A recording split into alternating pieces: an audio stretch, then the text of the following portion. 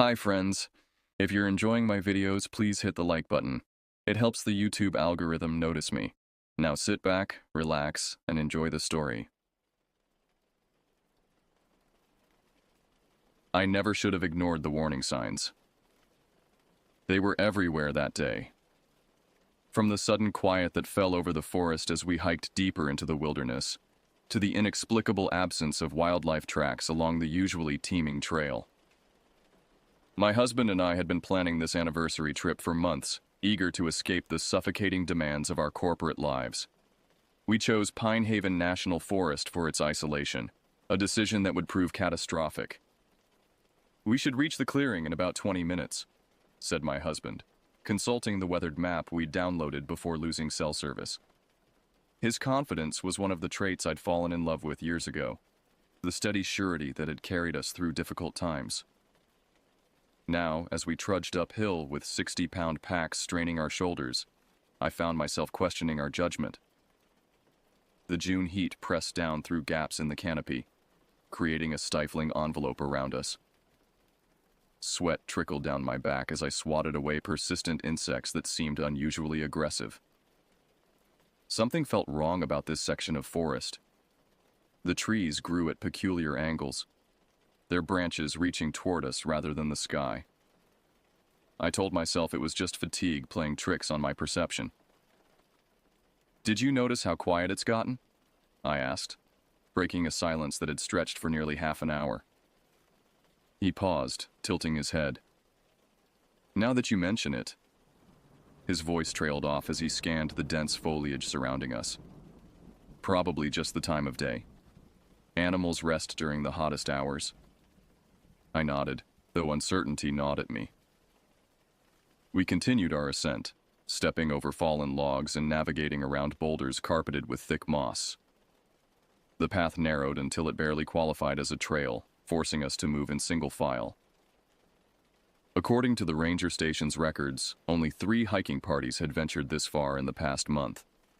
The isolation had seemed romantic when discussed in our living room. Now it felt ominous. When we finally reached the clearing, relief washed over me. A flat expanse of grass surrounded by towering pines offered the perfect camping spot. My husband immediately set to work pitching our tent while I unpacked our cooking supplies. The mundane tasks of setting up camp gradually eased my anxiety, replacing it with the satisfaction of establishing our temporary home. As twilight descended, we sat side by side on a fallen log, eating rehydrated pasta from metal camping bowls. The forest breathed around us, a living entity with secrets buried beneath centuries of accumulated soil. Stars emerged overhead, brilliantly clear away from city lights. "To adventure," my husband said, raising his water bottle in a toast. "To adventure," I echoed, tapping my bottle against his. If only I had known what waited for us in the darkness. I awoke suddenly, consciousness rushing back as though I'd been forcibly pulled from sleep. Our 2-person tent felt suffocatingly small, the nylon walls pressing inward. Outside, the forest had fallen into an unnatural stillness that seemed to vibrate with tension. My watch showed 2:17 a.m. Nature called, forcing me to contemplate the 30-foot walk to our designated bathroom area. My husband slept peacefully beside me, his breathing deep and rhythmic. I envied his ability to remain undisturbed while my senses prickled with alertness. As I reached for the tent zipper, a sound froze my hand mid-motion. Something was moving outside, not the random scurrying of nocturnal animals, but deliberate, measured movements. A slow scraping, like fingernails dragging through dirt, emanated from just beyond the thin fabric barrier of our tent. My heart hammered against my ribcage as I held my breath, straining to interpret the sound. It continued methodically, punctuated by occasional pauses. After several minutes of internal debate, I inched the zipper down just enough to create a narrow opening. Moonlight spilled into the tent as I pressed my eye to the gap. A figure crouched less than 6 feet from our tent. Female, with long matted hair hanging in clumps around a gaunt face. Her clothes, what appeared to be a once white nightgown, were stained with dark patches of what could have been mud or something worse. Her hands worked tirelessly at the earth, scooping away soil and placing it in neat piles beside her. The deliberate precision of her movements sent waves of dread through me. This was no lost hiker or forest ranger. There was something profoundly wrong about her presence, about the mechanical way she dug into the ground as though compelled by some irresistible force. I retreated from the zipper, my bladder forgotten as fear gripped me. Shaking my husband awake, I whispered urgently, "There's someone outside, a woman. Digging." He was instantly alert, years of emergency response training kicking in. "Where?" he mouthed silently. I pointed toward the front of the tent, and he cautiously approached the opening I'd created. After peering out for several seconds, he reached for the flashlight we kept by our sleeping bags. "Hey!" he called out, his voice startlingly loud in the midnight forest. "Are you okay? Do you need help?" The digging stopped. For 30 agonizing seconds, absolute silence surrounded us. Then came the sound of someone standing, dirt falling from clothing. My husband unzipped the tent further, shining the flashlight toward the source of the noise. The beam illuminated the woman, now standing motionless beside the small hole she'd created. Her eyes reflected the light like an animal's, glinting with an unnatural sheen. What disturbed me most was her expression. Blank, devoid of surprise or concern at being discovered. She stared at us with empty recognition, as though we were the intruders in this remote wilderness. Without a word, she turned and walked into the forest, her movements stiff and unnatural. The darkness swallowed her within seconds, leaving us alone with the hole she'd abandoned. "What the hell was that?" I whispered, clutching my husband's arm. "I don't know," he replied, continuing to scan the tree line with the flashlight. "Maybe someone with mental health issues who wandered away from a campsite. We should report it when we get back to the ranger station." His rational explanation should have comforted me, but the woman's behavior had triggered a primal fear I couldn't shake. We debated whether to pack up immediately, but the thought of navigating the difficult trail in darkness seemed even more dangerous than staying put. "Let's try to get some sleep," my husband suggested, though his tight expression betrayed his own unease. "We'll head out at first light." We sealed ourselves back in the tent, but sleep remained elusive. Every rustle outside, every whisper of wind through branches, became a potential threat. I lay awake until dawn began to filter through the trees, illuminating our temporary sanctuary with pale light that did nothing to dispel my growing sense of dread. Morning arrived with disorienting brightness, temporarily banishing the horrors of the night. As I crawled from our tent, stiff and exhausted, the forest appeared deceptively normal. Birds calling, insects buzzing, sunlight dappling the clearing through swaying branches. It seemed impossible that the same setting had hosted such a disturbing encounter hours earlier. My husband was already examining the hole the woman had dug. I approached reluctantly, dreading what we might find.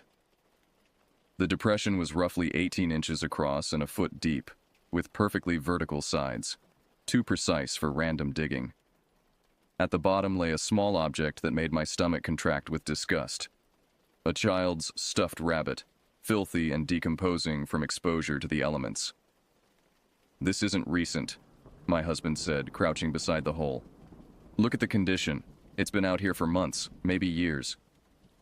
"Why would she dig for that specifically?" I asked, wrapping my arms around myself despite the morning warmth. How would she even know it was there? He shook his head, equally confused. "Let's check the rest of the campsite. Make sure nothing's missing."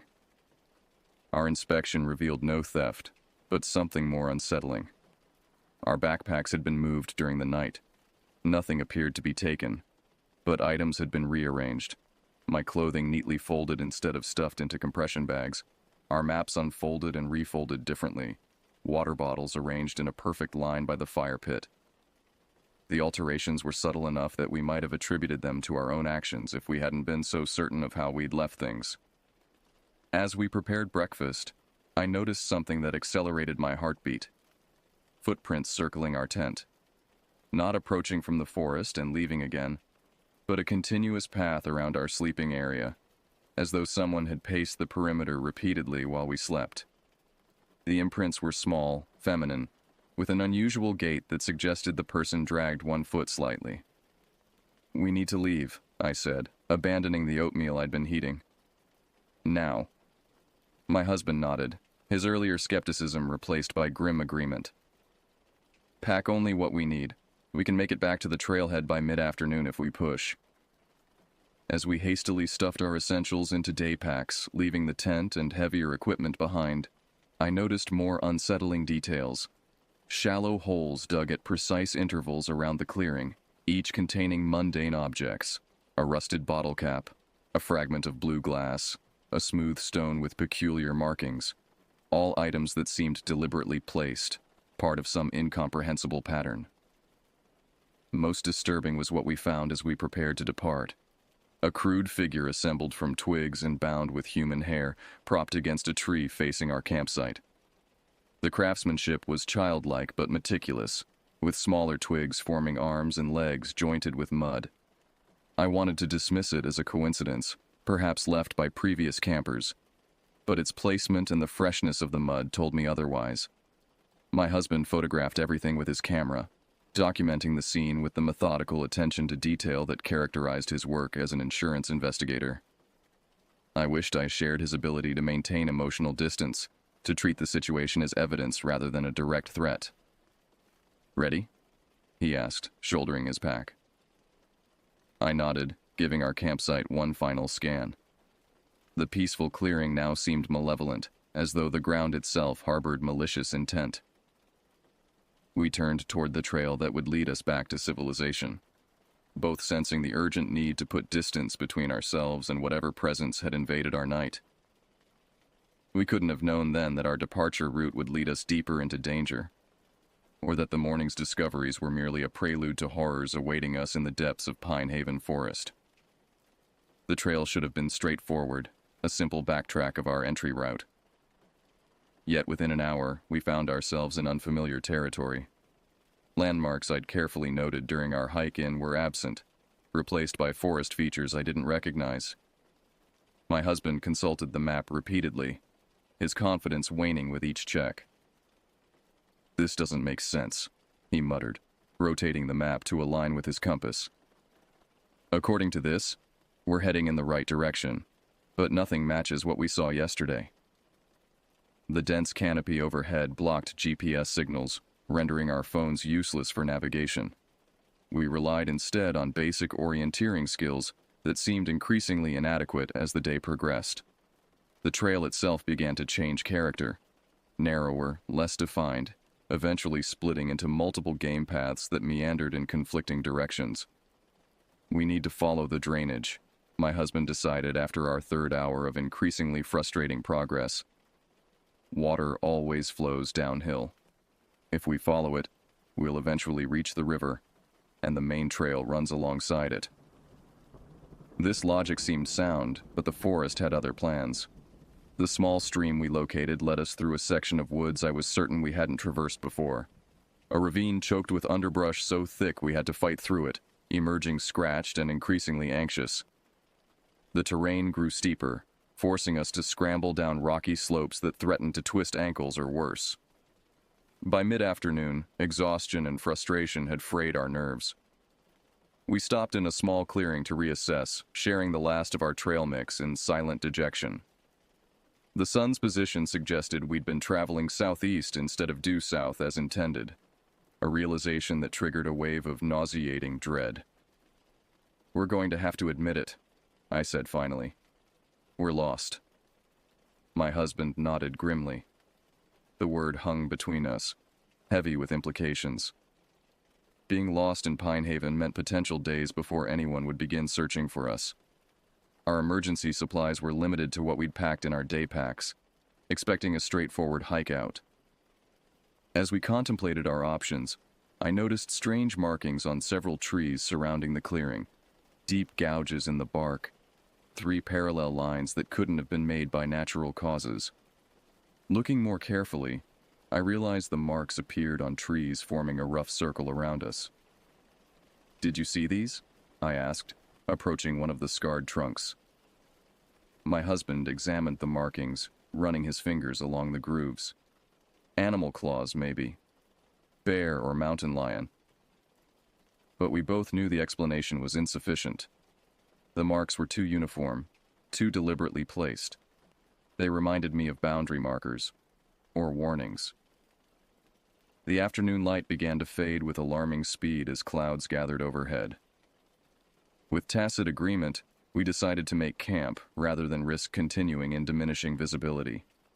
Neither of us voiced the underlying fear that we would be spending another night in proximity to whoever had disturbed our previous camp. Using emergency blankets and paracord, we constructed a rudimentary shelter against a large boulder. It offered minimal protection, but would keep us dry if the threatening rain materialized. As darkness approached, we gathered firewood, working with urgent efficiency to establish a heat source before night fell completely. The forest transformed with the fading light, familiar shapes distorting into threatening silhouettes. Shadows stretched and merged, creating the illusion of movement at the periphery of our vision. I found myself constantly turning, certain I'd glimpsed something watching from between the trees. Our small fire provided inadequate comfort against the encroaching darkness. We huddled close, speaking in whispers, though there was no logical reason to do so. As the last traces of daylight disappeared, the forest sounds changed character. The normal chirping of insects and occasional rustle of nocturnal animals replaced by profound silence punctuated by distant, unidentifiable noises. "Do you hear that?" I asked, straining to identify a rhythmic sound carried on the night breeze. My husband tilted his head, listening. "Wind in the trees," he suggested, but his tone lacked conviction. The sound persisted, a faint, repetitive knocking, like wood striking wood at measured intervals. It seemed to come from all directions simultaneously, making it impossible to pinpoint the source. We fed the fire, building it higher despite our need to conserve fuel. The primal fear of darkness overrode practical considerations. Neither of us suggested sleeping. We maintained silent vigil, backs pressed against the boulder, eyes scanning the boundary where firelight surrendered to absolute darkness. The knocking continued intermittently throughout the night, sometimes fading completely before resuming with altered rhythm. Around what I estimated to be midnight, the sounds changed. The knocking ceased, replaced by what could only be described as humming, a toneless, monotonous vibration that seemed to emanate from the ground itself. It resonated through the soles of my boots, traveled up my spine, and settled as a persistent buzz behind my eyes. "Do you feel that?" I whispered, gripping my husband's arm. His pale face and wide eyes confirmed he experienced the same sensation. "It's probably just," he began, but couldn't complete the sentence with any plausible explanation. The humming intensified gradually, building to a frequency that made my teeth ache.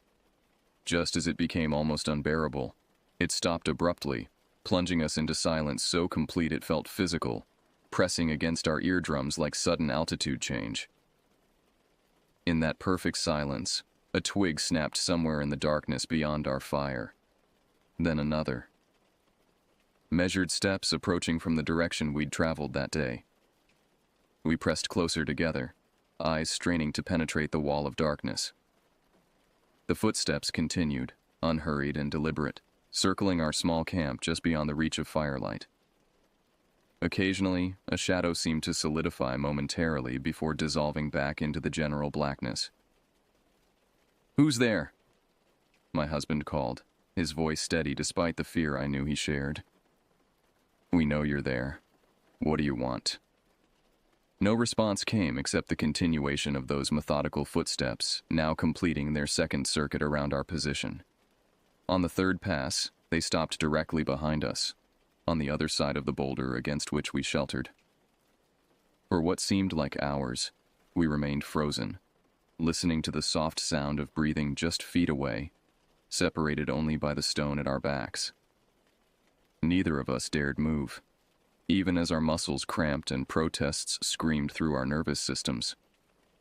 Eventually, I heard the sound of hands meeting earth. Someone crouching, beginning to dig. The same scraping sounds from the previous night, now occurring just beyond our sight. My husband gripped the hunting knife from his belt, the only weapon we possessed. We maintained our rigid vigil until dawn began to lighten the eastern sky. Only then did the digging cease, followed by retreating footsteps that faded into the awakening forest. When we finally gathered the courage to peer around the boulder, we found another hole, identical to the one at our original campsite, complete with a small object placed carefully at the bottom. A tarnished locket containing a curl of dark hair. The morning light revealed more than just the freshly dug hole. As we surveyed our surroundings with sleep-deprived caution, I noticed features that had been invisible in the previous evening's failing light. We were in a circular depression, approximately 50 yards across, ringed by unusually uniform trees. At regular intervals around this perimeter stood stone markers, weathered to near invisibility, but unmistakably placed by human hands. "This isn't natural," I said, approaching one of the stones.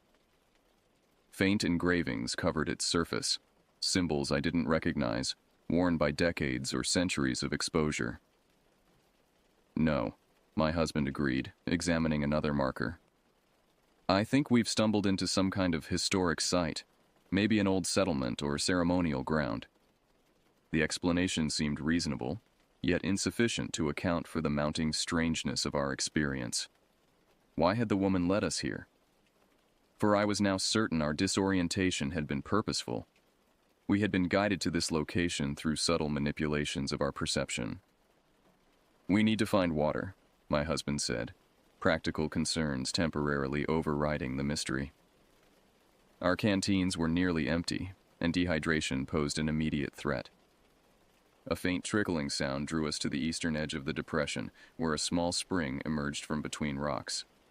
The water appeared clean, and our filtering system would remove any potential contaminants.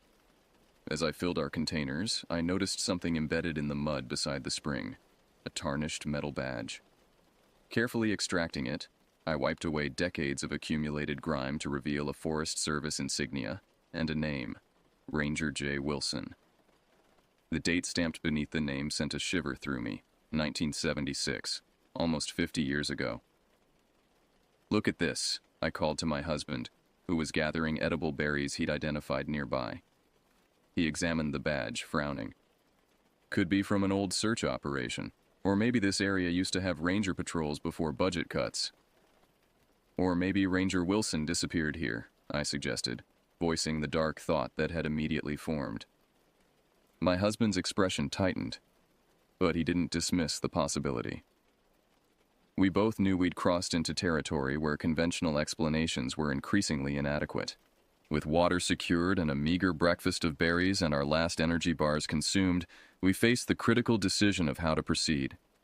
Continuing in any direction seemed equally risky without a reliable means of navigation. "The sun," my husband decided. "As long as we can see it, we can maintain a consistent direction. South should eventually bring us to the main access road." It was the best plan available, so we gathered our limited supplies and prepared to depart. As I shouldered my pack, movement at the edge of the clearing caught my attention. A flash of white among the trees, there and gone in an instant. "She's watching us," I said quietly. My husband nodded, having seen it too. "Let's go. Staying here isn't an option." We moved cautiously across the clearing, heading for what appeared to be a natural break in the surrounding trees.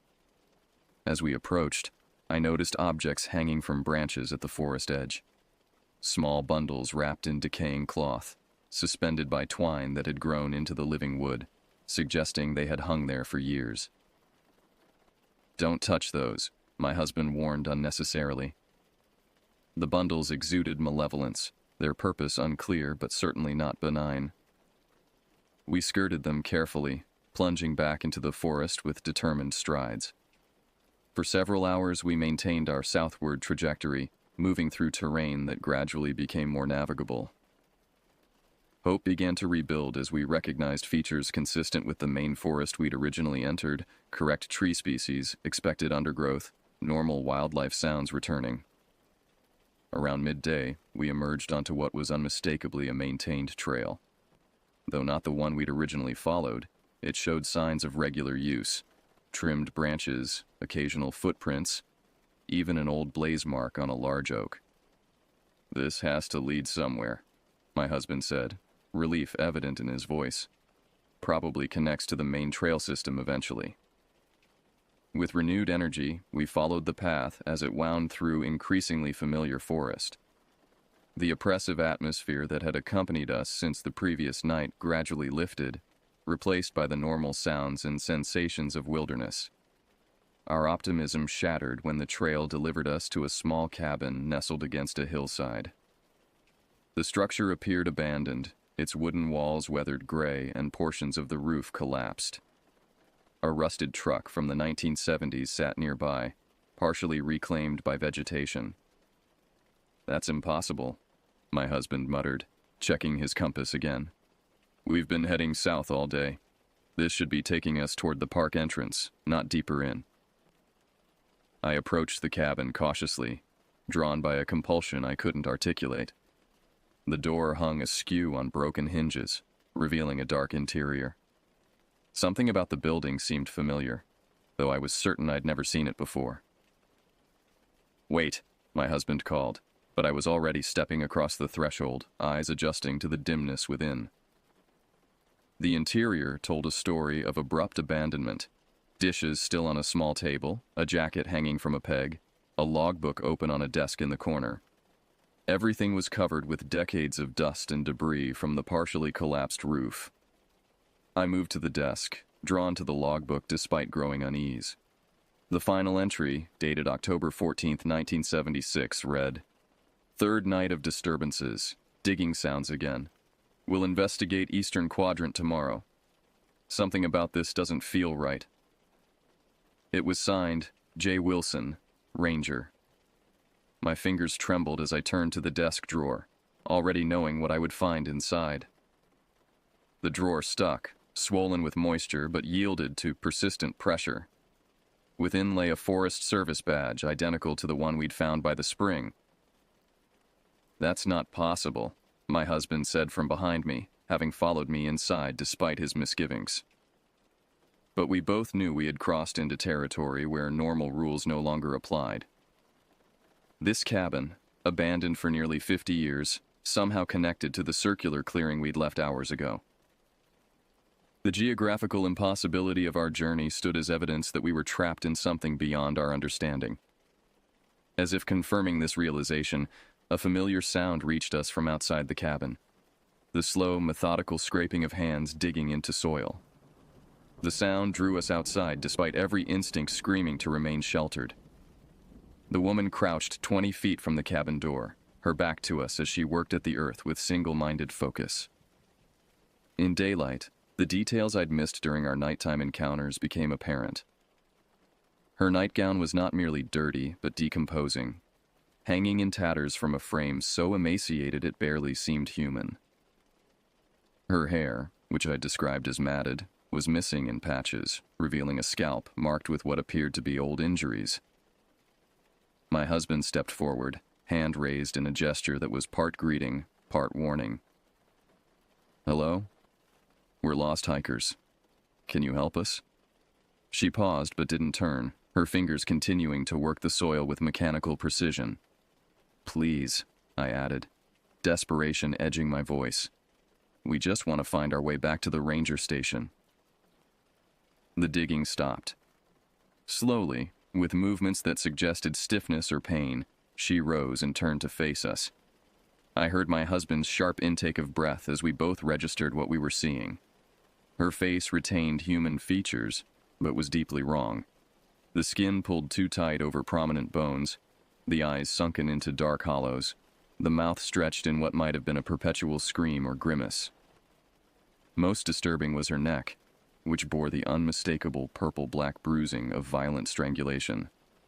She regarded us with eyes that somehow managed to convey both emptiness and ancient sorrow. When she spoke, Her voice emerged as a rasping whisper that seemed to bypass our ears and manifest directly in our minds. You cannot leave. 3 simple words that confirmed our growing fear. Why are you doing this? My husband demanded, struggling to maintain composure. What do you want from us? Her head tilted slightly, the movement unnaturally fluid. Not me. This place. It wants what it has always wanted. New keepers. Keepers of what? I asked, though part of me already understood. Her arm rose in a sweeping gesture that encompassed the cabin, the surrounding forest, and by extension, the circular clearing we'd found earlier. The hollow ground, the thin places, the doors that should remain closed. My husband shook his head in frustration and fear. We don't understand. Just tell us how to leave, how to get back to the main trail. A sound emerged from her that might have been laughter, though it contained no mirth. There is no leaving, only replacing. Someone must stay. Someone must keep digging. Someone must maintain the boundaries. As she spoke, I noticed movement behind her. The earth at the hole she'd been excavating shifted and bulged, as though something beneath was pushing upward. My husband saw it too, taking an involuntary step backward. What's under there? He asked, voice tight with restrained panic. The woman's expression remained unchanged, but her eyes flickered with something like pity. The same thing that's under all the holes. Pieces of what tries to emerge. Fragments that must remain separate. The implication sent waves of revulsion through me. The objects, the toy rabbit, the locket. Anchors, she confirmed. Bindings. Each contains a piece. Each must be tended, monitored, kept isolated from the others. My husband's rational mind was visibly struggling against the impossibility of our situation. This is insane. There's nothing supernatural here. You're just a disturbed person who's been living in the woods too long. The woman didn't respond to his denial. Instead, she turned back to her hole, crouching once more to continue her work. From this angle, I could see what she was uncovering, a small metal box, its surface corroded but intact. Don't touch that, my husband warned, but his protest sounded hollow even to my ears. Someone must continue, she said without looking up. I have served my time.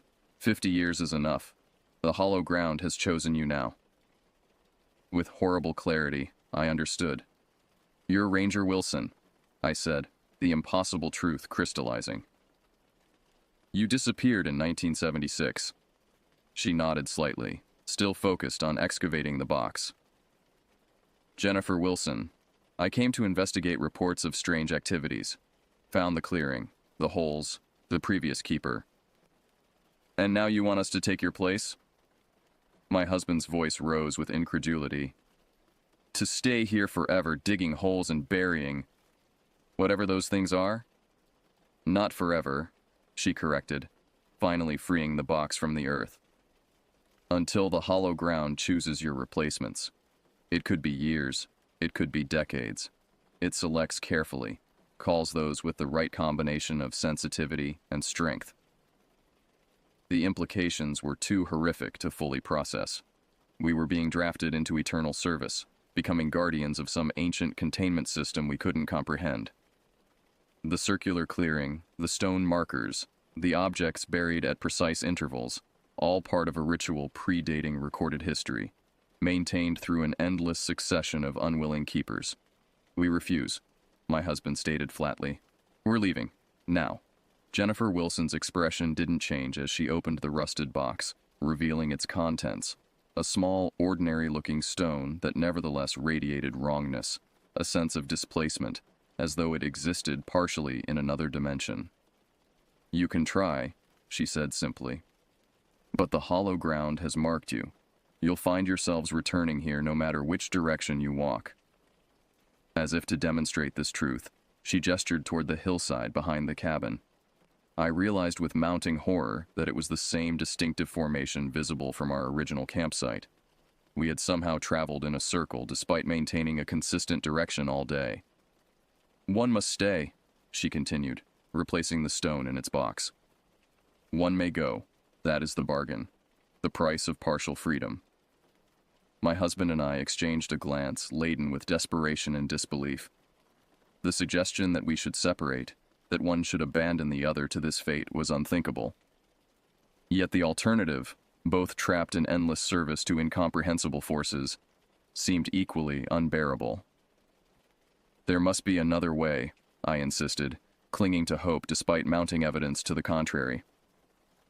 Someone must have escaped before. Jennifer Wilson finally looked up from her task, fixing me with eyes that had witnessed half a century of isolation and duty. There is only serving or replacing.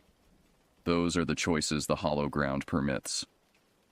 As darkness began to fall once more, we retreated to the cabin, seeking distance from the woman and time to process our impossible situation.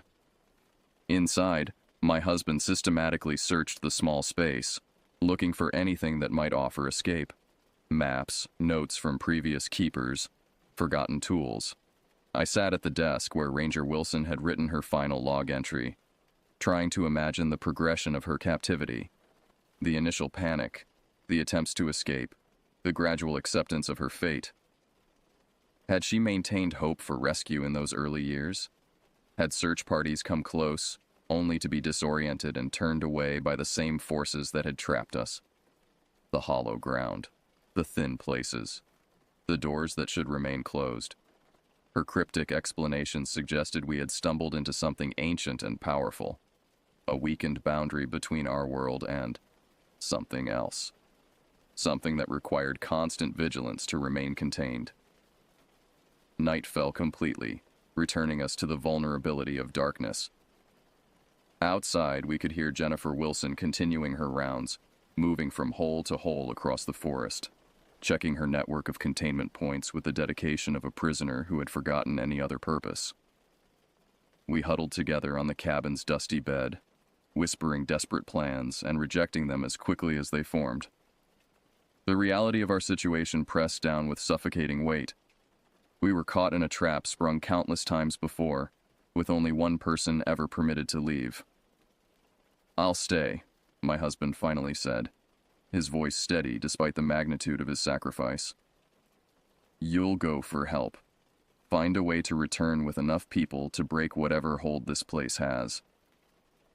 I protested immediately, unwilling to abandon him to the fate we'd witnessed in Jennifer Wilson. But he remained resolute, his decision made with the same clear-eyed determination that had drawn me to him years ago. "One of us has to maintain a connection to the outside," he reasoned, "to find a solution, if one exists. We both know you're stronger in the woods, a better navigator. You have the best chance of breaking through whatever confusion this place creates." His logic was sound, though the emotional cost was unbearable. As we clung to each other in the darkness, I tried to memorize the feeling of his arms around me, knowing it might be the last time we embraced. Outside, Jennifer Wilson's methodical movements continued, her footsteps marking the boundaries of our new prison. The hollow ground had claimed another keeper, and neither of us could guess how many years would pass before it would release him from service. Dawn arrived with sullen reluctance, gray light filtering through the cabin's broken windows. We had slept in fitful bursts, constantly startled awake by sounds from the surrounding forest. Branches snapping, earth shifting, and once, a chorus of whispers that seemed to emanate from the walls themselves. Jennifer Wilson was waiting outside when we emerged, standing motionless beside her final excavation. The metal box lay open at her feet, the stone now resting in her palm. She looked different in the morning light, more substantial somehow, as though proximity to release was restoring her physical presence. "It's time," she said simply. My husband squeezed my hand, his face set in the expression I recognized from our most difficult moments. Jaw tight, eyes focused, emotions contained behind a wall of necessary resolve. "I need to know the rules," he said to Wilson. "What exactly is required of me? How do I maintain the containment?" She nodded approvingly, recognizing the acceptance in his questions. You must check each anchor daily.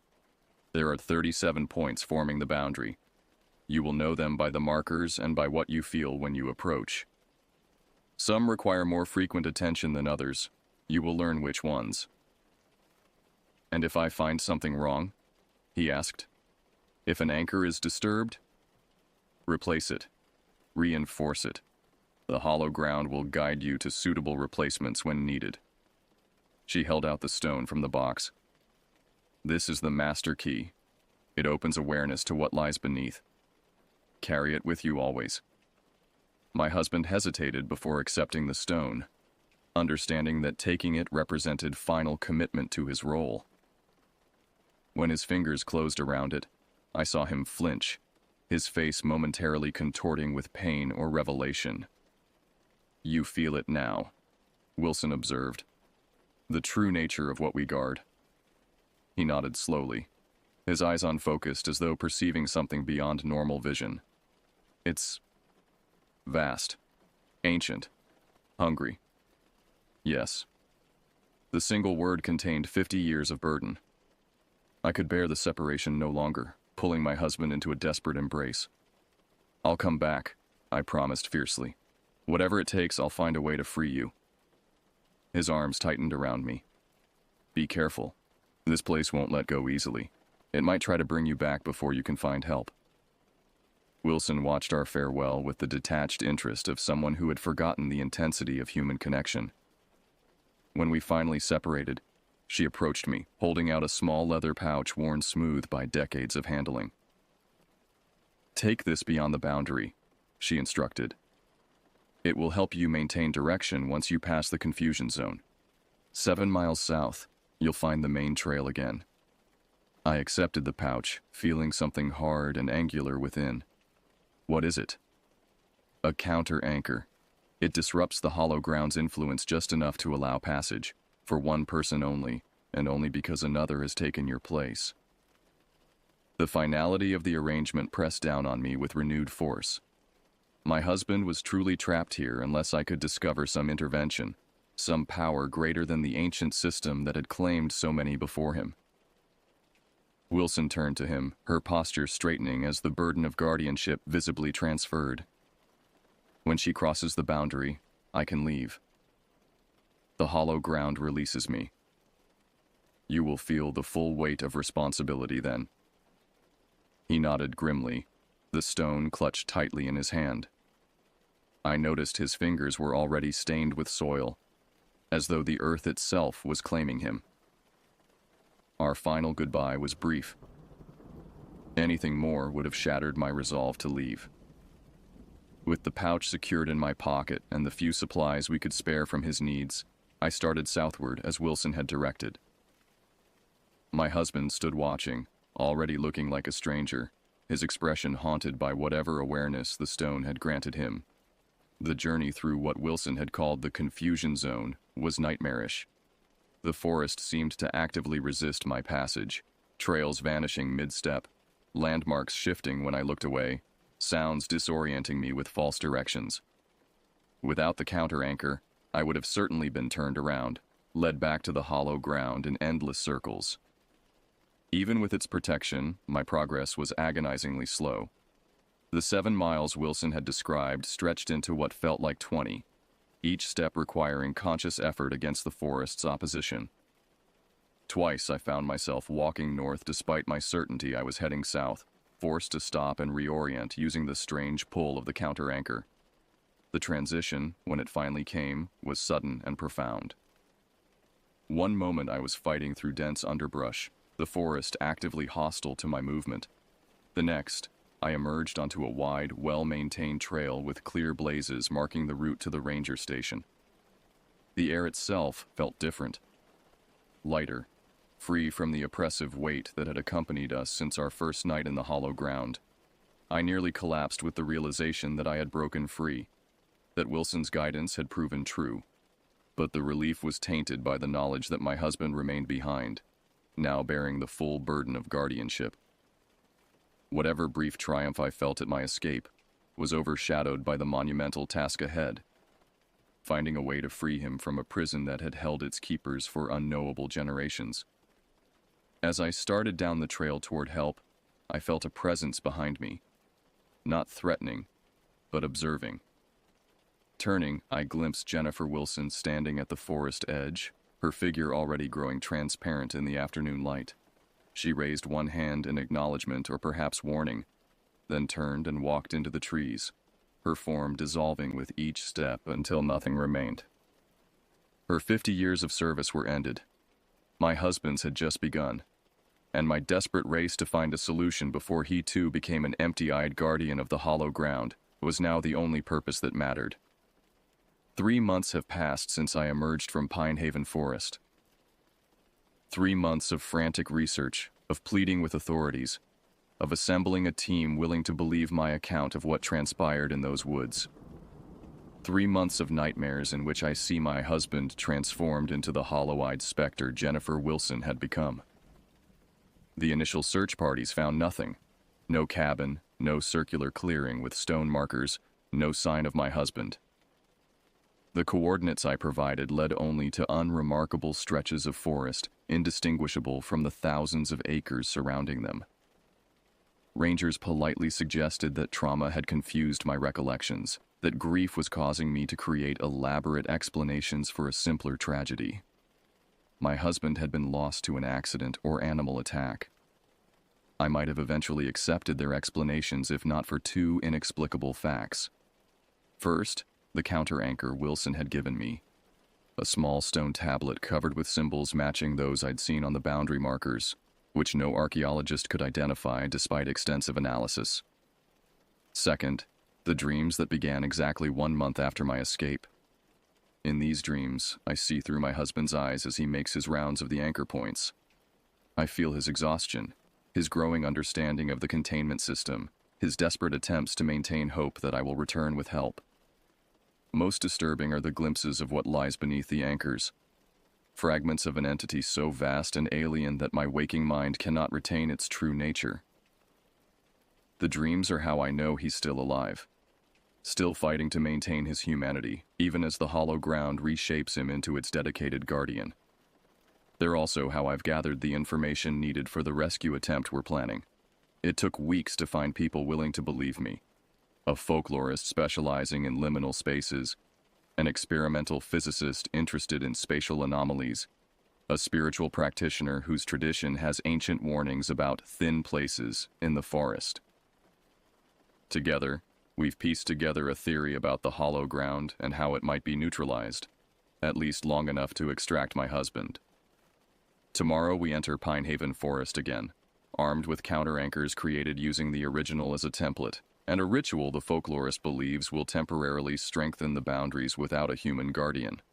Our plan depends on precise timing and location, entering during what my dreams have revealed to be a rotation when the anchors are naturally at their strongest. I have no illusions about our chances. The hollow ground has maintained its prison for centuries, possibly millennia, adapting to every attempt at circumvention. Jennifer Wilson's escape was permitted only because replacement guardians were provided. What we attempt is unprecedented, a direct challenge to the system itself. As I make final preparations, checking equipment and reviewing our strategy, I'm haunted by the last image from last night's dream. My husband standing at the cabin window, staring into the forest with eyes that have begun to develop the same empty sheen I saw in Wilson's. His fingers continuously sifting soil, even when no hole needs tending. His body growing thinner, more angular, as though the hollow ground is gradually replacing his substance with its own essence. Time is running out. If we fail tomorrow, or if I've misinterpreted the patterns revealed in my dreams, he will be lost completely. Another nameless guardian maintaining the boundaries of a prison whose inmate we can barely comprehend. But if we succeed, if our counter-anchors hold, and the ritual creates even a temporary weakening of the hollow ground's influence, we might break a cycle that has claimed countless lives before ours. We might free not only my husband, but the land itself from an ancient burden. The ranger station has issued warnings about our expedition, concerned by our unorthodox equipment and vague explanation of our purposes. They cannot understand that conventional search and rescue methods are useless against the hollow ground's defenses. Only by accepting the reality of what exists in that forest, the thin places, the doors that should remain closed, can we hope to navigate its distortions. As night falls on what might be my last evening of freedom, I find myself standing at my window, staring into the darkness beyond. Somewhere out there, my husband performs his nightly rounds, checking anchors that hold back something beyond human comprehension. The distance between us is both vast and paper-thin, a boundary that exists not in physical space but in the fabric of reality itself. Tomorrow, I will attempt to cross that boundary once more, to reclaim what the hollow ground has taken. If I fail, I can only hope that someday, years or decades from now, another will stumble upon that circular clearing and recognize the truth behind the hollow eyes of its guardian. That they will understand what lies beneath the innocent-seeming objects buried in those precisely placed holes. That they will remember this account and know that some prisons require neither walls nor bars to hold their captives, only the steady erosion of hope and the gradual transformation of jailer into prisoner. May God grant us strength for what comes next. The hollow ground has had its keepers for long enough.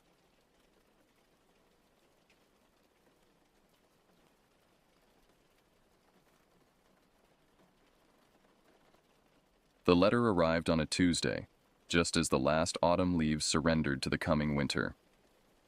My life in the city had become a monotonous cycle of alarm clocks and deadlines, each day blending into the next like watercolors left in the rain. The thick cream envelope stood out among the bills and advertisements, its elegant handwriting a relic from another time. Dear nephew, it began. If you're reading this, I've finally gone to join your aunt in whatever lies beyond. The cabin at Gittyscog Lake is yours now. All I ask is that you visit it once, assess the property, and decide what to do with it. The keys are enclosed. My great-uncle Elliot had always been something of a mystery to the family. He'd retreated to the wilderness decades ago after retiring from his anthropology career, living as a recluse in a remote cabin he'd built himself. I'd met him perhaps 3 times in my life, a tall, solemn man with penetrating eyes who spoke little but seemed to observe everything. 2 weeks later, I found myself navigating a narrow dirt road that twisted through dense forest in the Pacific Northwest, my car's GPS having lost signal hours ago. I was following hand-drawn directions found folded in the envelope with the keys. The trees pressed in on both sides, their massive trunks and spreading branches creating a natural tunnel that swallowed the late afternoon light. After what seemed like an eternity of switchbacks and increasingly primitive road conditions, the forest suddenly opened up, revealing a pristine lake that glittered like polished obsidian in the fading daylight. On its far shore, nestled between ancient pines and the water's edge, stood the cabin. Larger than I had imagined, its weathered logs and stone chimney giving it an organic appearance, as if it had grown from the forest floor rather than been built by human hands. I parked and stepped out, struck by the profound silence. In the city, true silence doesn't exist. There's always the distant hum of traffic, the murmur of voices, the mechanical heartbeat of civilization. But here the absence of human-made sound was almost physical, pressing against my ears like cotton wool. The only sounds were the gentle lapping of water against the shore and the occasional whisper of wind through the towering pines. The cabin's front door opened with a creak of protest, revealing a space that was surprisingly warm and well-maintained. No dust sheets covered the furniture, no cobwebs adorned the corners. It was as if my great-uncle had simply stepped out for a walk moments before I arrived. A massive stone fireplace dominated one wall, flanked by floor-to-ceiling bookshelves filled with leather-bound volumes. A large desk near the window overlooking the lake was covered with notebooks, maps, and curious artifacts. Small carvings, unusual stones, and what appeared to be plaster casts of enormous footprints. I found a note propped against a kerosene lamp on the kitchen table. The generator is in the shed out back. Wood is stacked on the porch. The lake water is pure enough to drink, but there's a well behind the cabin if you prefer. The satellite phone works when it wants to. Don't wander far after sunset. They become more active then. I assumed they referred to the local wildlife, bears, perhaps, or mountain lions. I made a mental note to be cautious and set about settling in, firing up the generator, and bringing in my supplies. By the time darkness fell completely, I had a fire crackling in the hearth, casting dancing shadows across the room. That first night, exhausted from the journey, I slept deeply in my great-uncle's bed, lulled by the unfamiliar chorus of night creatures and the gentle rhythm of water against shore. I dreamed of walking through endless forest corridors, following something just beyond my sight, something that moved with impossible grace for its size, leaving only the faintest impression in soft earth. The following morning dawned crisp and clear. After a simple breakfast, I decided to explore the property. The cabin stood on about an acre of cleared land that sloped gently down to a small private dock extending into the lake. Behind the main building were a tool shed, a smokehouse, and what appeared to be a small research laboratory with microscopes and other scientific equipment. Most intriguing was a locked room at the back of the cabin.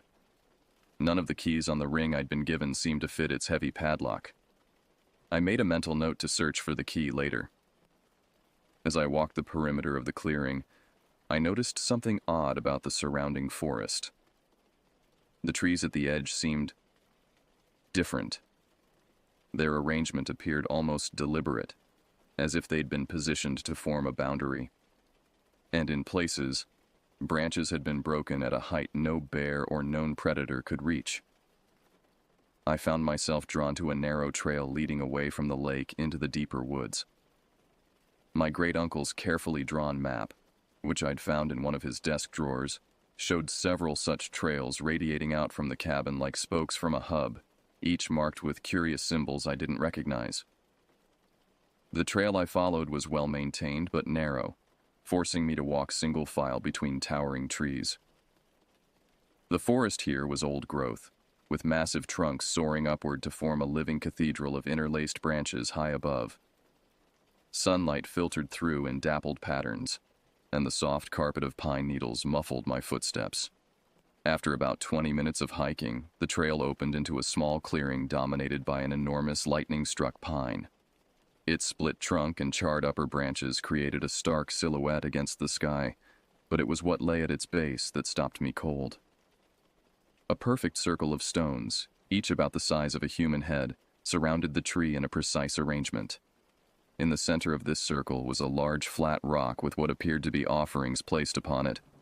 Feathers, small bones, unusual pebbles, and what looked disturbingly like tufts of dark, coarse hair unlike any animal fur I recognized. The hairs on the back of my neck stood up. This was no random formation or geological curiosity. This was deliberate. This was ritual. As I stood contemplating the strange altar, a sound reached me from deeper in the forest. A long, low whistle that seemed to reverberate through the trees, neither fully animal nor human. It was answered by another, more distant call from the opposite direction.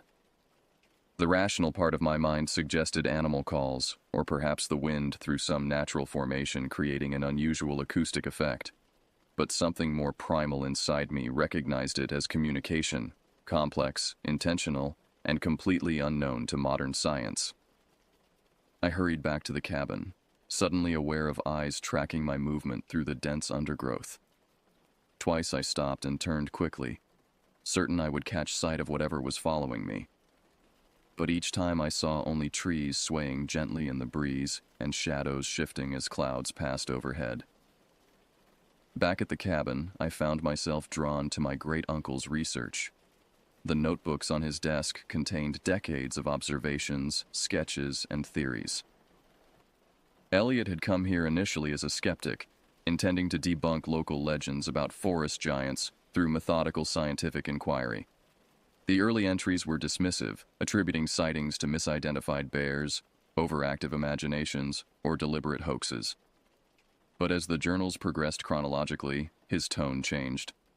Skepticism gave way to confusion, then cautious belief, and finally, absolute certainty. The final volumes contained detailed accounts of encounters, behavior patterns, communication attempts, and even what appeared to be a rudimentary dictionary of sounds and their meanings. According to my great-uncle's research, the creatures, which he never named directly, referring to them only as the forest people, had inhabited these woods for thousands of years, long before human settlement. They were not animals, but a distinct, intelligent species with complex social structures, rudimentary tool use, and sophisticated communication methods. Most disturbing was his final notebook, dated just weeks before his death. The handwriting had grown shakier, more urgent. They know I am dying.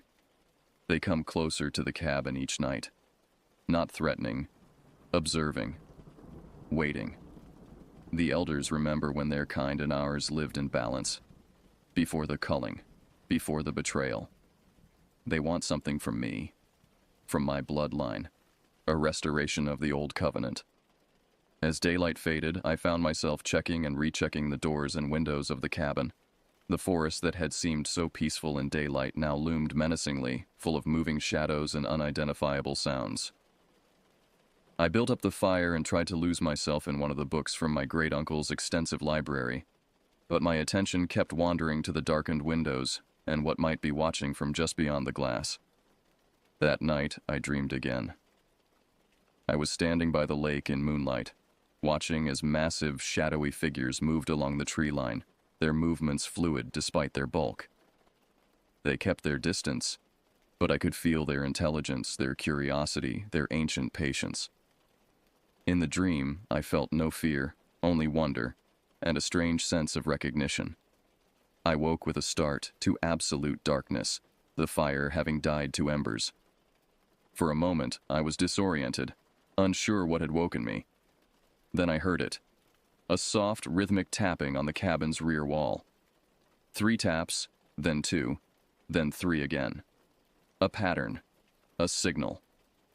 Heart pounding, I lay perfectly still, straining to hear any other sounds. The tapping came again, identical in pattern. Then, silence. After what felt like hours but was probably only minutes, I gathered my courage and crept to the window, pulling back the curtain just enough to peer out. The full moon illuminated the clearing around the cabin in silver light. At first I saw nothing unusual, just the swaying shadows of trees in the gentle night breeze. Then, at the forest's edge, something moved. Something large. The shape was indistinct, partially obscured by the trees, but I could make out a massive silhouette that seemed to stand upright on 2 legs. It remained perfectly still, as if aware of my observation. Then, deliberately, it raised one long arm in what could only be described as a gesture of acknowledgement before melting back into the deeper shadows of the forest. I stood frozen at the window, my breath fogging the glass, uncertainty and fear warring with a growing sense that I was on the threshold of a discovery that would change everything. Whatever was out there in the darkness had been known to my great-uncle. Now it was reaching out to me. Little did I know that this was merely the beginning of my descent into the mysteries of Giddiscog Lake and its ancient guardians. In the days to come, I would be forced to confront not only the existence of creatures long dismissed as myth, but also the disturbing question of what they wanted from me, the last of my great-uncle's bloodline, and what ancient covenant I was expected to fulfill. Morning came with a thick blanket of fog draped over the lake, turning the familiar landscape into something otherworldly. I moved through the cabin in a daze, my mind replaying the events of the previous night, trying to rationalize what I had seen. Maybe it had been a bear standing momentarily on its hind legs. Maybe my overtired mind had transformed shadows into the silhouette I thought I'd seen. Yet deep down, I knew better. The deliberate tapping, the unmistakable gesture, the way it had stood, fully upright, taller than any human could be.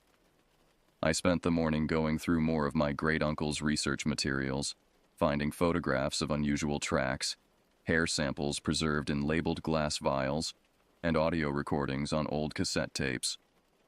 I found an ancient tape player and listened to several recordings labeled simply with dates and times. Most contained only forest ambiance, wind, bird calls, the occasional distant splash from the lake. But on one tape, recorded nearly 15 years ago during a full moon in autumn, I heard something that made my blood run cold. Against the backdrop of normal night sounds came a series of whistles and deep, rhythmic vocalizations, almost like speech, but utterly inhuman. Then my great-uncle's voice, whispering, "They're responding to my signals." The same pattern returned exactly. This isn't mimicry. This is communication. The tape continued for several more minutes with these exchanges, my uncle producing a sequence of knocks or whistles, followed by a perfect repetition from something unseen in the forest. The final exchange ended with what sounded like my uncle's pattern being repeated, but with additional sounds at the end, as if whatever was out there was not just echoing, but responding, adding its own message. My hands trembled as I switched off the player. This wasn't the raving of a delusional old man or the overactive imagination of an isolated researcher. This was evidence, methodical, scientific evidence, of something incredible. I turned my attention to the locked room at the back of the cabin. After a thorough search, I found a small metal box hidden in a hollow space beneath a floorboard under my great-uncle's bed. Inside was a single key and another note. "If you found this, you're ready to see. But remember, knowledge demands responsibility." The key fit perfectly in the padlock. The heavy door swung open to reveal what could only be described as a shrine to decades of research. 3 walls were covered with maps of the surrounding wilderness, dotted with colored pins and strings connecting various locations. Photographs and sketches of enormous footprints were meticulously labeled with dates and measurements. Glass cases contained what appeared to be hair samples, fragments of unusually large bones, and what looked disturbingly like a massive tooth or claw. But it was the center of the room that truly took my breath away. On a large table sat a detailed scale model of the entire region: the lake, the surrounding mountains, and the vast forest, all recreated in exquisite detail. Small red markers dotted the miniature landscape, with the highest concentration around our cabin and several nearby ridgelines. A leather-bound journal sat beside the model, its pages filled with my great-uncle's precise handwriting. This wasn't a scientific journal, but a personal one, detailing his slow transformation from skeptic to believer to something approaching reverence. The final entries described how he had gradually earned the trust of what he called the forest people, establishing a wary relationship based on mutual respect and territory boundaries. He wrote of gifts left at the edge of the clearing, intricate weavings of plant material, unusual stones, once even a freshly killed deer. In return, he had left his own offerings: packages of salt, metal tools, and occasionally medicines when he observed signs of injury or illness among them. What emerged most clearly from his writings was that these weren't mindless beasts, but intelligent social beings with their own culture and history, a history that, according to his theories, stretched back tens of thousands of years, possibly predating human civilization in the region. Most unsettling was his belief that they were dwindling in number, pushed to the brink of extinction by human encroachment, habitat destruction, and occasional direct violence when they were discovered. This particular group, he theorized, might be among the last of their kind, preserving ancient knowledge and traditions in these remote mountains. The final pages of the journal contained what appeared to be a warning. "They tolerate my presence because of the pact I made. I promised protection, to keep their existence secret, to maintain this land as a sanctuary. In return, they've allowed me to observe, to learn, but I fear what will happen when I'm gone. They know about bloodlines, about family. They'll expect my successor to honor the agreement. They'll be watching, waiting to see if the covenant will be maintained or broken." I closed the journal, feeling the weight of an unexpected inheritance far heavier than a simple cabin in the woods. My great-uncle hadn't just left me property, he'd left me a responsibility, a sacred trust to protect something the world didn't even know existed. As if to punctuate this realization, a long, mournful call echoed across the lake, similar to the sounds on the tape, but louder, clearer, unmistakably directed toward the cabin. Toward me. I spent the afternoon in the woods, hiking a different trail marked on my great-uncle's map. This one led up to a ridge overlooking the entire valley. From this vantage point, I could see for miles the vast expanse of untouched forest, the silver thread of a river winding through distant hills, and the perfect oval of Gitteskog Lake reflecting the cloudy sky like a mirror. Our cabin was a tiny speck at the lake's edge, vulnerable and exposed when viewed from above. As I surveyed this spectacular vista, I noticed unusual arrangements of rocks and fallen trees at various points along the ridgeline. Too regular to be natural, too ancient to be the work of recent hikers. I recalled passages from my great-uncle's journal describing territorial markers and boundary signs used by the forest people. I was standing in what amounted to a carefully marked border territory, and I had crossed into their domain. The sensation of being watched intensified. The forest around me, which had seemed merely atmospheric before, now felt alive with hidden presences. Every shadow might conceal a watcher. Every rustle of leaves might signal movement just out of sight. I began making my way back down toward the cabin, careful to stay on the trail. About halfway down, I found something that stopped me in my tracks. A complex arrangement of broken branches and stones placed directly across the path. It hadn't been there on my way up. I was certain of it. This was a message, a marker, perhaps a warning. I carefully stepped around it, respecting it as a sign while continuing my descent. The forest seemed to close in around me, the trees growing thicker, the underbrush more dense. Twice I thought I heard heavy movement paralleling my path just out of sight. Once, I caught a glimpse of something large and dark moving between distant trees, too large to be a deer, too swift and deliberate to be a bear.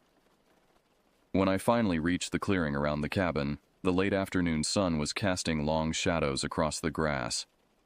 I hurried inside, locking the door behind me despite knowing that such precautions would be meaningless if the forest people chose to enter. According to my great-uncle's notes, their strength far exceeded that of any human. As darkness fell, I built up the fire and sat with my great-uncle's final journal in hand, rereading his descriptions of the covenant he had established. The more I read, the more I understood that I stood at a crossroads. I could leave this place, sell the property, and try to forget what I had discovered. Or I could accept the mantle my great-uncle had passed to me. Guardian of a prehistoric secret, protector of a species teetering on the edge of extinction. That night, the tapping came again. The same pattern as before, 3-2-3, repeated patiently at 10-minute intervals for nearly an hour. I sat by the fire, listening but making no move to respond, unsure what acknowledgement would signify or what obligation it might place upon me. Finally, the tapping stopped, replaced by silence so complete it seemed to have weight. Then, from much closer than I expected, perhaps just outside the window, came a deep, resonant sound, almost like speech but containing vowels and consonants no human throat could produce. It was followed by 3 deliberate, heavy footsteps moving away from the cabin, and then nothing. I slept fitfully, waking often to listen for sounds outside. In the darkest hour of the night, I dreamed again. But this time, the dream had a clarity and coherence that felt significant. In the dream, I stood by the shore of the lake under a sky filled with stars more brilliant than any I'd seen in waking life. Across the water, massive figures moved in and out of the tree line, their forms clearer than in my previous dream, but still shadowy, indistinct. They seemed to be performing some kind of ritual, moving in measured patterns around a central fire. One figure, larger than the rest, separated from the group and waded into the lake, moving directly toward me. Despite its enormous size and inhuman proportions, I felt no fear, only anticipation and a strange sense of recognition, as if meeting a forgotten relative. It stopped a few yards offshore, water lapping around its waist. In the dream-logic way of such visions, I could suddenly see its face clearly, despite the distance and darkness. A face both alien and familiar, with deep-set eyes that reflected the starlight with profound intelligence. It raised one massive hand, palm upward, as if offering something or perhaps asking for something. I woke with a gasp, sitting bolt upright in bed. Gray dawn light filtered through the cabin windows. For a moment I was disoriented, the boundary between dream and reality blurred. Then I saw it. On the floor near the front door lay a small object that hadn't been there when I'd gone to sleep. Moving cautiously, I approached and knelt down. It was a stone about the size of my palm, but unlike any I'd seen before. Perfectly smooth and oval, deep green in color with veins of what looked like gold or copper running through it. It had been polished to a high sheen, clearly worked by intelligent hands. Next to it lay a small bundle of unfamiliar herbs tied with what appeared to be strands of dark, coarse hair. A gift, an offering, perhaps a test. I thought of the dream, of the outstretched hand, of my great-uncle's warnings about expectations and covenants. Whatever was happening here went beyond mere scientific discovery or property inheritance. I was being drawn into something ancient and profound, a relationship between two species that had evolved in parallel for millennia. The question was no longer whether I believed in the forest people. The question was what I would do with that belief, and whether I could fulfill the responsibility that had been placed upon me, not just by my great-uncle, but by beings that had inhabited these forests since before recorded history. As I held the stone in my palm, feeling its strange warmth and perfect balance, I made my decision. I would stay, at least long enough to understand what was being asked of me. I would learn what my great-uncle had learned, see what he had seen. And perhaps, in doing so, I would find my own place in a world suddenly much larger and more mysterious than I had ever imagined. Little did I know that my commitment would soon be tested in ways I couldn't anticipate, and that the true nature of the covenant between my bloodline and the forest people involved sacrifices I wasn't yet prepared to make. A week passed, each day bringing new discoveries and increasingly bold encounters. The forest people, I had begun to think of them by my great-uncle's term, seemed to be testing me, gauging my reactions, gradually revealing themselves in more direct ways. I found footprints in the soft earth at the lake's edge, enormous impressions that matched the plaster casts in my great-uncle's collection. Strange arrangements of stones and branches appeared overnight around the perimeter of the clearing. Twice I woke to find gifts left on the cabin porch, once a cluster of unusual mushrooms tied together with plant fibers, once a perfectly preserved eagle feather adorned with intricate knotwork made from some kind of plant material. Following my great-uncle's example, I left my own offerings at the stone circle in the clearing. Salt, a small metal knife I found in the tool shed, and once, when I accidentally cut myself while chopping wood, a cloth containing a few drops of my own blood. This last offering disappeared within hours, and that night, the activity around the cabin intensified. I heard them moving in the darkness, heavy footsteps circling the building, low vocalizations that seemed to be a form of communication, occasional tapping on the walls in patterns that varied but always maintained the basic 3-2-3 sequence my great-uncle had documented. On the 8th night, as a gibbous moon hung low over the mountains, I made a decision. Instead of remaining inside as darkness fell, I built a small fire in the clearing near the lake shore, set a single chair beside it, and sat down to wait. I had no weapon. My great-uncle's journals were adamant that showing trust was essential to maintaining the covenant, but I kept the satellite phone in my pocket as my one concession to caution. Hours passed. The fire burned low. The distant hooting of an owl and the gentle lapping of the lake against the shore were the only sounds. Just as my eyelids began to grow heavy, a change came over the forest. It wasn't a sound so much as the absence of sound, a sudden stillness, as if the entire ecosystem was holding its breath. Then I saw it. At the edge of the clearing, just beyond where the firelight faded into darkness, stood a figure that defied conventional description. Taller than any human, perhaps 7 or 8 feet in height, with a powerful build that combined human and ape-like characteristics, yet was distinctly neither. Its body was covered in dark hair, but not the shaggy coat depicted in popular culture. This was more like a human's hair, though thicker and more extensive. Most striking were its eyes, reflecting the firelight with an intelligence that was unmistakable and unsettling.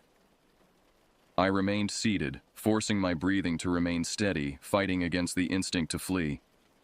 The figure watched me for what felt like an eternity, neither advancing nor retreating. Then, slowly, deliberately, it raised one massive hand in the same gesture I had seen in my dream, palm up, open, not threatening, but offering or asking. Drawing on every ounce of courage I possessed, I stood and mirrored the gesture, extending my own hand, palm upward. For several heartbeats, we remained frozen in this tableau, human and other, connected by an ancient understanding that transcended species barriers. Then, something extraordinary happened.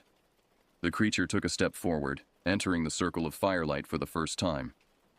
I could see it clearly now, its face with prominent brow ridges and deep-set eyes, its massive shoulders and powerful hands.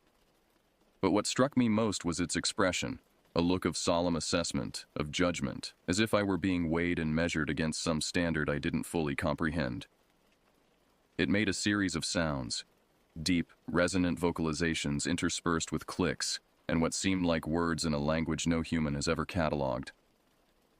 When it finished, it looked at me expectantly, waiting for a response. Remembering my great-uncle's journals, I slowly reached for the stone that had been left for me days earlier. I had been carrying it in my pocket, unsure of its significance but feeling that it was important. I held it out, offering it back to the forest person. This seemed to be the right response. The creature nodded, an unmistakably human gesture, and approached with slow, measured steps. Standing before me, it towered at least 2 feet above my head. The smell that emanated from it was earthy but not unpleasant, like moss, wet stone, and something musky that reminded me of deer.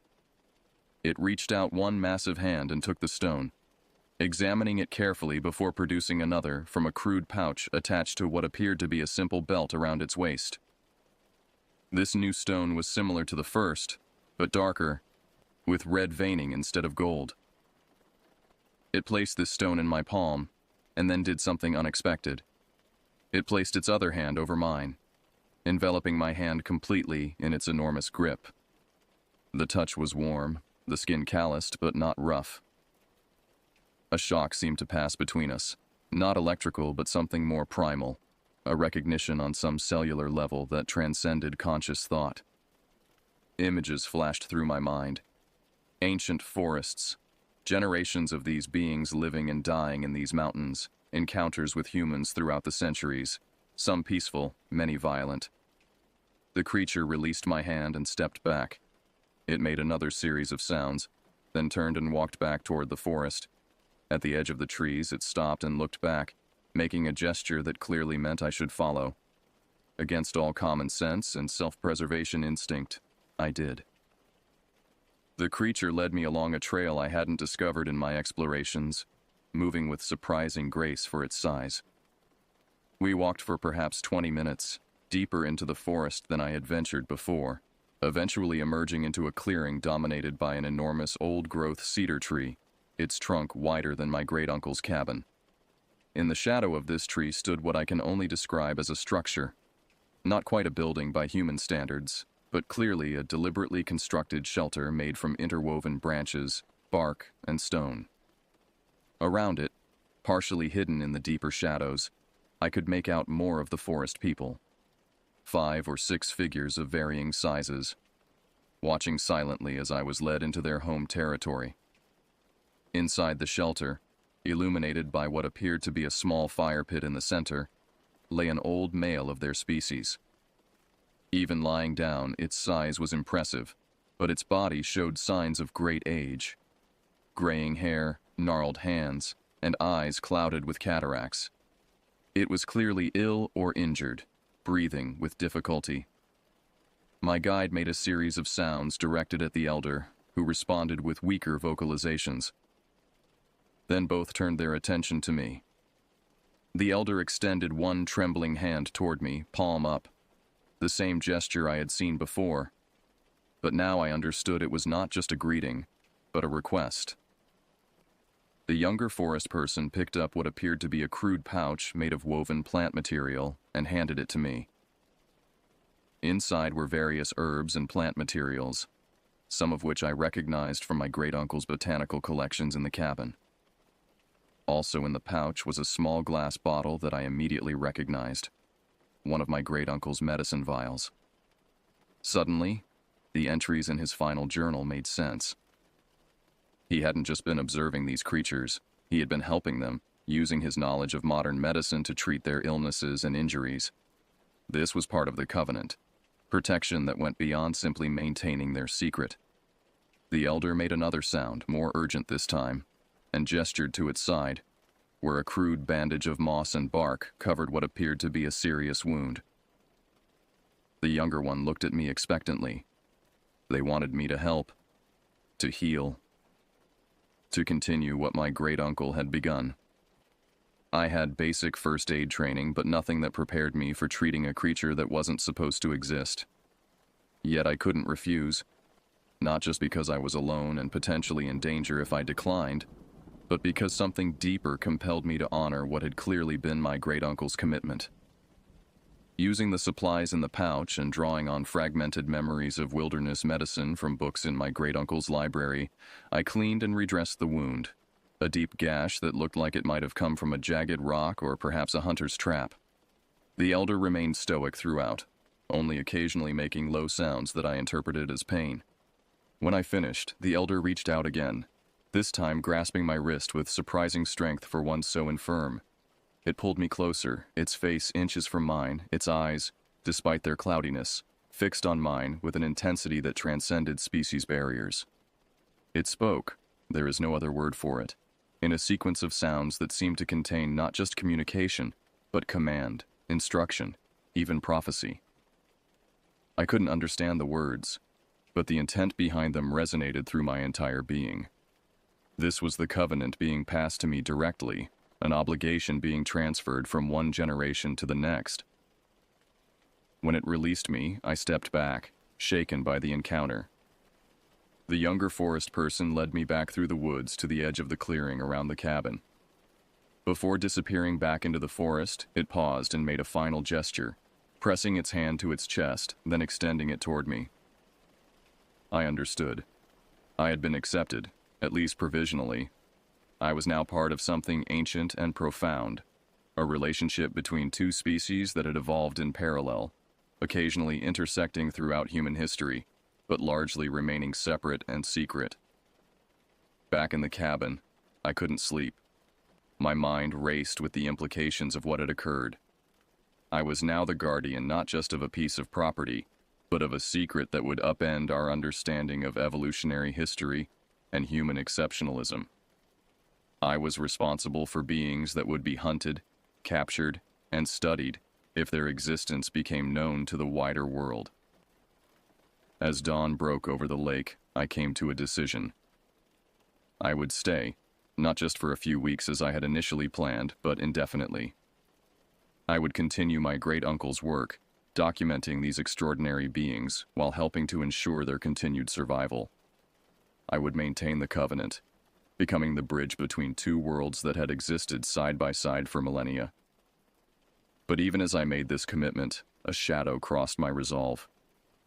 In the distance beyond the far shore of the lake, I heard the unmistakable sound of an engine, a vehicle moving along the logging road that my great-uncle's maps showed cutting through the national forest several miles away. The outside world was encroaching. The sanctuary my great-uncle had helped maintain was under threat from expanding human development, and I, its new guardian, would soon face challenges that would test not just my commitment to the covenant, but my very understanding of what it means to be human. In the silent forest around Gittaskog Lake, ancient eyes watched and waited, their fate now intertwined with mine through a covenant written not on paper but in blood and bone, and the long memory of a species that had witnessed the rise and fall of human civilizations since before recorded history. The true test was just beginning.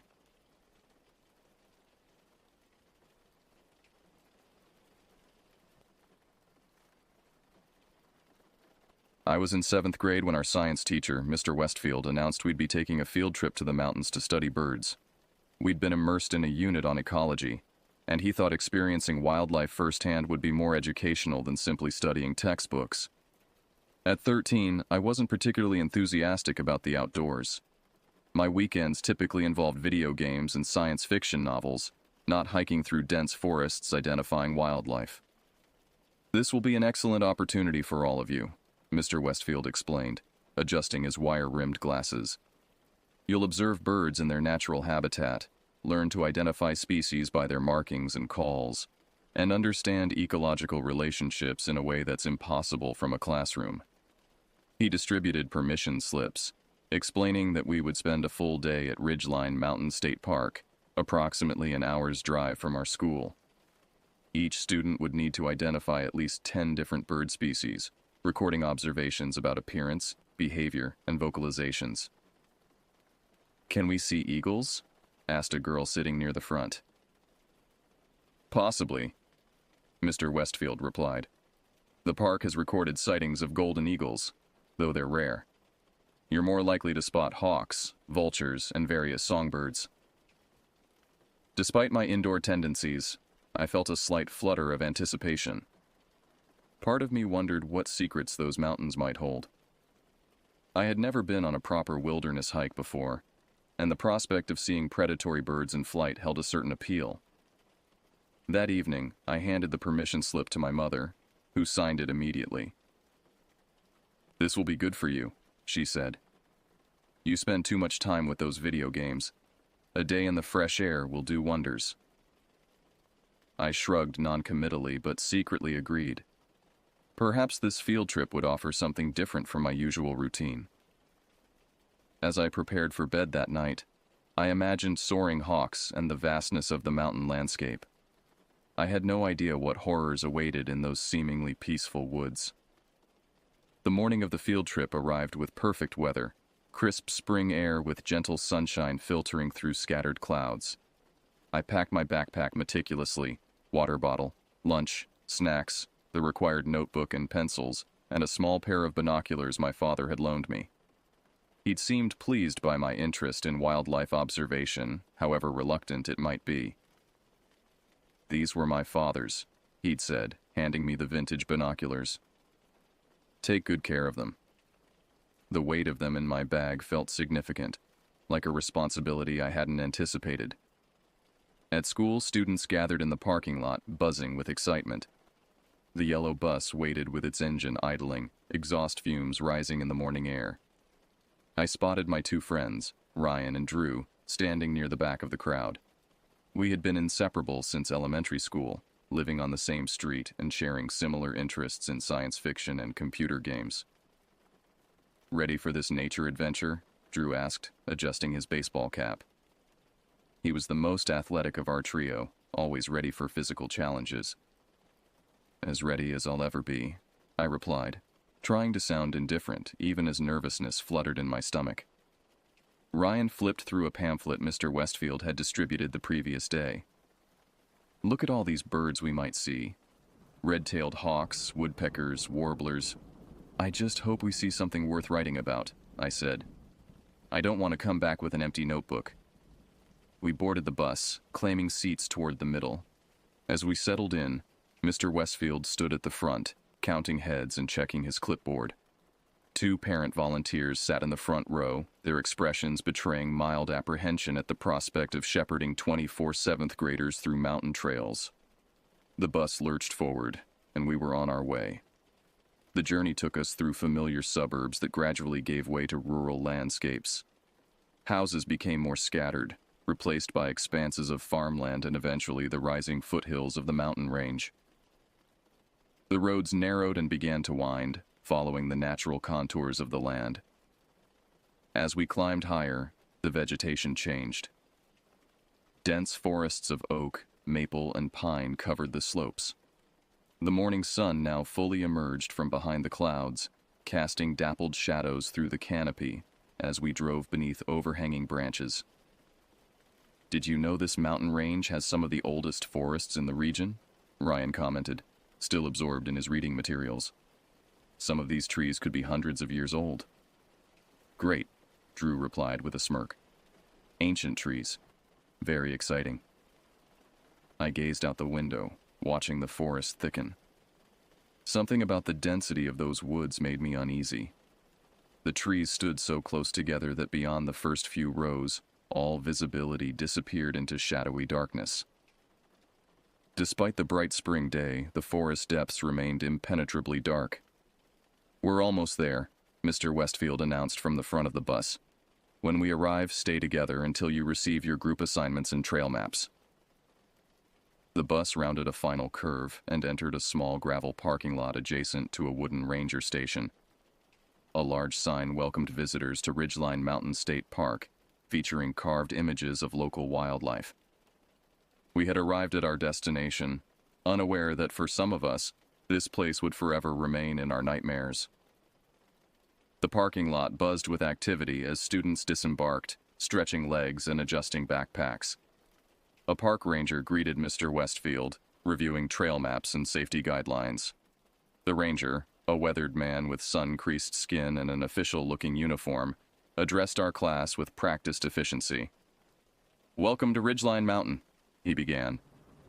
"We have over 30 miles of trails here, but today you'll be exploring the main loop trail, which is approximately 3 miles long and well-marked throughout.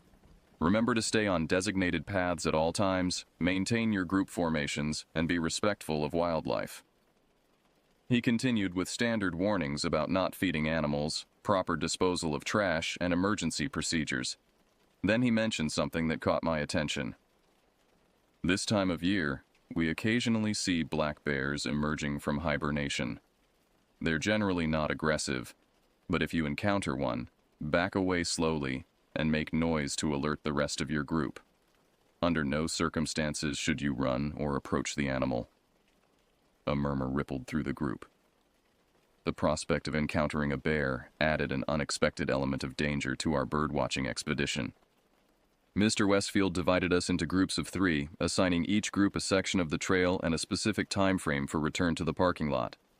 By some stroke of luck, I was grouped with Ryan and Drew, maintaining our usual trio. We received a trail map marked with our designated route, the eastern section of the main loop, which would take us around the base of the mountain rather than up steep inclines. "Remember," Mr. Westfield emphasized, "your assignment is to identify at least 10 different bird species. Note their coloration, behavior, and habitat. We'll be checking your observations against field guides when we return to school." With our notebooks and water bottles ready, we set off on the trail. The beginning was wide and well-maintained, with a layer of wood chips covering the path. Informational signs appeared at regular intervals, describing local flora and fauna.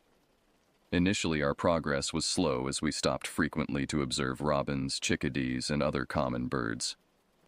Ryan meticulously recorded each sighting, while Drew scanned the canopy with his own binoculars. I felt myself relaxing into the experience, finding unexpected pleasure in this methodical observation of nature. The woods grew denser as we moved deeper along the trail. Massive tree trunks rose on either side, their canopies creating a partial ceiling that allowed only occasional shafts of sunlight to penetrate. The temperature dropped noticeably in these shadowy sections, and sounds seemed muted, as if the forest absorbed them. "It's so quiet here," I remarked, noticing how our voices felt intrusive in the stillness. "That's because we're making too much noise," Drew replied. "If we want to see more interesting birds, we need to be quieter." We continued in relative silence, stopping occasionally to listen for bird calls. The forest seemed to press in around us, the trees forming walls that limited our view to just a few yards in any direction. Despite the clear trail markers, I felt increasingly disoriented, losing track of how far we had traveled from the parking lot. After about 40 minutes of hiking, we reached a small clearing where the trail widened.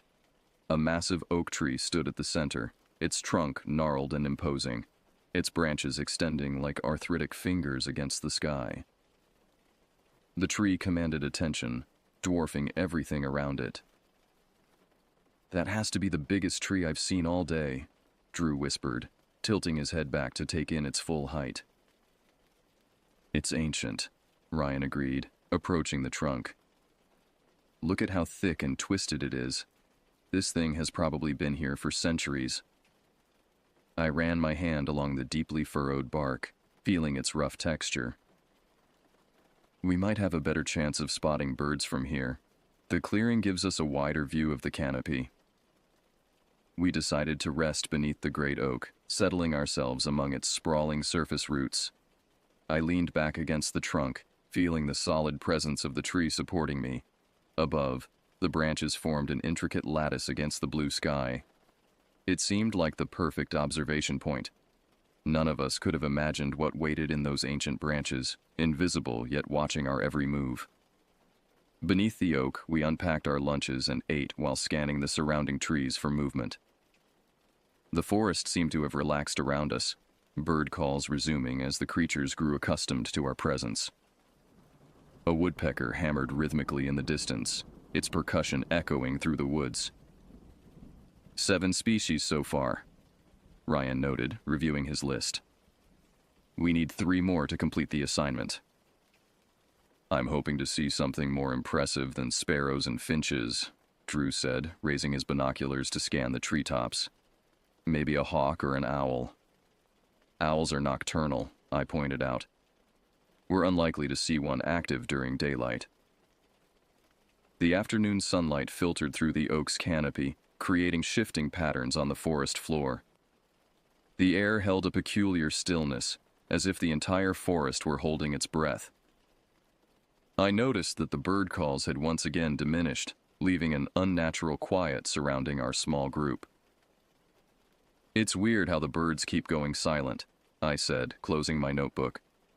Almost like something's scaring them. Drew shrugged. Probably just us moving around too much. I wasn't convinced. The silence felt deliberate, weighted with anticipation. I found myself scanning the underbrush more frequently, expecting to glimpse movement among the shadows. The massive oak above us creaked occasionally, its ancient wood adjusting to subtle shifts in the breeze. Hey, what's that? Ryan suddenly whispered, pointing upward. Following his gesture, I peered into the dense foliage overhead. At first, I saw nothing unusual, just leaves and branches. Then my eyes settled on a dark mass nestled in the crook of a large branch, perhaps 30 feet above us. The shape seemed incongruous with the surrounding vegetation, too symmetrical to be random growth. What are you looking at? Drew asked, raising his binoculars. That dark thing up there, Ryan replied. See it? Where the big branch forks?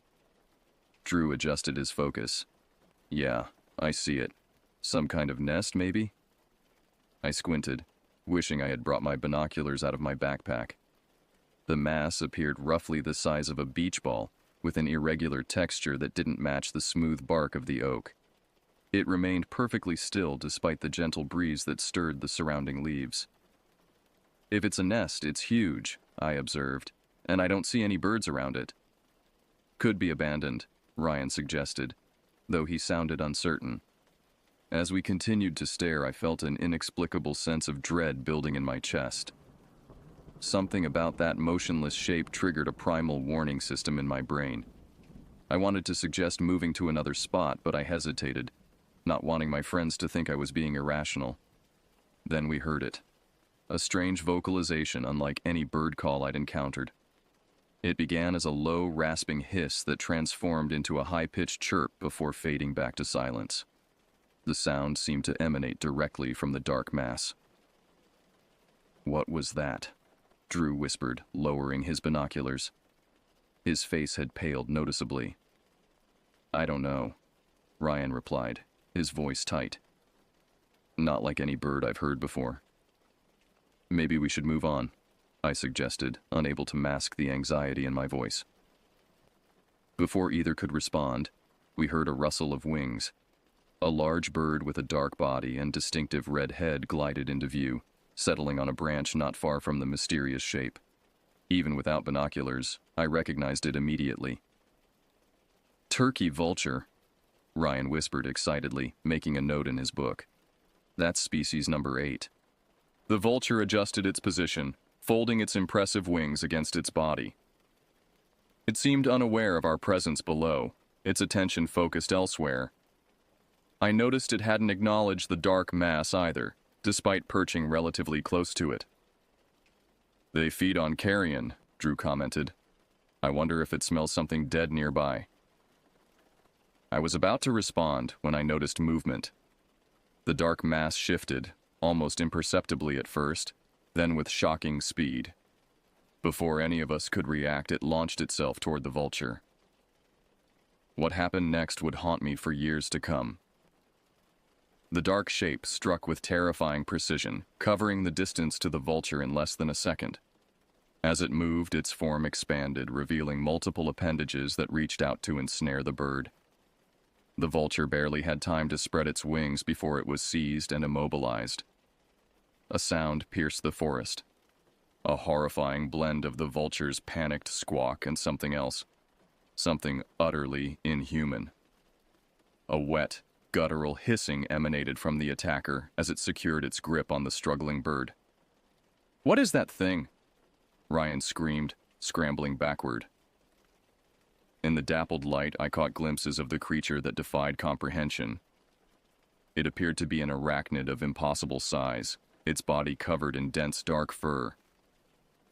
8 jointed legs, each as thick as my wrist, wrapped around the vulture and the branch. At the front of its bulbous body, I glimpsed mandibles working rapidly as they penetrated the bird's flesh. Drew had fallen backward, his binoculars dropping to the ground. "Oh God," he choked out. "Oh God, what is that?" The creature pulled the vulture closer to its mouth parts. I watched in horror as it began to feed, puncturing the bird's body with its fangs. Dark fluid dripped from the vulture's wounds, spattering on the leaves below.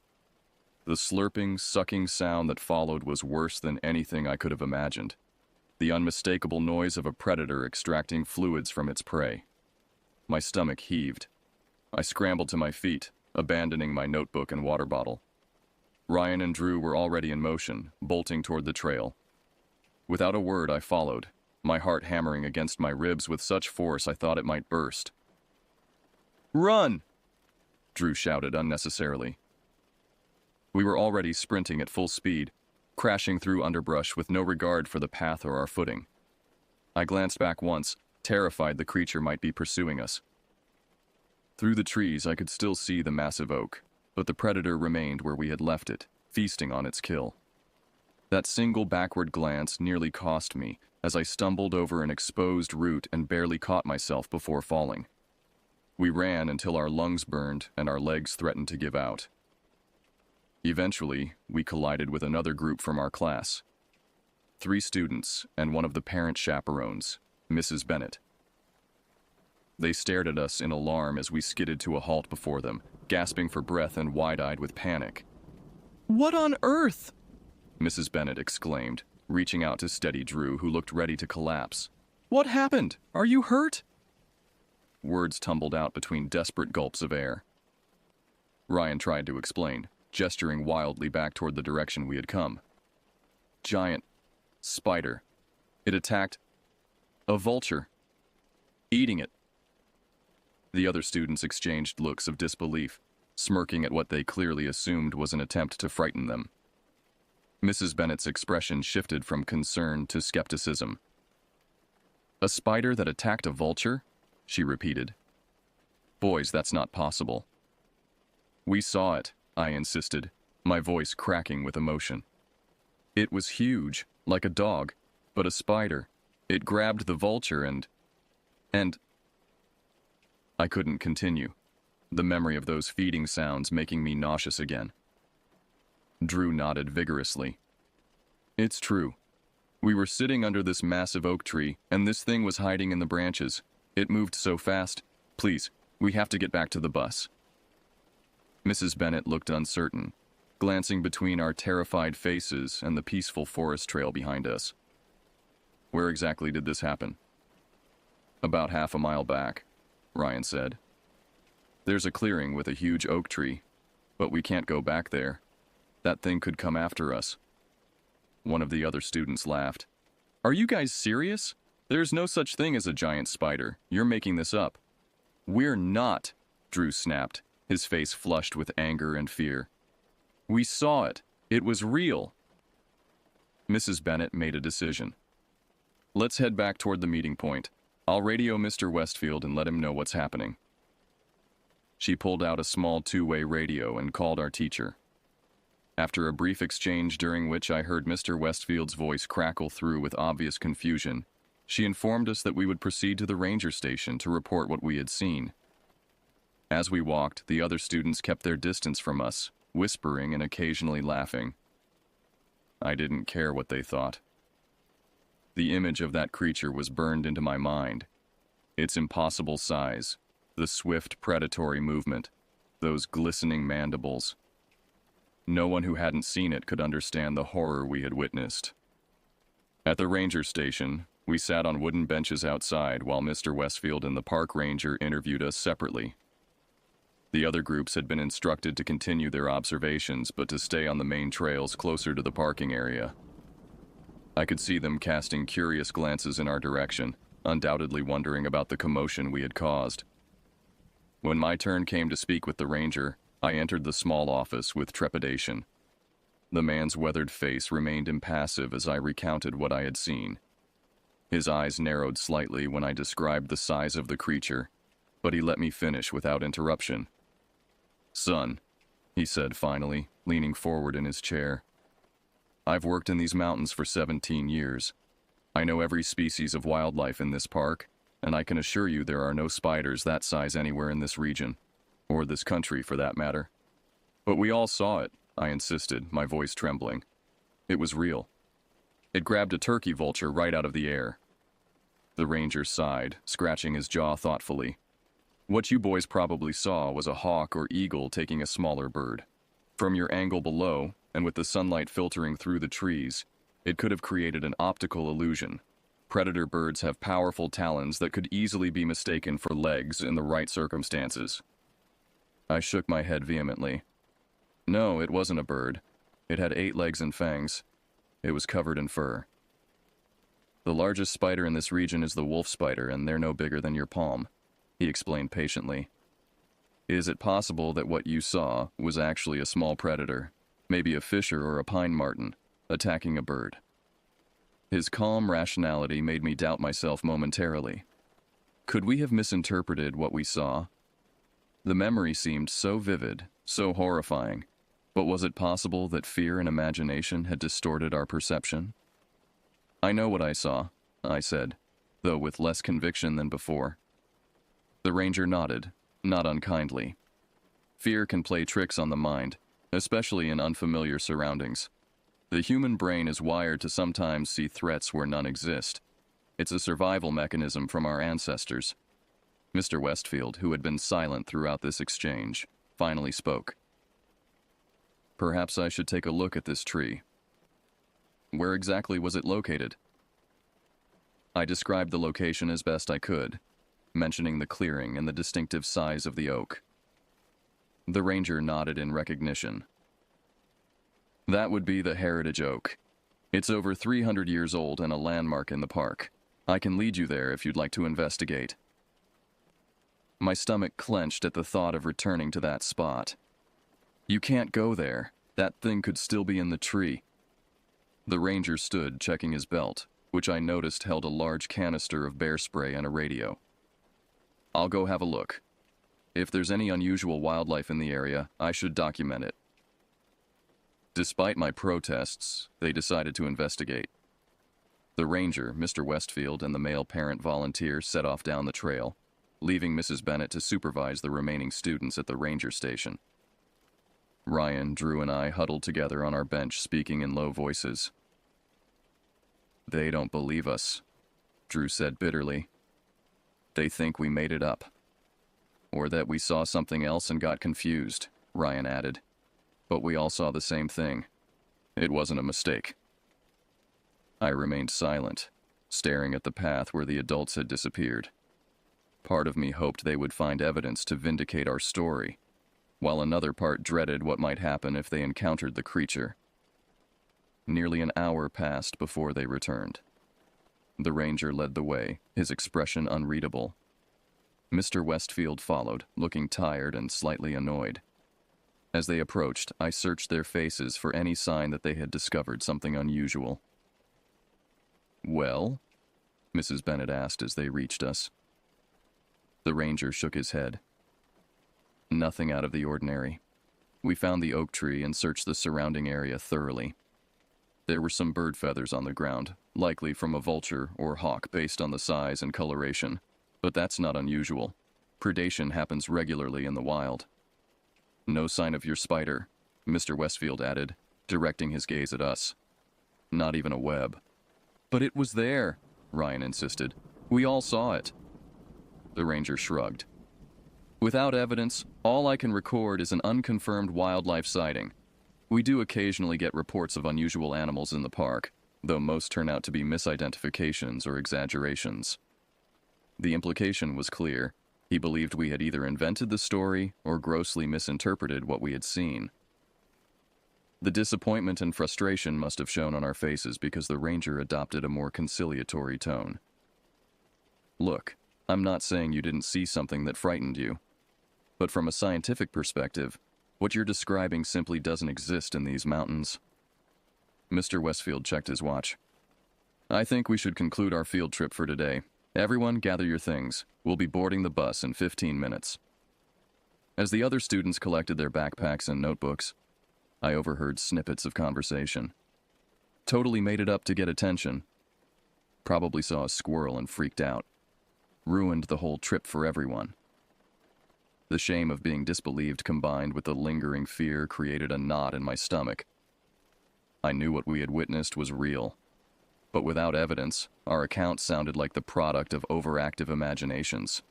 Or worse, a deliberate fabrication. The ride back to school passed in uncomfortable silence, at least for our group. The other students chatted and compared notes on the birds they had identified, occasionally glancing back at where Ryan, Drew, and I sat isolated at the rear of the bus. I stared out the window as the mountains receded in the distance, wondering about the creature we had left behind in those ancient woods. The following week at school was difficult. Word of our giant spider story spread quickly, making us the subjects of ridicule and practical jokes. Some students would mimic spider movements when we walked past, while others left crude drawings of spiders in our lockers and desks. Mr. Westfield seemed disappointed in us, treating our group with cool professionalism during science class. "Did you really see a monster in the woods?" a fourth-grade student asked me in the hallway one day. "My brother says you made it all up." I had stopped trying to convince anyone of the truth. "We saw something," I replied vaguely. "I don't know what it was." This non-committal response became my standard answer. Even my parents, initially concerned by my obvious distress after the field trip, eventually suggested that perhaps my imagination had run wild in an unfamiliar environment. "Forests can be scary places when you're not used to them," my father said one evening. "Shadows play tricks on your eyes. Sounds get distorted among the trees." I nodded as if agreeing, but internally I clung to the certainty of what I had witnessed. The memory remained vivid. The sudden movement, the vulture's strangled cry, those jointed legs wrapping around the struggling bird. No trick of light or shadow could explain that horror. Ryan, Drew, and I discussed it privately, comparing our recollections to ensure we hadn't imagined or exaggerated any details. Our accounts matched almost perfectly, reinforcing our conviction that the experience had been real. "I've been researching," Ryan told us, showing printouts from his computer. "There are legends about giant spiders in different cultures around the world. Native American tribes in this region have stories about forest spirits that could take the form of enormous arthropods." "But those are just myths," Drew argued. "The ranger said the largest spiders here are just wolf spiders." "What if there are species that haven't been discovered?" I suggested. "New insects are identified all the time in remote areas." "Not spiders the size of dogs," Drew countered, though he looked uncertain. "Something that big couldn't stay hidden for long." "Unless there aren't many of them," Ryan said. "Maybe they're extremely rare, or they're good at avoiding humans. We speculated endlessly, but reached no satisfying conclusions. The scientific impossibility of what we had seen conflicted with our direct experience, creating a cognitive dissonance that was difficult to resolve. About a month after the field trip, local news reported that a hiker had gone missing in Ridgeline Mountain State Park. Search parties combed the area for 3 days before finding the man's backpack and camera near a ravine. The hiker himself was never located. Authorities concluded he had likely fallen into the ravine and been carried away by the swift current of the seasonal stream below. When I heard this news, a cold dread settled in my stomach. The article didn't specify exactly where in the park the backpack had been found, but I couldn't help wondering if the missing hiker had encountered what we had seen in the tree. I became increasingly anxious about wooded areas, developing what my mother called an irrational fear of forests. I refused to go camping that summer, inventing excuses when friends invited me on outdoor excursions.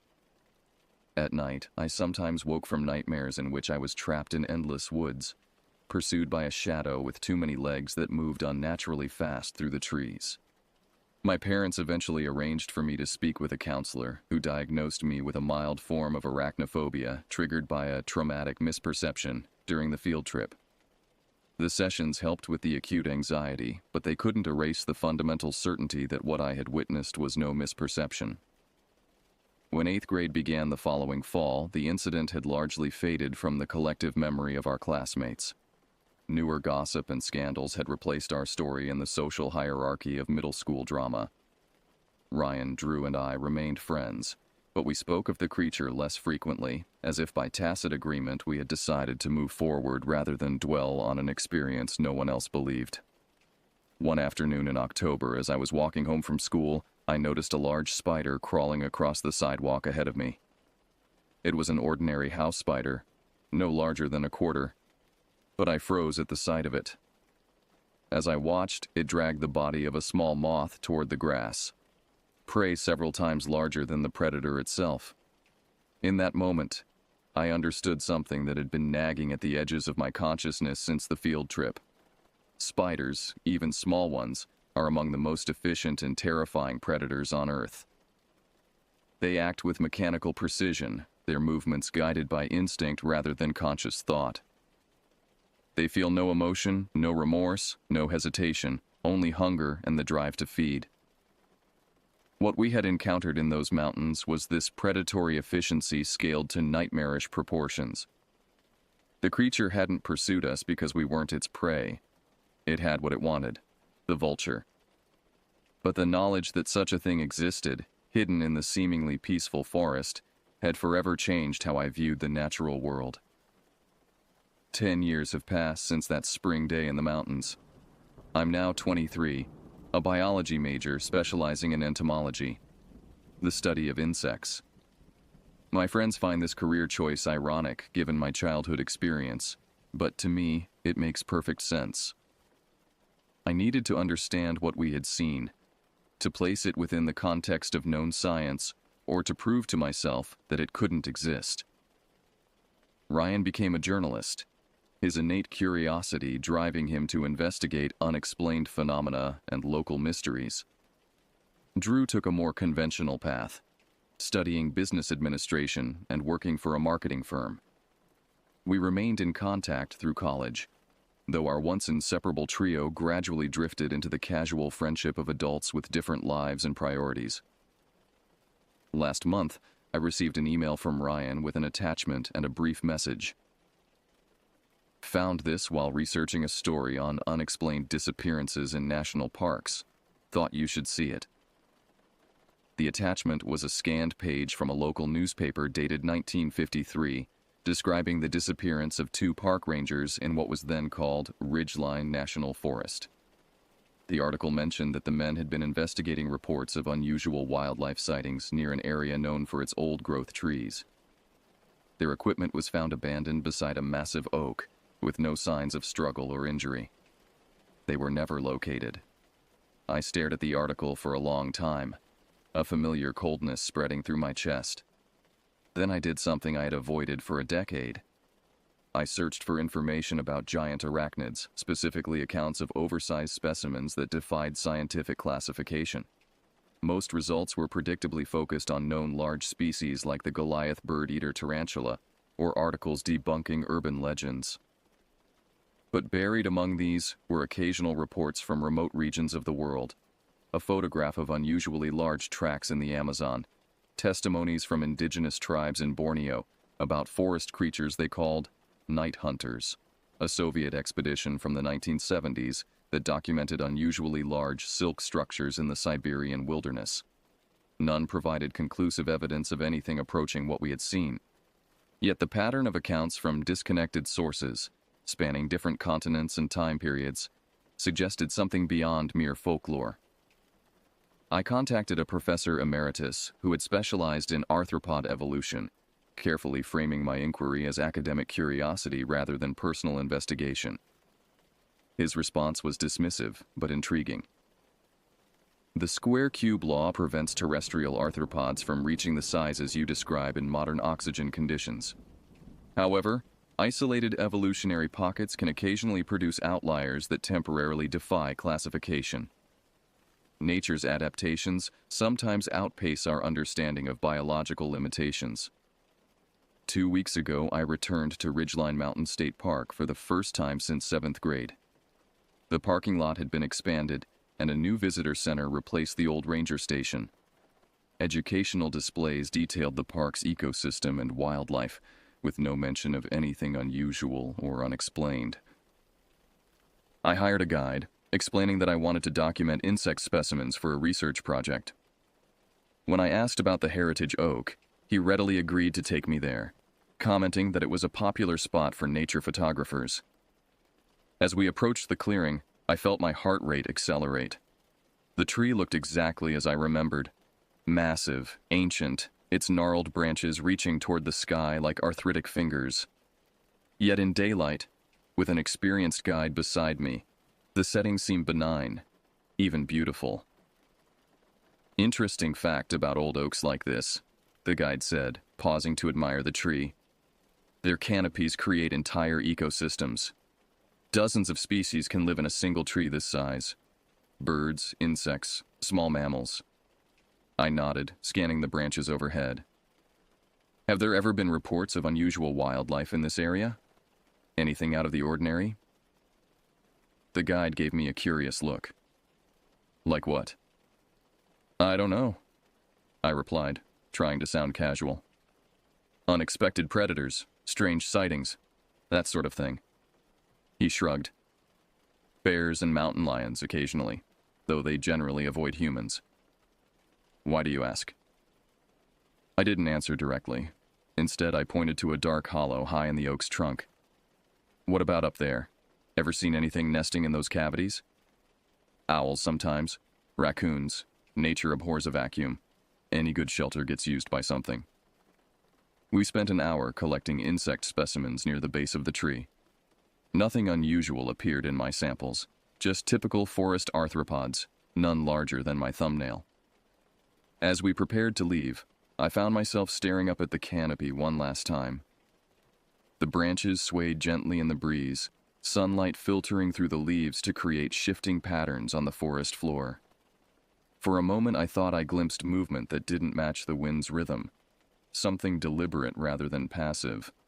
A dark shape adjusting its position perhaps, or merely a shadow from a cloud passing overhead. Ready to head back? The guide asked, packing away his equipment. I hesitated, still watching the upper branches. Do you believe there could be species in these mountains that haven't been officially documented? Things that stay hidden from human observation? He considered the question seriously. In microfauna, definitely. New insect species are discovered all the time.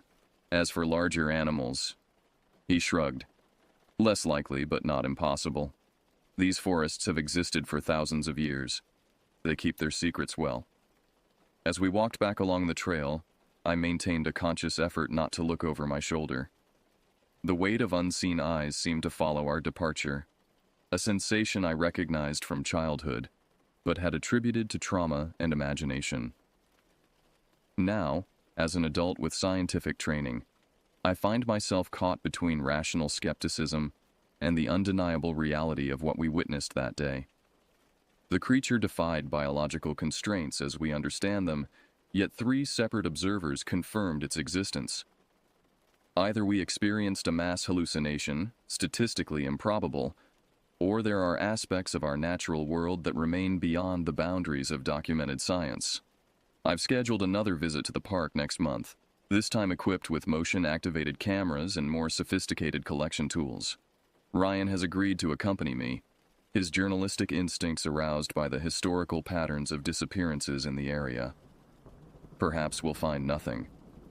Perhaps the creature was an anomaly, a solitary aberration that has long since died. Or perhaps it waits still, hidden among ancient branches, watching with patient, predatory awareness as hikers and students pass unknowingly beneath its perch. In either case, I no longer walk comfortably beneath trees without glancing upward, searching for unusual shadows or movements that don't match the wind. Some knowledge, once gained, cannot be unlearned. Some fears, once experienced, become permanent companions. The forest may appear peaceful, but I know better. In its darkest corners, in the spaces between documented species and understood biology, there exist things that defy classification, predators that move with terrible efficiency and remain, for most of humanity, mercifully unseen. But I have seen, and I cannot forget.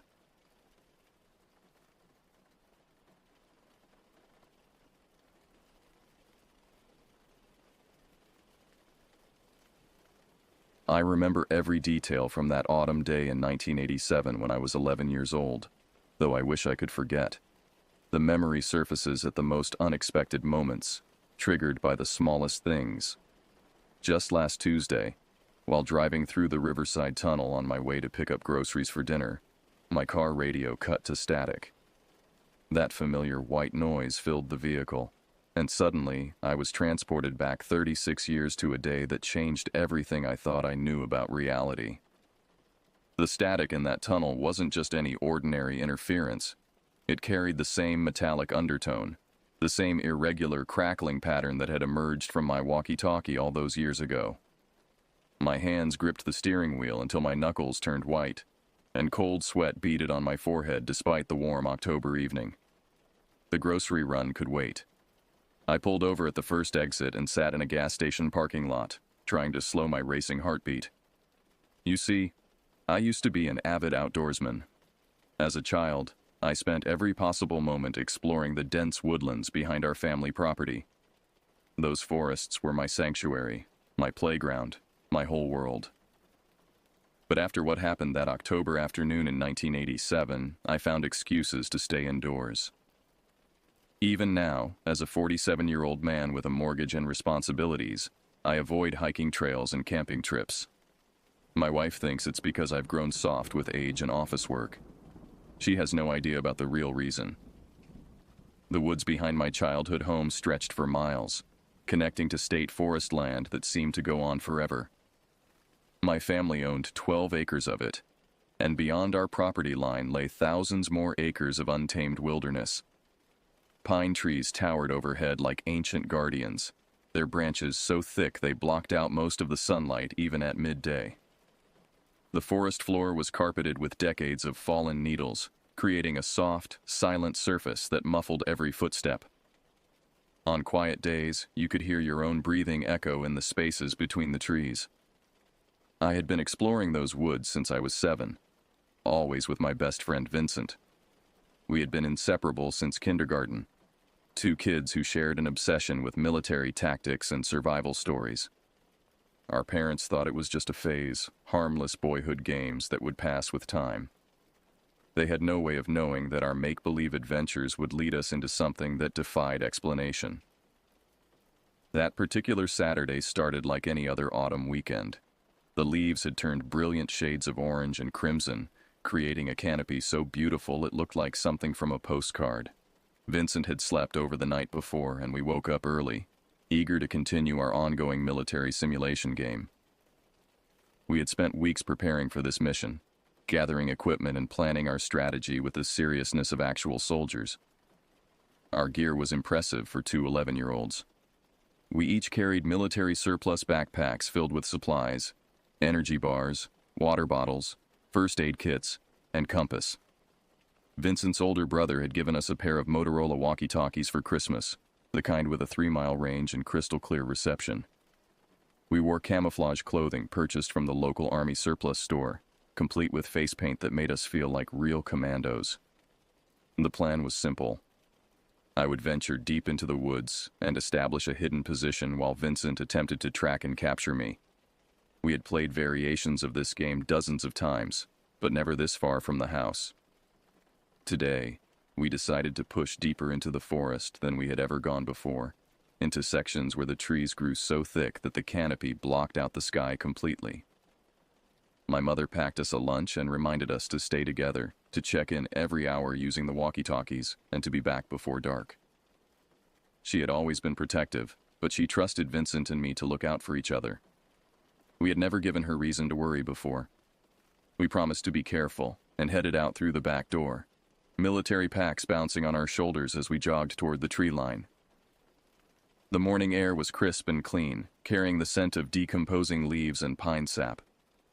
Squirrels chattered in the branches above us, and in the distance, we could hear the sound of a woodpecker working on a dead oak tree. Everything felt normal, peaceful even.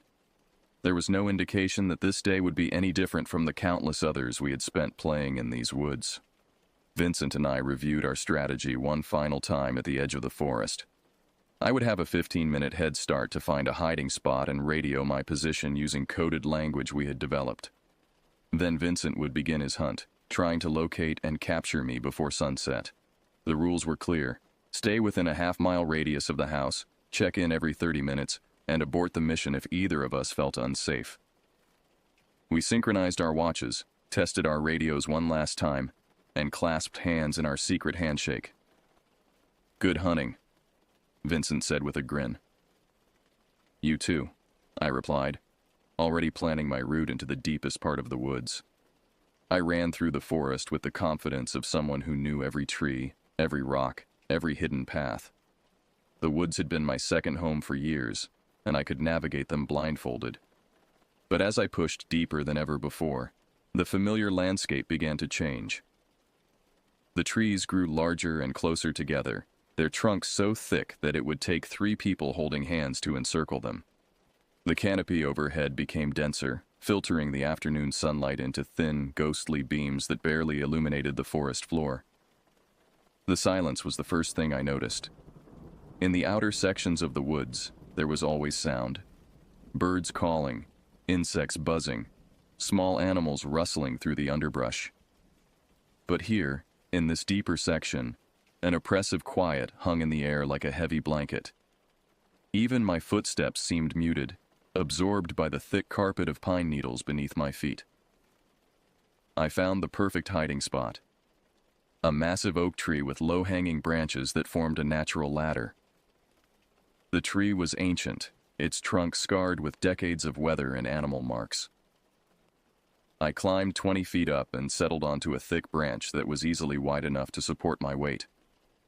From this vantage point, I could see in all directions while remaining completely hidden behind the oak's broad trunk. The view from up there was both beautiful and unsettling. The forest stretched endlessly in every direction, an unbroken sea of green and brown that seemed to swallow the horizon. I had never realized just how vast these woods were, how easy it would be to become completely lost in their depths. For the first time, I felt small and vulnerable, like a tiny speck in an enormous, indifferent wilderness. I pulled out my walkie-talkie and switched it to our predetermined channel.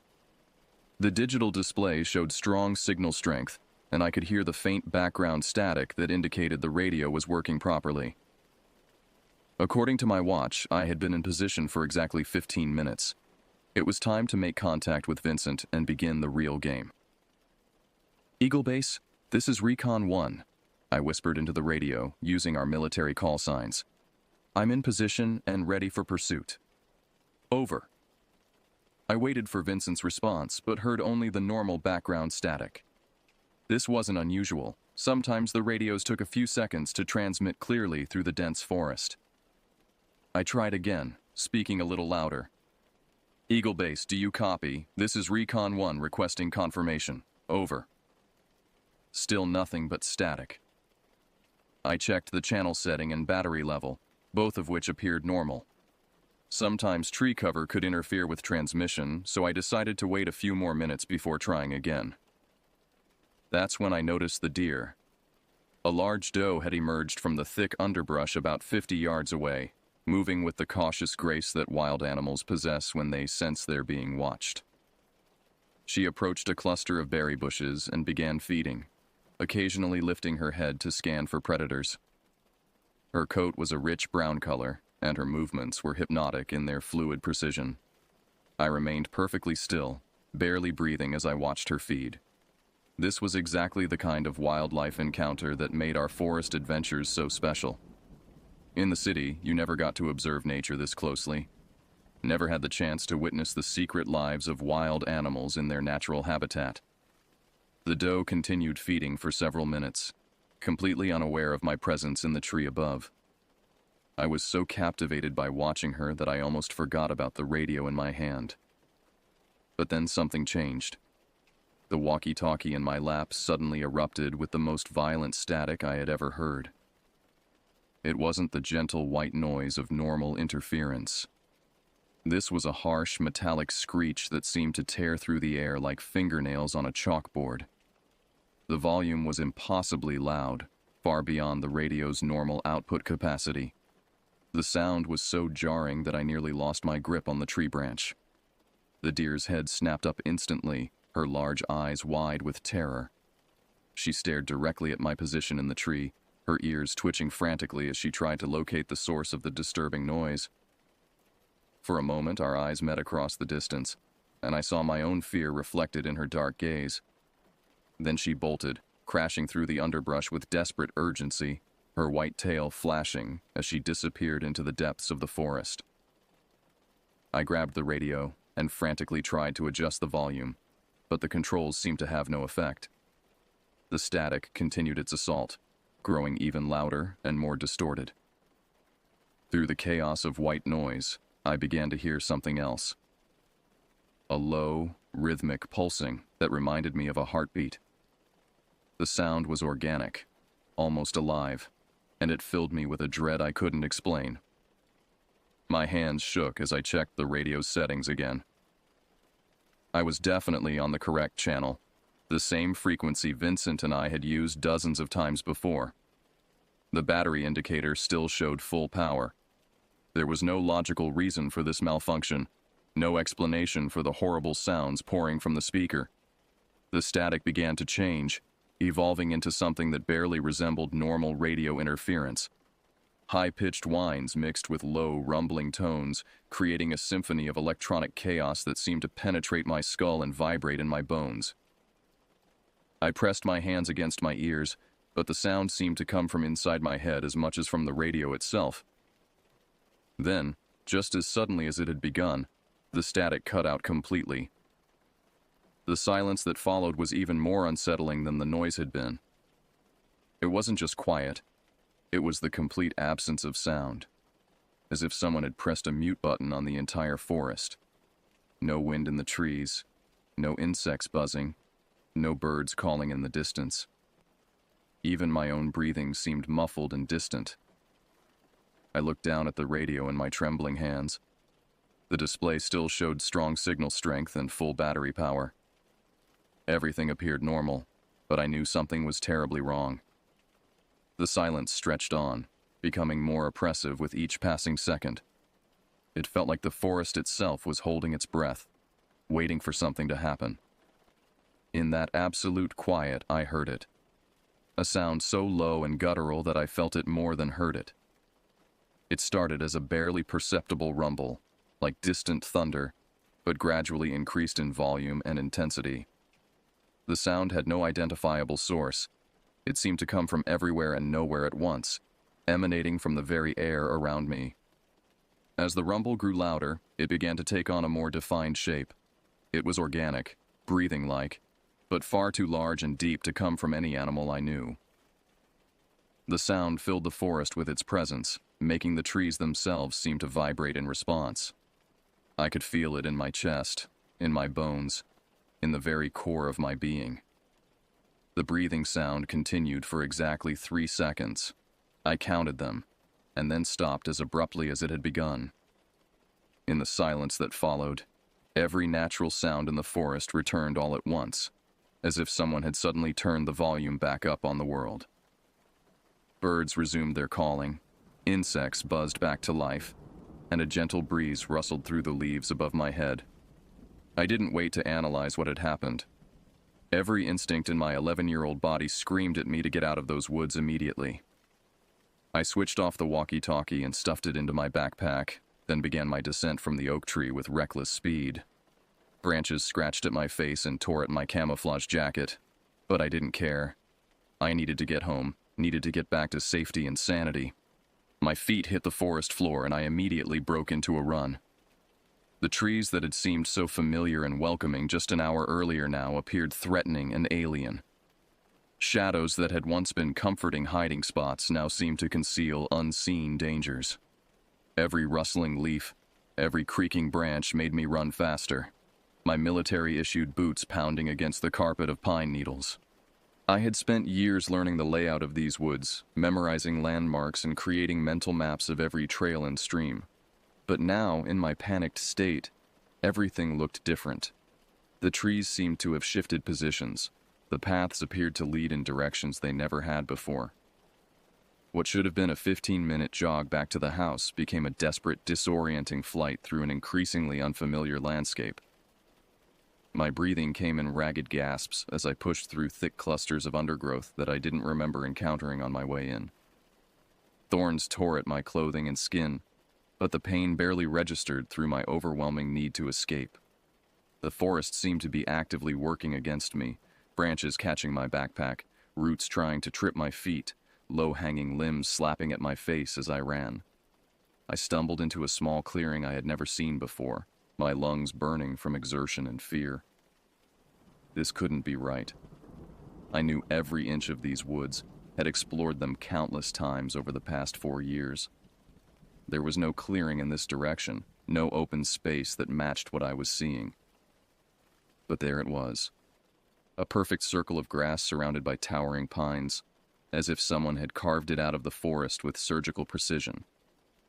The wrongness of it made my skin crawl.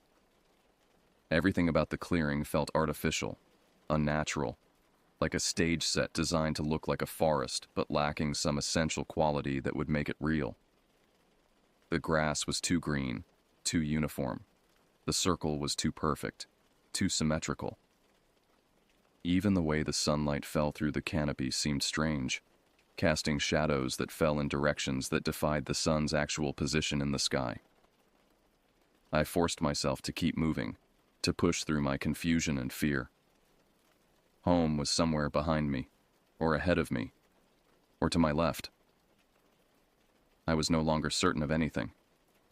The familiar landmarks that had guided me through these woods for years were nowhere to be seen. It was as if I had somehow stepped into a parallel version of the forest, one that looked similar but was fundamentally different in ways I couldn't quite identify. My watch showed that I had been running for over an hour, far longer than it should have taken to reach the house from my hiding spot. This was impossible. The distance from my oak tree to our back door was less than half a mile. I could cover that ground in 15 minutes, even at a casual walk.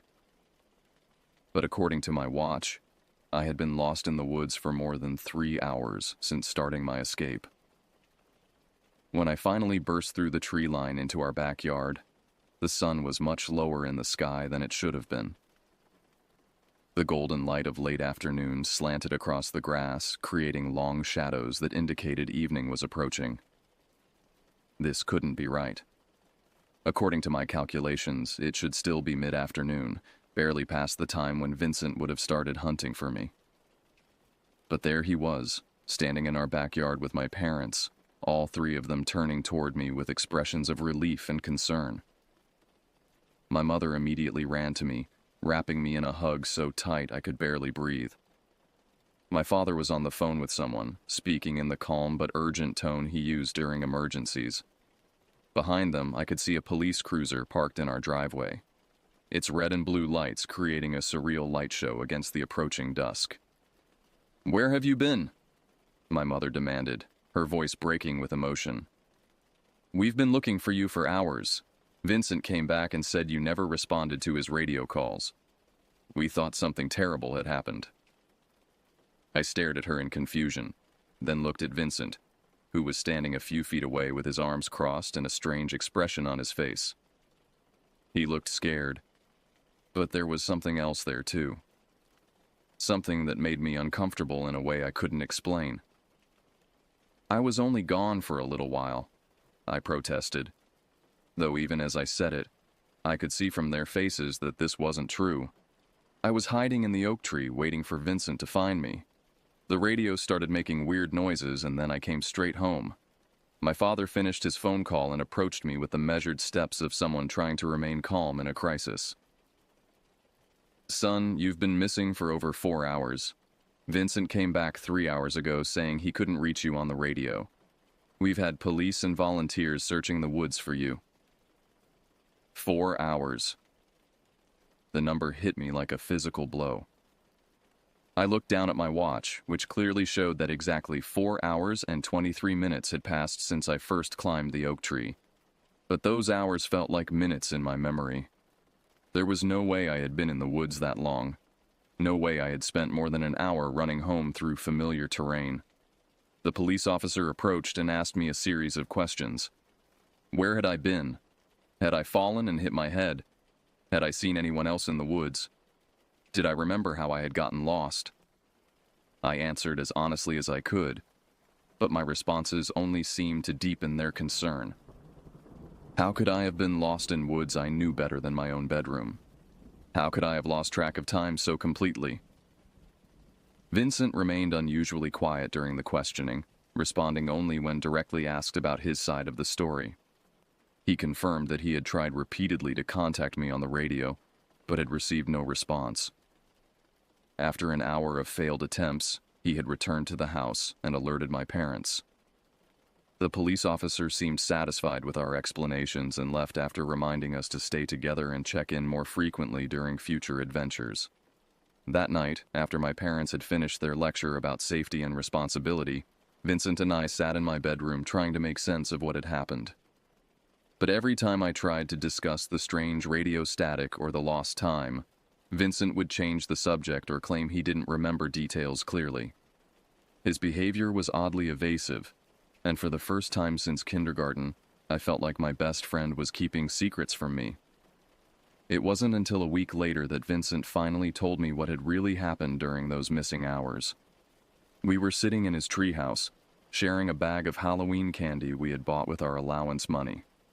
The autumn air was crisp and clean, and the afternoon sunlight filtered through the orange and red leaves surrounding us. It should have been a perfect moment of childhood friendship, but Vincent's confession turned it into something much darker. "I need to tell you something about that day in the woods," he said, his voice barely above a whisper. "Something I didn't tell your parents or the police, something I didn't want to tell you, but I can't stop thinking about it." I set down my candy and gave him my full attention. Vincent had been acting strangely all week, avoiding eye contact and seeming jumpy whenever anyone mentioned our adventure. I had assumed he was just shaken up by the search and rescue operation, but now I realized there was more to it. "When I came looking for you," he continued, "I followed your tracks into the deep woods, the section where the really big trees are. I kept calling your name and trying to reach you on the radio, but you never answered. I figured maybe you had gone farther than planned, so I kept following the trail." Vincent paused and took a shaky breath. In all the years I had known him, I had never seen him this scared. His hands were trembling as he reached for another piece of candy, and there was a haunted look in his eyes that made my stomach turn. "That's when I saw you," he said. "Or at least, I thought it was you. You were standing about 50 yards away with your back to me, wearing the same camouflage outfit, carrying the same backpack. I called your name and started running toward you, really excited that I had found you so quickly. I felt a cold dread settling in my stomach. I knew with absolute certainty that I had never seen Vincent in the woods that day, I had climbed my tree, experienced the radio static, and then run straight home. There had been no encounter, no meeting, no face-to-face contact between us. But when I called your name, Vincent continued, you took this huge step away from me. I'm talking about a step that covered maybe 20 feet, like you had springs in your legs or something. It was impossible, but I saw it happen. You moved faster than any person should be able to move. The candy in my mouth suddenly tasted like ash. I wanted Vincent to stop talking. Wanted him to tell me this was just a joke or a story he had made up to scare me. But I could see the truth in his eyes. The genuine terror of someone who had witnessed something that challenged everything he believed about reality. I stopped running and just stood there trying to figure out what I had seen. That's when you turned around to face me. Vincent's voice dropped even lower, becoming almost inaudible. It looked exactly like you. Same face, same hair, same clothes. But the eyes... God help me. The eyes were completely black. Not just the pupils, but the entire eye, like someone had filled them with ink. My hands began to shake, and I had to set down my candy to keep from dropping it. The description matched nothing from my own experience, but something about it felt sickeningly familiar, like a nightmare I couldn't quite remember having. This thing that looked like you just stood there staring at me with those black eyes. Then it smiled and waved, like it was greeting an old friend. But the smile was wrong, too wide, showing too many teeth. And the wave was mechanical, like someone who had seen people wave but didn't quite understand how to do it naturally. Vincent was crying now, tears streaming down his face as he relived the memory. I knew it wasn't really you, even though it looked exactly like you. Something inside me, some instinct, was screaming that this was wrong, that I needed to get away immediately, so I ran. I ran faster than I've ever run in my life, all the way back to your house. Did it follow you? I asked, though I wasn't sure I wanted to know the answer. I don't think so. I never looked back, never stopped running until I reached your backyard. When I got there, I was so scared and confused that I just told your parents you were lost and weren't answering your radio. I couldn't bring myself to tell them about whatever that thing was. We sat in silence for a long time, both of us trying to process the implications of what Vincent had seen. If his story was true, and I had no reason to doubt him, then something had been impersonating me in those woods. Something that could perfectly mimic my appearance but lacked human eyes and human mannerisms. That conversation with Vincent happened 36 years ago. But I remember every word as clearly as if it happened yesterday. We never told another soul about what he had seen, and we never went back into those deep woods together. Our childhood friendship continued, but it was forever changed by the knowledge that something unexplainable had occurred that October afternoon. Vincent and I are still in touch today, though we live in different states and only see each other every few years at high school reunions or mutual friends' weddings. We're both married now, with children of our own, leading normal suburban lives that couldn't be more different from our adventure-seeking childhoods. But every time we talk, there's an unspoken understanding between us, a shared secret that binds us together across decades and distance. Neither of us has ever found a satisfactory explanation for what happened that day. We've discussed it in countless phone calls over the years, analyzing every detail, proposing theories that range from the plausible to the absurd. Was it some kind of optical illusion? A case of mistaken identity? A psychological episode brought on by fear and confusion? Or was it something genuinely paranormal, something that exists outside the boundaries of accepted reality? The lost time remains equally mysterious. How did I lose 4 hours while experiencing only 30 minutes of subjective time? How did I become so thoroughly disoriented in woods I knew intimately? Why do I have no memory of the encounter that Vincent described, no recollection of the impossible movements and black eyes he witnessed? Over the years, I've researched similar experiences, searching online forums and paranormal databases for stories that might provide answers. I've found accounts of doppelgangers, time slips, missing time phenomena, and encounters with beings that can perfectly mimic human appearance. Some of these stories are clearly fictional. Others seem like genuine experiences that defied rational explanation. But none of them provided the clarity I was seeking. My parents still live in the same house where I grew up, though they're in their 70s now and spend most of their time indoors. The woods behind their property remain largely unchanged, still stretching for miles into the state forest beyond. On my rare visits home, I sometimes stand at the edge of the tree line and stare into the green depths, wondering if whatever Vincent saw is still out there, still waiting in the shadows between the ancient trees. Part of me wants to go back, to hike deep into those woods and search for answers to questions that have haunted me for decades. I've told myself that as an adult, armed with modern technology and a lifetime of experience, I could finally solve the mystery of that October day.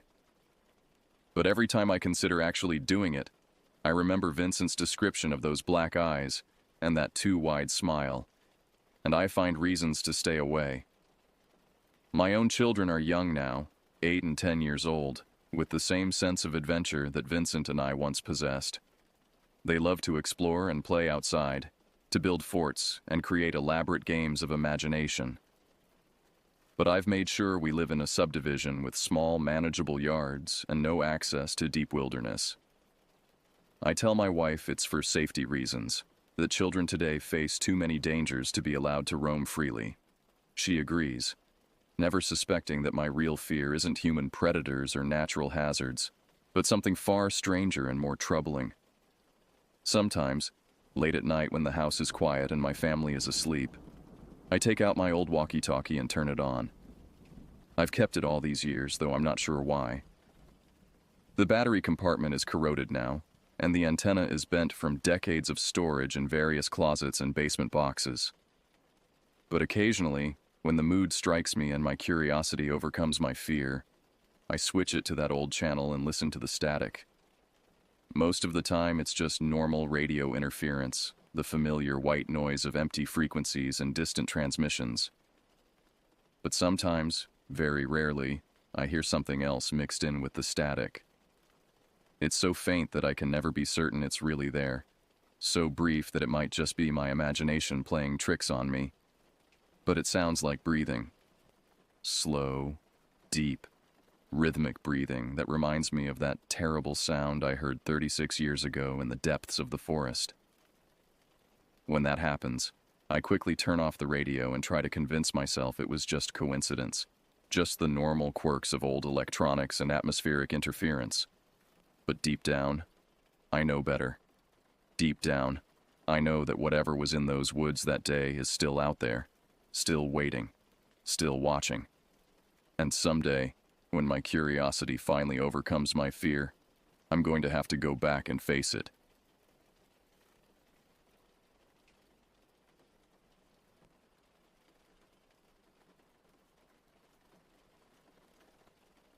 I felt the biting wind lash across my face as I stepped out of my truck at the ranger station. The pre-dawn air carried a bitter chill that seemed to whisper warnings through the towering pines surrounding the outpost.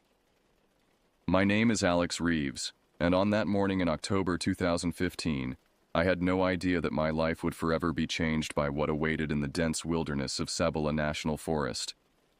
The call had come just after 4 a.m., jarring me from a restless sleep. The dispatcher's voice was tense, clinically professional but unable to mask a tremor of concern that immediately set me on edge.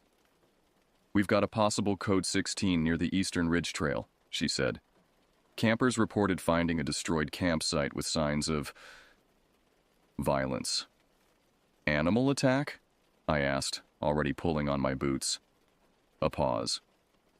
They weren't sure. Said it looked wrong. Too deliberate. By the time I pulled into the gravel lot of our station headquarters, the sky was just beginning to lighten at the edges. 2 other vehicles were already parked, Sam's mud-spattered Jeep and Supervisor Bridges' government-issue SUV. I grabbed my pack from the passenger seat and hurried inside. The station was a simple timber frame building, mostly utilitarian with maps covering the walls and a large central table where we conducted briefings. The fluorescent lights cast harsh shadows across the room. making the concerned faces around the table look gaunt and severe. Sam Morrison nodded as I entered.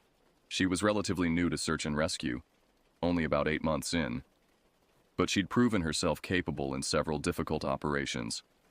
Her usual easygoing demeanor was replaced by a tight-lipped expression as she studied a topographical map spread out on the table. "Alex," Supervisor Bridges acknowledged me with a grim nod. He was a seasoned veteran of the Forest Service with 20-plus years under his belt. His weathered face told stories of countless rescues, though I'd never seen him look quite this unsettled. "Glad you made it. We're heading out as soon as Kit arrives."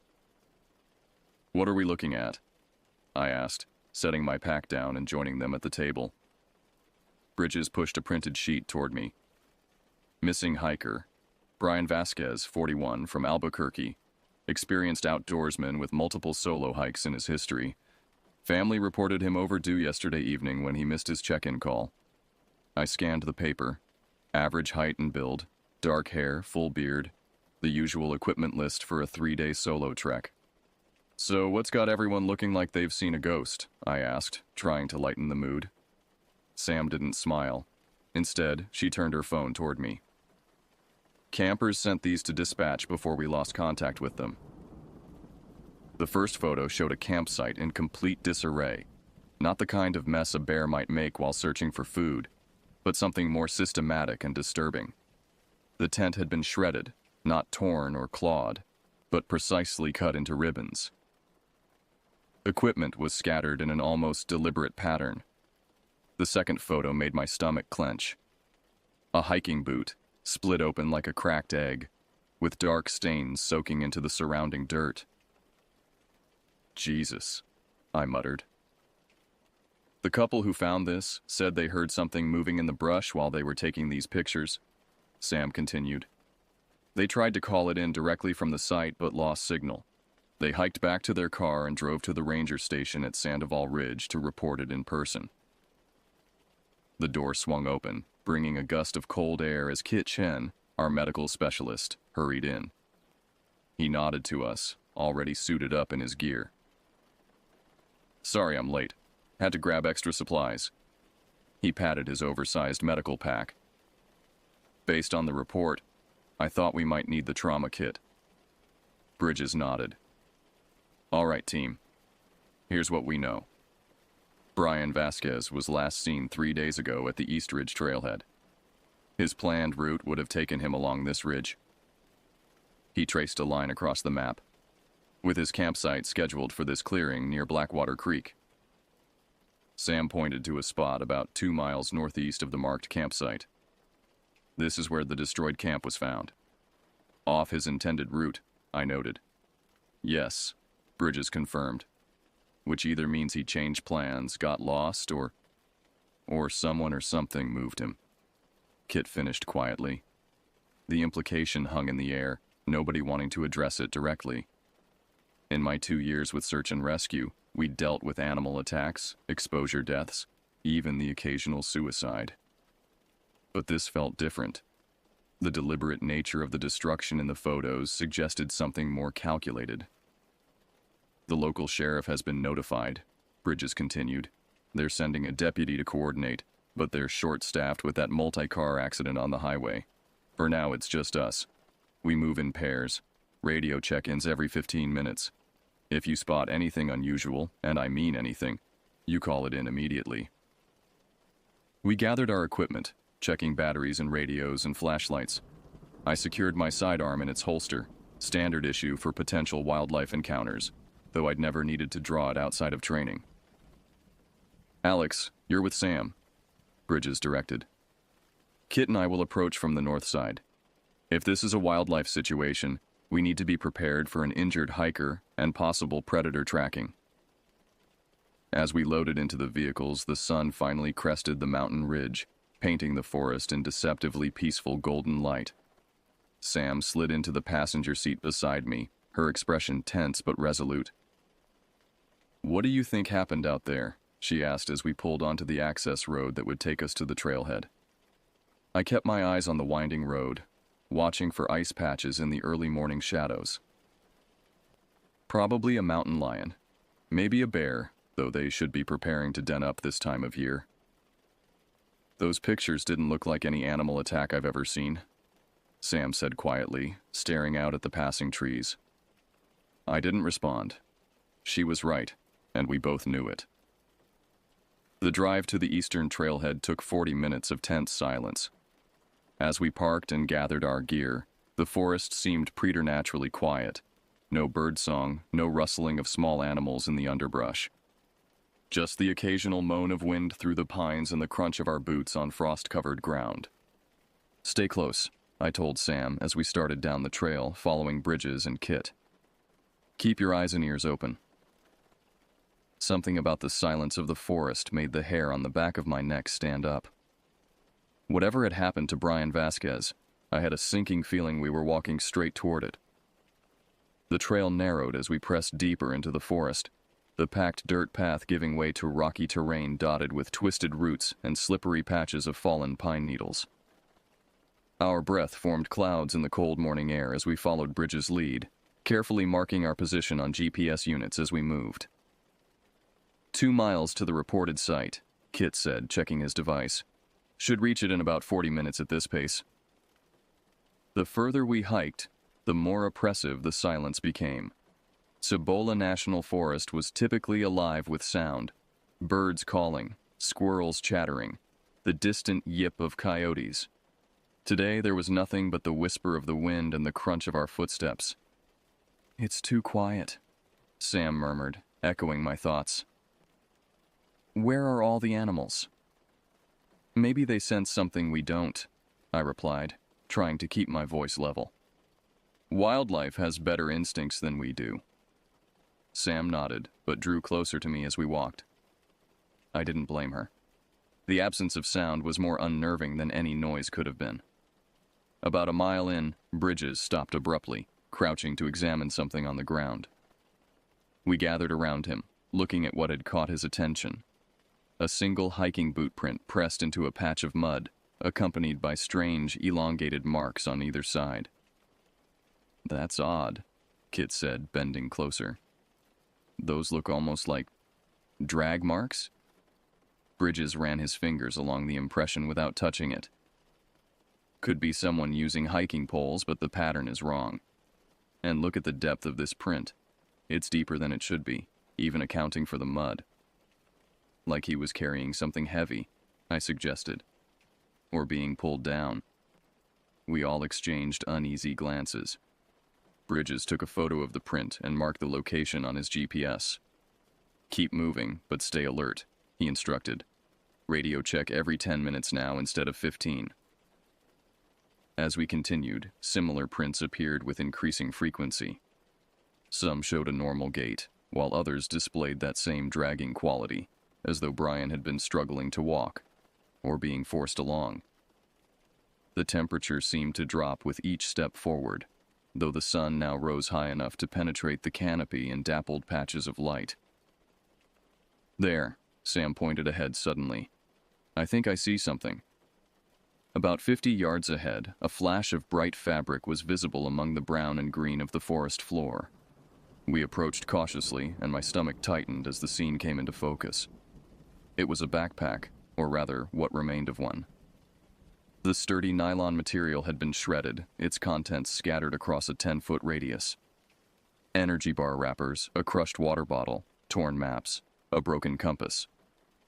The destruction looked purposeful, methodical even, as though someone had carefully dismantled every item. This is definitely Brian's, Kit confirmed, examining a medication bottle with Vasquez's name on the label. Prescription allergy meds. I circled the area, scanning the ground for tracks or signs of struggle. No blood, I noted. At least not here. That's something, Sam said, though her voice didn't sound relieved. Bridges was examining the pattern of the scattered items, his expression growing increasingly troubled. This isn't random, he said finally. Look at the way these things are laid out. It's almost deliberate. He was right.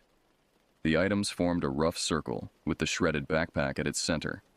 Not the chaotic scatter of an animal rummaging for food, but something more intentional. "What would do this?" Sam asked, her voice barely above a whisper. No one answered. There was no good answer to give.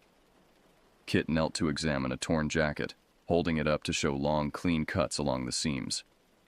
These weren't torn. They were cut, with something sharp. A cold knot formed in my stomach. "So we're not looking for an animal." "I didn't say that," Kit replied, his eyes meeting mine with an unspoken concern. Bridges keyed his radio. "Base, this is Search Team 1. We've located the hiker's belongings at coordinates Echo 357. No sign of the subject yet, but evidence of unusual activity. Request Sheriff's Deputy expedite to our location." The radio crackled with static before the response came through. "Copy that, Search Team 1. Sheriff's Department advises Deputy is delayed. ETA now approximately 2 hours. Proceed with caution." Bridges grimaced. "Copy. We'll update as situation develops. Out." He turned to us. "We continue the search, but we stay together now. No splitting up." "The campsite should be about half a mile ahead according to the camper's report," I said, checking my map. "Then that's where we're headed," Bridges decided. "Pack up anything with identifying information for the investigation. Leave the rest as is for the Sheriff's Department." We collected Brian's ID, his medication, and a few personal items before continuing along the trail. The atmosphere had shifted from professional concern to a creeping dread that none of us wanted to acknowledge. Whatever had happened here went beyond the usual mishaps we dealt with in search and rescue. The path began to slope downward, leading us into a shallow ravine where the trees grew denser and sunlight struggled to penetrate the thick canopy. The temperature dropped noticeably as we descended, our breath now forming thicker clouds in the air. "Should be just ahead," Kit murmured, checking his GPS. We rounded a bend in the trail and stopped abruptly. The ravine opened into a small clearing, and in its center stood what remained of a campsite. Though "remained" was perhaps too generous a word. The tent lay in ribbons, the fabric shredded with the same careful precision we'd seen on the backpack. The aluminum poles had been bent and twisted into unnatural angles, some driven into the ground like stakes. A sleeping bag had been meticulously unzipped and then cut along its seams, spread out on the ground like a dissected specimen. Cooking utensils were arranged in a perfect line, ordered by size. But it was the blood that commanded our attention. Dark stains splattered across the clearing in no natural pattern, some of it soaked into the ground, some of it smeared in strange angular marks on the surrounding tree trunks. "That's not animal behavior," Sam said, her voice tight. Bridges drew his sidearm. "Everyone stay alert. Kit, can you determine if this blood is fresh?" Kit approached cautiously, kneeling beside one of the larger stains. He carefully touched a gloved finger to the edge. "Tacky, not completely dried. Within the last 24 hours, I'd say." I scanned the tree line, suddenly acutely aware of being watched. The feeling was so intense I nearly drew my weapon, but there was nothing visible among the shadowed pines. "Look," Sam pointed to the ground at the far edge of the clearing. "Tracks." We crossed to her position, careful not to disturb any potential evidence. 2 sets of footprints led away from the camp, one clearly made by hiking boots, Brian's presumably, and another set alongside them that made my skin crawl. The second set of prints wasn't human, nor did they match any wildlife I'd encountered in my years of backcountry work. They were elongated with strange protrusions at what would be the toe area, and they pressed unusually deep into the soil, suggesting significant weight. Most disturbing was their gait. The stride was too long, the placement too precise. "What the hell made these?" I muttered. Bridges studied them intently. "I don't know, but they're leading away from the camp. And if Brian was with whatever made them, that's the direction we need to go." "Are you sure?" Sam asked, unable to hide the apprehension in her voice. "Our job is to find Brian," Bridges replied firmly. "Whatever did this, we'll deal with that when we have to." I nodded, though my instincts screamed at me to turn back. "They're heading northeast, toward Blackwater Creek."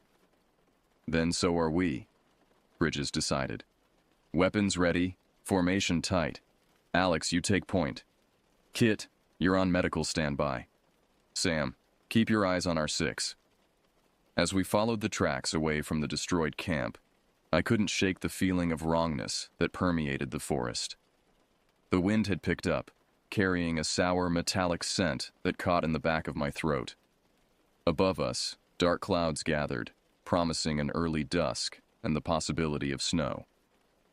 Radio check, Bridges instructed as we moved deeper into the trees. One by one, we confirmed our radios were functioning, though static interference seemed to be increasing the further we went. The tracks led us along a game trail that grew increasingly steep and treacherous, forcing us to slow our pace. "Blood here," Kit called suddenly, pointing to dark splashes on a fallen log. I examined the stains while the others secured our perimeter. "Still tacky. We're not far behind." "Behind what exactly?" Sam asked, voicing the question we'd all been avoiding. "Let's focus on finding Brian," Bridges responded, though his grim expression suggested he was considering the same unsettling possibilities we all were. We pressed on, the forest growing denser and darker with each step. The tracks continued, showing signs that Brian had begun to stumble, his footprints becoming irregular, sometimes sliding in the dirt. The other prints remained eerily consistent, never faltering or changing pace. About a half-mile from the campsite, we found Brian's second boot, torn open like the first one we'd seen in the photos. Nearby, strips of what appeared to be his shirt hung from a low branch, fluttering in the rising wind like grotesque flags. "He's losing clothes as he moves," I observed. "Not good in these temperatures." "If he's still—" Sam started, but cut herself off. "He's still alive until we know otherwise," Bridges stated firmly. "That's how we operate." A faint sound reached us then, so subtle at first that I thought I'd imagined it. But when I raised my hand for silence, the others heard it too. A scraping noise, like something heavy being dragged across stone, coming from somewhere ahead. "Move," Bridges whispered. "Carefully." We advanced through the underbrush, no longer following the trail, but moving toward the source of the sound. It grew louder, interrupted occasionally by a wet, grinding noise that set my teeth on edge. As we approached a dense thicket of young pines, the sounds abruptly stopped. Complete silence fell once more, but this time it felt expectant, as if the forest itself were holding its breath. "Something's there," Kit mouthed silently, pointing toward the thicket. I raised my weapon, focusing on the shadows between the trees. For a long moment, nothing moved. Then, almost imperceptibly, a shadow shifted. Not cast by branches or leaves, but something solid and wrong, its proportions subtly distorted in ways my mind struggled to process. "Brian Vasquez?" Bridges called out, his voice steady despite the tension. "This is Forest Service Search and Rescue. We're here to help you." No response came, but the shadow seemed to gather itself, becoming more defined against the backdrop of trees. It was roughly human-sized, but impossibly thin, with limbs that appeared too long and jointed in all the wrong places. "Step out slowly," Bridges continued, his sidearm raised. "We need to get you to safety." The shape moved then, not stepping forward as requested, but withdrawing deeper into the thicket with a strange, fluid motion that reminded me of an insect retreating into a crevice. The branches rustled, and then it was gone, leaving only disturbed vegetation and that lingering sour scent. "What the hell was that?" Sam breathed. Before anyone could answer, a strangled cry echoed from beyond the thicket. Human, filled with pain and terror. "Brian!" Kit shouted, already moving toward the sound. "Wait!" I grabbed his arm. "We go together!" We crashed through the thicket as a unit, weapons drawn, calling Brian's name. The undergrowth gave way to a rocky slope leading down to a shallow stream. The cry came again, weaker this time, from somewhere near the water's edge. And there, crumpled against a boulder at the stream's edge, we found Brian Vasquez. Brian Vasquez lay in a twisted heap against the moss-covered boulder, his body contorted in a way that immediately told me something was very wrong. He wore only the tattered remains of his pants, his upper body exposed to the cold and covered in a network of precise, shallow cuts that reminded me of a grotesque anatomical diagram. His chest rose and fell in rapid, shallow breaths. "He's alive!" Kit pushed past me, medical pack already open, as he dropped to his knees beside Brian. "Secure the area," Bridges ordered sharply. "Whatever did this could still be nearby." Sam and I moved into defensive positions while Kit assessed Brian's condition. The rocky slope gave us decent visibility in most directions, but the dense underbrush along the stream bank provided too many places for something to hide. "Can you hear me, Brian?" Kit asked, carefully checking vital signs. "You're safe now. We're search and rescue." Brian's eyes fluttered open, wild, unfocused, dilated with terror. His lips moved, but only a hoarse rattle emerged. "Don't try to talk," Kit soothed, pulling out an emergency blanket to cover Brian's exposed skin. "We're going to get you out of here." "Situation?" Bridges asked tersely, keeping his gaze fixed on the surrounding forest. Kit's expression was grim. "Multiple lacerations, signs of hypothermia, possible internal injuries. He needs immediate evacuation." Bridges nodded and keyed his radio. "Base, this is Search Team 1.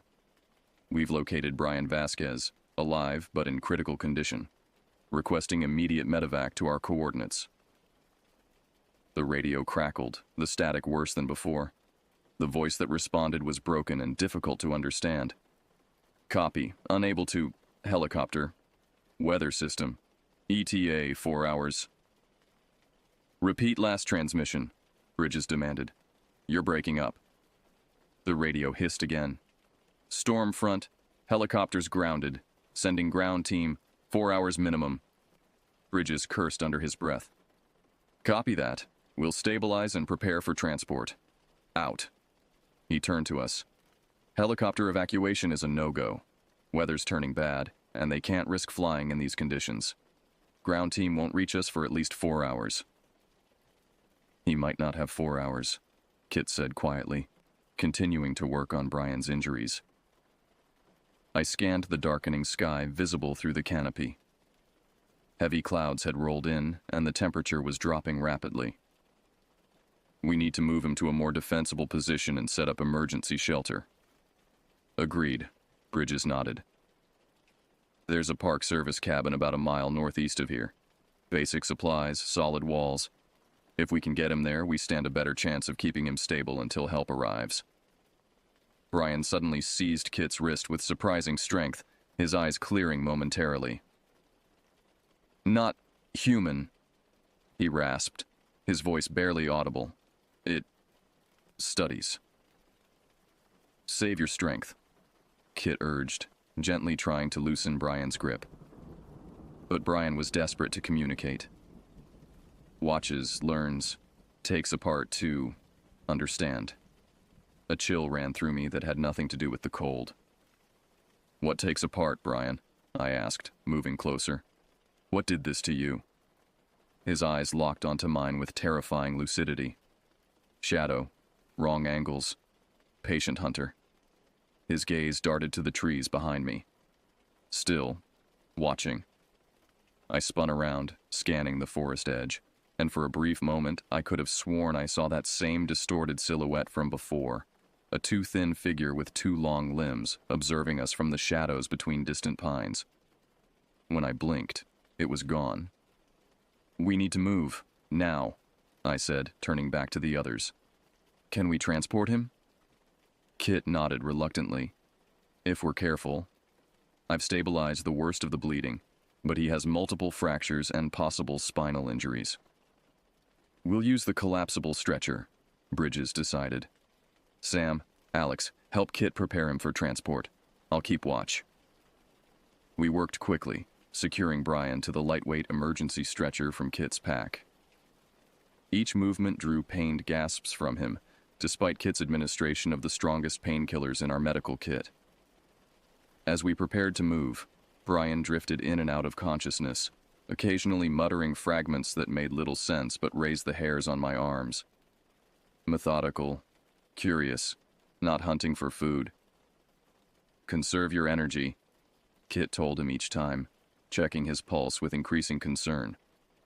With Brian secured, we began the difficult task of carrying him across the uneven terrain. Bridges took the lead, with Sam and me carrying the stretcher, and Kit following close behind, continuously monitoring Brian's condition. The going was slow and treacherous, the path climbing steeply away from the stream before leveling out into denser forest. About 20 minutes into our journey, a low, guttural sound stopped us in our tracks. Not quite a growl, not quite a mechanical whine, but something unsettlingly between the two. It seemed to come from everywhere and nowhere at once. "Move faster," Bridges ordered quietly. We picked up our pace as much as the rough terrain would allow, the weight of the stretcher digging into my shoulders and arms. The forest around us had grown noticeably darker as the storm clouds thickened overhead, and an oppressive stillness had fallen, broken only by our labored breathing and the occasional moan from Brian. The cabin appeared ahead just as the first fat snowflakes began to fall. A simple wooden structure nestled among the pines, used mainly by Forest Service personnel during surveys and maintenance operations. Bridges hurried ahead to clear the building while Sam and I waited with Kit and Brian. "Clear," Bridges called after a moment, and we rushed forward, carefully maneuvering the stretcher through the narrow doorway. The interior was basic but sufficient: a wood stove, 2 bunks, a table with chairs, and cabinets stocked with emergency supplies. We transferred Brian to one of the bunks while Kit immediately resumed treatment, pulling additional supplies from the cabin's first aid kit. "Sam, get a fire started," Bridges directed. "Alex, help me secure the perimeter." I followed Bridges outside, where the snow was beginning to fall more heavily. We quickly checked around the cabin's exterior, ensuring all windows were intact and shuttered. The surrounding forest had disappeared into a wall of white as the storm intensified. "At least the weather might slow down whatever's out there," I remarked, trying to sound more confident than I felt. Bridges gave me a measured look. "Don't count on it. Whatever we saw back there, I've been in these forests for 20 years, and I've never encountered anything like it." "You don't think it's human?" I said. It wasn't a question. "I think we need to be prepared for anything," he replied carefully. "Check the tool shed around back. Anything we can use to reinforce the doors and windows." I nodded and made my way to the small shed attached to the rear of the cabin. Inside, I found basic tools: axes, saws, shovels, along with extra firewood and building materials. I gathered what looked most useful and returned to the cabin just as the storm unleashed its full fury, the wind howling through the trees like a living thing. Inside, Sam had a fire going in the wood stove, filling the small space with blessed warmth. Kit worked intently over Brian, who had fallen into what appeared to be a restless unconsciousness, his body occasionally twitching as though fighting invisible restraints. "How is he?" I asked, setting down my gathered supplies. Kit shook his head. "Not good. He's lost a lot of blood and he's showing signs of infection already, which shouldn't be possible this quickly. And these cuts..." He gestured to the network of lacerations covering Brian's body. "They're not random. They follow muscle groups, nerve pathways, almost like dissection guidelines." A heavy silence fell over the cabin, broken only by the crackling of the fire and the moaning of the wind outside. "We need to barricade the doors and windows," Bridges said finally. "Use whatever we have. That thing could still be tracking us." We set to work, using the tools and materials I'd gathered to reinforce the cabin's weak points. The single door received most of our attention. We braced it with a heavy wooden beam and stacked firewood against it for additional support. The windows, already small, were covered with spare boards nailed into place, leaving only narrow gaps for observation. As we worked, Brian's condition continued to deteriorate. His breathing became more labored, and despite Kit's best efforts, The strange, precise cuts on his body refused to clot properly. "He's trying to say something," Sam called suddenly. We gathered around the bunk where Brian had regained a moment of consciousness, his eyes glassy but determined as he struggled to form words. "It learns," he managed, each word clearly causing him pain. "Not killing, studying." "What is it, Brian?" I asked gently. "What's out there?" His eyes found mine, filled with a terrible clarity. "Wrong. Shape. Human, but wrong. Been watching. Campers, hikers, learning. I was...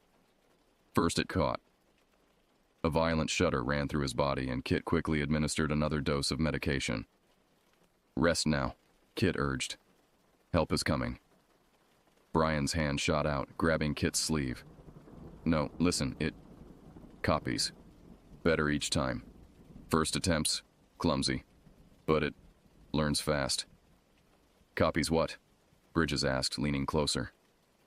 "Us," Brian whispered, his voice fading. "Our shape, our movements. Getting better." His hand fell away as unconsciousness claimed him once more, leaving us to exchange troubled glances in the firelit cabin. "He's delirious," Sam suggested, though she didn't sound convinced. "Maybe," Bridges replied. "But something did this to him. Something that left tracks unlike any animal I've ever seen." A sudden thump against the outer wall made us all jump. We froze, listening intently as the sound came again, a deliberate impact, followed by a slow, scraping noise that traveled around the perimeter of the cabin. "It found us," Kit whispered.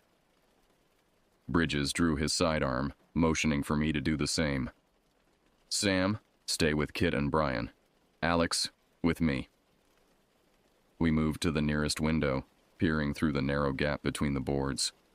The storm had intensified into a full blizzard, visibility reduced to swirling white just a few feet beyond the glass.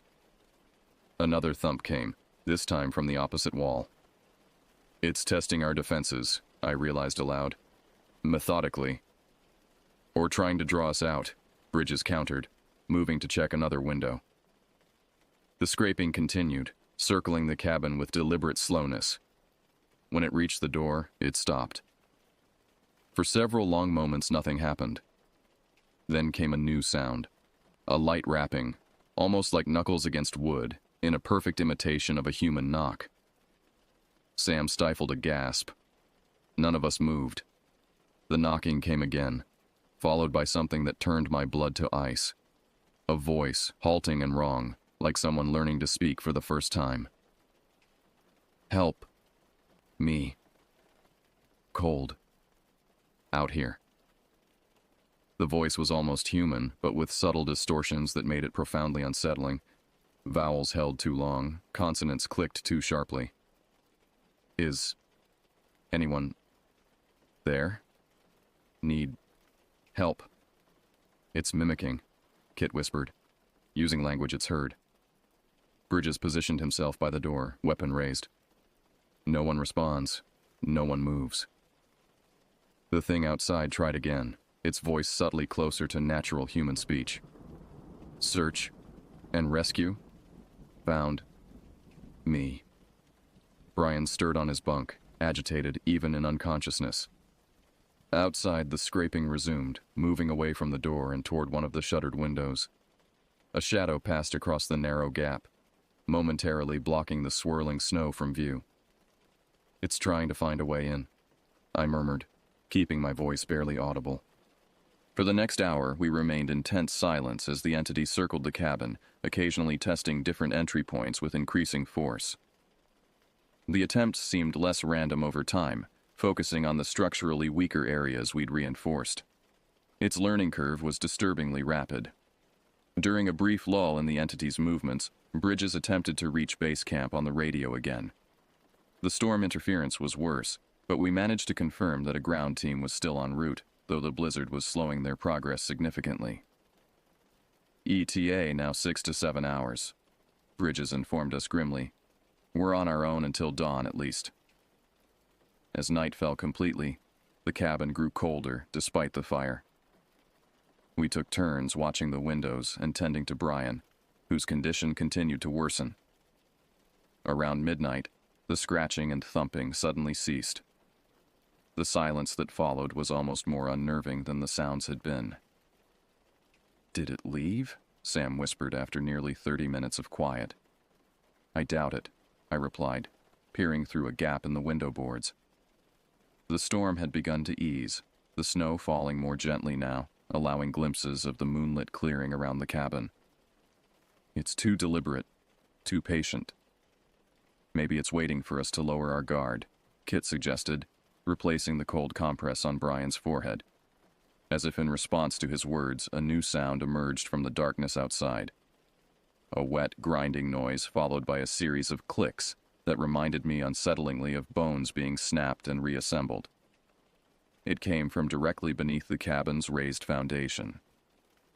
"It's under us," Sam breathed, her eyes wide. The floorboards creaked as something heavy moved beneath them, testing the underside of the cabin. We backed away from the sound, gathering protectively around Brian's bunk. "Options?" I asked Bridges, keeping my voice steady. "We hold position," he replied firmly. "Cabin's built on a solid foundation. It can't get through from below without tools." But even as he spoke, a splintering crack came from near the wood stove, and a floorboard visibly shifted upward, as if being pushed from below. Another board groaned nearby, then another. "It's stronger than it looks," Kit observed, his professional calm beginning to fray at the edges. Bridges made a quick decision. "Move Brian to the corner away from the floor disturbance. Sam, Kit, stay with him. Alex, with me."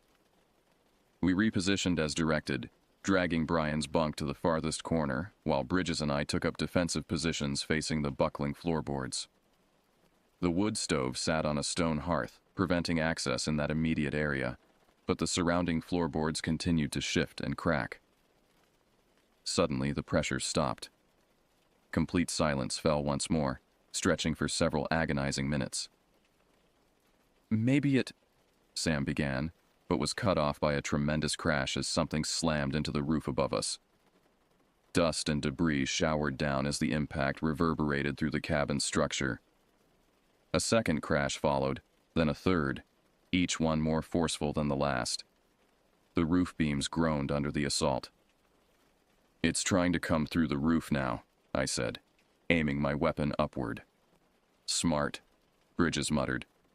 "We reinforced the walls and floor but couldn't reach the roof." Kit moved to check on Brian, who had begun to mutter and thrash despite his weakened state. "He's getting worse. Much worse." Between crashes on the roof, I heard Brian's fevered whispers. "Wrong shape. Learning. Becoming. Won't stop." Another tremendous impact sent a roof beam cracking, and a shower of snow and splinters rained down from a newly formed gap in the ceiling. Through the opening, I caught a glimpse of something moving against the night sky, a silhouette of impossible angles that my mind struggled to process. "Bridges!" I shouted, pointing upward. He raised his weapon and fired 2 shots through the gap. A shrill, inhuman sound echoed in response. Not quite a scream, but a noise of surprise and pain that set my teeth on edge. The attacks on the roof ceased immediately. "Did you hit it?" Sam asked, her voice tight with hope and fear. "I think so," Bridges replied, keeping his weapon trained on the ceiling. "But I don't think I killed it." "It's retreating," I observed, moving carefully to peer through one of the window gaps. In the moonlight filtering through breaking clouds, I could make out a dark shape moving away from the cabin, its gait uneven now, favoring one side. Its movements were jerky, almost mechanical, as it disappeared into the tree line. "We wounded it," Bridges confirmed, lowering his weapon slightly. "But it might come back. Stay alert." For the remainder of that long night, we maintained our vigil, taking turns to watch and rest. The entity did not return, but Brian's condition continued to deteriorate despite Kit's best efforts. By dawn, he had fallen into a coma-like state, his breathing shallow and irregular. The storm cleared with the morning light, revealing a landscape transformed by nearly 2 feet of fresh snow. Bridges made radio contact with the ground team, who reported they were less than an hour away. The news should have been a relief, but Brian's labored breathing told us he might not have even that long. As the sun rose higher, casting long shadows through the trees, I stood at the window, scanning the forest edge for any sign of our nocturnal visitor. The pristine snow showed no tracks. Either it hadn't returned, or it had found ways to move without leaving evidence. "Movement at the tree line," Sam called suddenly, pointing to the northeast corner of the clearing. We tensed, weapons ready, but the figures that emerged from the forest were unmistakably human. The ground rescue team, 5 strong, making their way through the deep snow toward the cabin. "They made it," Kit breathed, the relief evident in his voice. Bridges radioed to confirm their identity, and moments later we were helping them through the door, explaining the situation in urgent tones as they set up emergency medical equipment. The team's senior paramedic took one look at Brian and immediately called for a priority evacuation. "He's going into systemic shock. We need to get him to the hospital immediately." As they prepared Brian for transport, I pulled Bridges aside. "What do we tell them about what we saw?" Bridges glanced at the rescue team, then back to me. "The truth. Something attacked our hiker and then came after us. We wounded it, and it retreated." He paused. "But we keep our speculation to ourselves for now. Let the sheriff's department investigate." I nodded, though the decision sat uneasily with me. Whatever had stalked us through the forest, whatever had systematically cut and studied Brian Vasquez, was still out there. And based on what we'd witnessed, it was learning, adapting, becoming more dangerous with each encounter. As we emerged from the cabin into the bright morning light, I couldn't shake the feeling that we were being watched from the distant trees. The Forest Service would investigate, of course. They might even close this section of the park temporarily. But eventually, hikers would return, campers would pitch their tents, and whatever hunted in these shadows would be waiting, patient, curious, and getting better at pretending to be human with each passing day. The extraction team worked with practiced efficiency, transferring Brian onto their specialized stretcher while their lead paramedic, a stone-faced woman named Joanna, established an IV line and monitored his vitals. The rest of us gathered our equipment and prepared to leave the cabin that had been both our prison and salvation through the long night. "Blood pressure's dangerously low," Joanna announced, her voice clinically detached. "Pulse irregular. Let's move quickly, people." Outside, the morning revealed the full extent of the storm's impact. Pristine snow blanketed the clearing around the cabin, untouched except for the rescue team's approach trail. The forest beyond stood silent and watchful, the trees heavy with white. "Any sign of whatever attacked him?" asked Mike, one of the rescue team members, as he helped secure Brian to the stretcher. "Not since last night," Bridges replied carefully. "But stay alert. We're not certain it's gone." I scanned the tree line as we stepped away from the cabin, searching for any disturbance in the perfect white landscape. Nothing moved except occasional clumps of snow falling from overburdened branches. "We've got snowmobiles waiting at the Eastern Trail Junction," Joanna informed us. "About a mile from here. Can you make the hike?" We nodded, though exhaustion weighed heavy on all of us after the sleepless night. The rescue team had brought additional equipment, snowshoes, energy packs, and 2 rifles that they distributed without comment. Whatever Bridges had told them over the radio had clearly conveyed the seriousness of our situation. Our journey back was slow and tense, with 2 team members carrying Brian's stretcher, while the rest of us formed a protective perimeter. The deep snow made progress difficult, and Brian's condition required frequent stops for Joanna to check his status and adjust medications. "Did you get a good look at it?" Mike asked me quietly during one such pause, his eyes constantly scanning the surrounding forest. "Whatever did this to him?" I hesitated, unsure how to describe what we'd seen. Not clearly, it moved fast. Stayed in the shadows. Bear? Mountain lion? I shook my head. Neither.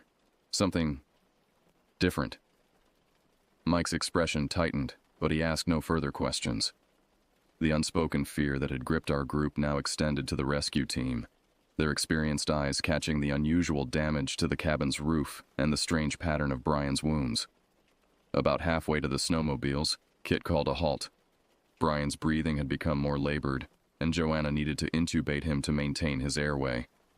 As they worked, the rest of us formed a tight circle around them, facing outward toward the surrounding trees. That's when I noticed it, a subtle wrongness in the forest's geometry, a shadow that didn't quite match the tree casting it. I blinked, and it was gone, leaving me to question whether fatigue had caused me to imagine it. "Did you see that?" Sam whispered beside me, her rifle trained on the same spot. My pulse quickened. "Northwest edge? About 50 yards in?" She nodded almost imperceptibly. "It moved. Wrong." I caught Bridges' attention with a subtle gesture, indicating the direction without making any obvious movements. He understood immediately, shifting his position to cover that section of forest, while keeping his expression neutral to avoid alerting whatever might be watching us. "Patient stabilized," Joanna announced. "Let's move." We resumed our careful trek, now hyper-aware of our surroundings. Twice more I caught glimpses of something pacing us through the trees, never clearly visible, but unmistakably present. It maintained a consistent distance, never approaching but never falling behind, as if studying our group dynamics. "It's observing us," I murmured to Bridges when we paused to adjust Brian's stretcher. "Learning." "I know," he replied grimly. "But it seems wary after last night. The gunshots must have heard it. Or taught it to be more cautious," I countered. When we finally reached the trail junction, the sight of the waiting snowmobiles brought a wave of relief that was almost physical. The rescue team quickly secured Brian to a specialized transport sled, while Joanna continued to monitor his vital signs. 3 machines, 9 people, Mike calculated. "We'll have to double up. Medical team with the patient, the rest distributed for balance." As we organized ourselves, I noticed Sam staring intently into the forest, her body tense. "Alex," she called softly. 10 o'clock, just beyond that fallen pine." I followed her gaze and felt my stomach drop. There it was, not hiding now, but standing partially exposed at the edge of a small clearing. In the daylight, its wrongness was even more apparent. It had the rough shape of a human, but proportioned all wrong, limbs too long and jointed in impossible ways, its body unnaturally thin. Its skin, if you could call it that, was a mottled gray-brown that seemed to shift and adjust to match its surroundings. Most disturbing was its face, or rather its lack of one. Where features should have been, there was only a smooth, featureless surface with subtle indentations where eyes might eventually form. "Everyone on the snowmobiles, now," Bridges ordered quietly, his gaze fixed on the entity. "No sudden movements." We complied, carefully distributing ourselves among the machines. I ended up behind Mike on the lead snowmobile, with Bridges and Sam on the second, and the medical team with Brian on the third, with its attached transport sled. The entity hadn't moved, remaining perfectly still as it observed our preparations. There was an awful intelligence in its posture, a calculating patience that raised the hairs on the back of my neck. "Ready?" Mike asked once everyone was positioned. "We go together, maintain formation." The snowmobiles roared to life in unison, the noise shattering the forest's silence. The entity reacted instantly, its body contorting in a fluid motion as it retreated several steps into deeper cover, not fleeing, but adjusting its position. "Go!" Bridges shouted, and Mike gunned the engine. We shot forward along the trail, the other snowmobiles close behind. I glanced back in time to see the entity step fully into the clearing, its head tilted in what looked disturbingly like curiosity. Then it moved. Not running exactly, but flowing through the snow with unnatural speed, paralleling our course through the trees. "It's following," I shouted to Mike, who nodded tersely and increased our speed. The forest blurred around us as we raced along the trail, snow spraying in our wake. I kept my eyes on the tree line, catching occasional glimpses of our pursuer keeping pace with unsettling ease. It moved with growing confidence, its gait becoming smoother, more efficient with each passing moment, as if it were learning how to move better simply by watching us. After several tense minutes, we broke free of the denser forest into a wider fire road that led toward the main ranger station. The entity fell behind as we gained speed on the clearer path, eventually disappearing from view altogether. When we finally reached the ranger station, a flurry of activity awaited us. Sheriff's deputies had arrived along with additional medical personnel and a helicopter for emergency medical evacuation. Brian was quickly transferred to the waiting aircraft while Bridges conferred with the sheriff, gesturing occasionally toward the forest we'd just escaped. "You okay?" Sam asked, appearing at my side as I watched the helicopter lift off with Brian and the medical team. "I don't know," I admitted. "What we saw out there?" "I know." She ran a hand through her disheveled hair. "No one's going to believe us, are they?" Before I could respond, Bridges called us over to where he stood with Sheriff Morales, a stocky man with a perpetually serious expression. "I need your statements," Morales said without preamble. "All of you. Separately." The next few hours passed in a blur of debriefings, medical checks, and paperwork. I described what we'd encountered as accurately as possible, though I could see the skepticism in Morales' eyes as I detailed the entity's appearance and behavior. When I finished, he simply nodded and made a few additional notes. "We'll be sending a team to investigate the cabin and surrounding area," he informed me. "Forest Service is closing that section of the park pending our findings." "Sheriff," I said as he prepared to leave, "whatever's out there, it's dangerous in ways we don't understand yet." Morales paused, studying me for a moment. "We'll handle it, Reeves. Wildlife experts are being consulted. If there's a predator in those woods, we'll find it." But as he walked away, I knew he hadn't really understood. He was looking for a known quantity, a bear, a mountain lion, maybe even a human assailant. Not something that defied categorization, something that learned and adapted with frightening speed. Late that afternoon, we received word that Brian had been stabilized at the regional hospital. His prognosis remained uncertain. Extensive blood loss, trauma, and the strange infections developing in his wounds created a complex medical challenge. The doctors were particularly puzzled by the systematic nature of his injuries, which one surgeon described as almost surgical in precision. That evening, the four of us, Bridges, Kit, Sam, and myself, gathered in a quiet corner of the ranger station break room, nursing cups of coffee and processing the events of the past 24 hours. "The sheriff thinks it was a bear," Sam said, breaking the silence. "I overheard him talking to his deputies. They're organizing a hunt." "They won't find a bear," Kit replied quietly. "Or any animal we've classified." Bridges stared into his coffee cup. "I've put in requests for trail cameras throughout that section of the forest. If it's still out there, we might get something on film." "And then what?" I asked. "What if we do capture an image of it? Who do we even report that to?" No one had an answer. We sat in contemplative silence until Bridges' phone rang. He stepped away to take the call, returning a few minutes later with a grim expression. "That was the hospital," he informed us. "Brian's awake. He's asking to speak with us, specifically the team that found him. Says it's urgent." We drove to the hospital in Bridges' SUV, the tension in the vehicle palpable. None of us knew what to expect, but Brian's insistence on speaking with us suggested he had information he hadn't been able to share before. The hospital was a modern facility at the edge of town, its windows glowing warmly against the gathering dusk. We were directed to the ICU, where a doctor met us outside Brian's room. "He's still in critical condition," she warned us. "His vital signs are stabilizing, but he's extremely weak. Keep it brief."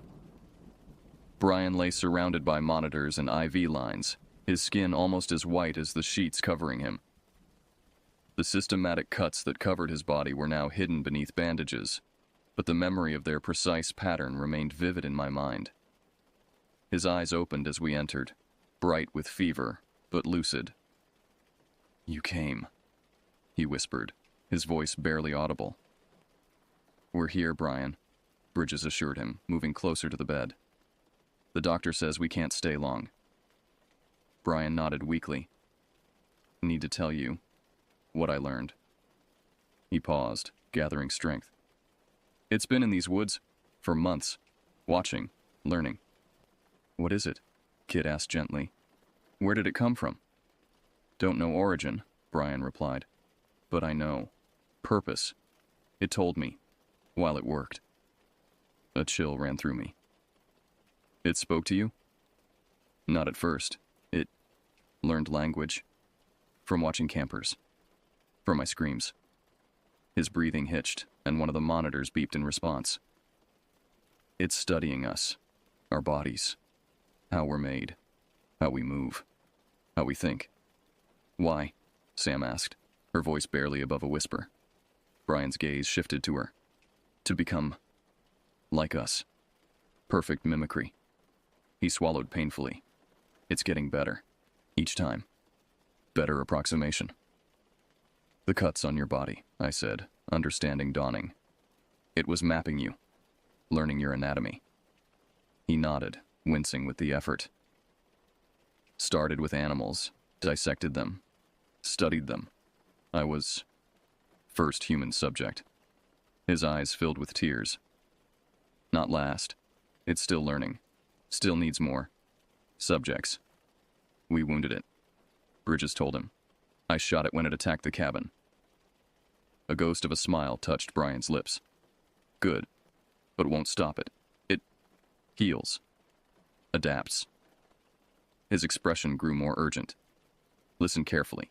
It can't mimic perfectly yet. Still gets details wrong. That's how you'll know." "Know what?" I asked. "When it's pretending to be human," he whispered. "When it walks among us." The monitor beside his bed began to beat more rapidly as his pulse elevated. The doctor appeared in the doorway. "That's enough. He needs rest." As we prepared to leave, Brian grasped my wrist with surprising strength. "Subtle wrongness," he hissed. "Movements too smooth or too jerky. Eyes don't blink right, and cold. Always cold to touch." The doctor ushered us out as nurses moved in to stabilize Brian. We stood in the hallway processing his warnings. "He's been through severe trauma," Kit said after a moment. "Fever, shock, medication, all could contribute to delusions or hallucinations." "You saw that thing," Sam countered. "We all did. It wasn't human." "But becoming human," Bridges mused. "That's a significant leap from what we observed." I remained silent, recalling the entity's behavior, its rapid learning, its systematic approach, the way it had studied our movements and attempted to mimic human speech. Brian's warning resonated with a terrible logic. As we left the hospital, the sun had fully set, casting the surrounding forest into impenetrable darkness. I found myself studying the shadows between streetlights, suddenly hyper-aware of every oddly shaped silhouette. "What now?" Sam asked as we reached Bridges' SUV. Bridges considered for a moment. "We report everything to Forest Service headquarters, request additional resources for the investigation, and we warn our teams to be extremely cautious in that section of the forest. Will that be enough?" I pressed. "It has to be," he replied, though his expression betrayed his doubt. "Until we have concrete evidence of whatever this is, our options are limited." As we drove back to the ranger station, I stared out at the dark mass of the forest that surrounded our town. Somewhere in those trees, something was watching, learning, becoming. And I couldn't shake the feeling that our encounter was just the beginning of a much larger and more terrifying story. 2 weeks passed since our encounter in the forest. Brian Vasquez remained hospitalized, his condition slowly improving, though the doctors remained puzzled by the unusual healing patterns of his wounds. The sheriff's department conducted their investigation, finding nothing more than some unusual tracks that they attributed to a previously undocumented predator, possibly a bear with deformities. The case was left open but inactive. For those of us who had been there, however, life had irrevocably changed. I found myself unable to look at the forest the same way. During routine patrols, I'd catch myself scanning the trees for unnatural movements, for shadows that didn't quite match their surroundings. Sleep became elusive, punctuated by dreams of elongated limbs and methodical cuts. Bridges had ordered trail cameras installed throughout the eastern section of the forest, despite budget concerns from regional headquarters. So far, they had captured nothing unusual. Plenty of deer, the occasional bear or mountain lion, but nothing that matched what we had seen. The entity, it seemed, had either moved on or grown wise enough to avoid detection. Sam and I had taken to meeting for coffee before shifts, comparing notes and observations. Neither of us said it aloud, but I knew we both found comfort in confirming that the other still believed what we had witnessed. I checked on Brian yesterday, Sam told me during one such meeting, stirring her coffee absently. He's doing better physically, but he's different. Different how? I asked. She frowned, searching for the right words. Hypervigilant. He watches everyone who enters his room with this intense scrutiny. Keeps asking the nurses to move in certain ways, to speak certain phrases, like he's testing them. I understood immediately. He's looking for imposters, for signs that someone isn't who they appear to be. Exactly. She nodded. The doctors think it's PTSD or some form of trauma-induced paranoia. But you and I know better. I did know better, and that knowledge weighed heavily. The Forest Service had reopened the closed section after a cursory investigation found no ongoing threat, and hikers were once again venturing onto those trails, unaware of what might be watching them from the shadows. That afternoon, I was reviewing maps in the office when Bridges called me into his private office. He closed the door behind me, his expression grave. "We got something," he said without preamble, turning his laptop to face me. From camera 7, near the ravine where we found Brian. The footage was grainy and dark, a night shot illuminated only by the camera's infrared capability. For several seconds, nothing moved in the frame. Then, at the edge of the camera's range, something tall and thin emerged from behind a tree. Its movements were too fluid, too precise, as it glided across the forest floor without disturbing a single branch. As it approached the camera, its features became clearer. The two long limbs, the disproportionate torso, the smooth, featureless face. But something had changed since we last saw it. Its shape was more refined, its proportions closer to human norm, though still unmistakably wrong. It paused directly before the camera, head tilting in that unsettling gesture of curiosity. Then slowly and deliberately, it raised a hand toward the lens. The fingers were too long, too jointed, but they moved with increasing dexterity as they reached out and... The footage went dark. It disabled the camera, Bridges said quietly. Purposefully. It knew what the camera was, I realized. It understood it was being watched. Bridges nodded grimly. That's not all. 2 hikers were reported missing yesterday, last seen heading into the Eastern Trail system. My stomach dropped. Search party? Assembling now. I want you on it, but... He hesitated. I understand if you'd prefer not to go back out there. I'm going, I said immediately. Someone needs to know what we're potentially dealing with. Bridges looked relieved. Good. Sam and Kit are already gearing up. This time we're going better prepared. Better prepared turned out to mean a 6-person team, all armed, with additional Forest Service rangers from neighboring districts who had been briefed on a potential unknown predator. No one explicitly mentioned our encounter with the entity, but the tension in the air as we gathered at the trailhead spoke volumes. Last confirmed sighting was at the Crystal Lake campground, Bridges explained, pointing to the location on our maps. Mark and Elaine Wilson, both experienced hikers, both in their early 30s. They were supposed to check in with friends yesterday evening by satellite phone. When they didn't, their emergency contact called it in. Any signs of disturbance at their campsite?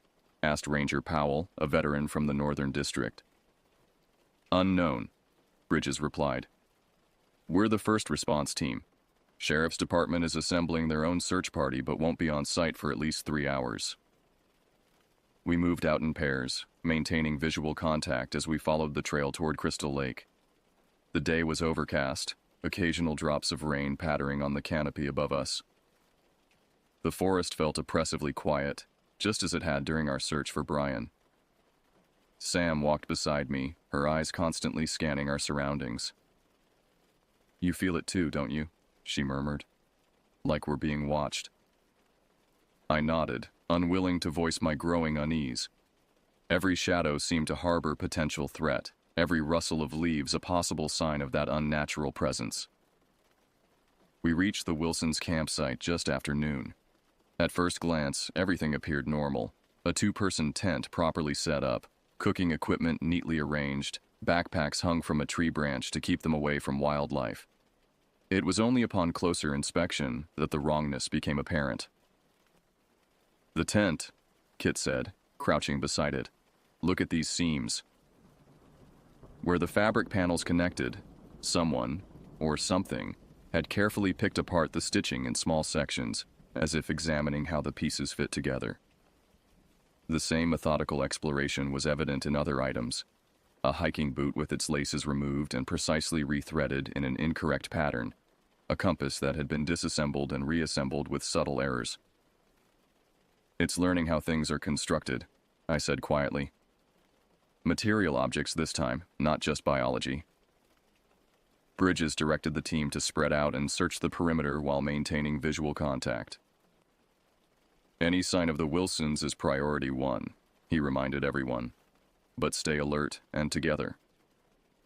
Sam and I took the western edge of the clearing, carefully checking for tracks or disturbances in the undergrowth. About 20 yards from the campsite, Sam stopped abruptly. Alex, she called softly, look at this. On the ground before us lay a walking stick, standard equipment for many hikers. But this one had been altered. Sections had been carefully carved away to reveal its internal structure, and strange symbols had been etched into the wood. Not random scratches, but precise patterns that reminded me uncomfortably of the systematic cuts on Brian's body. It's getting more sophisticated, I murmured.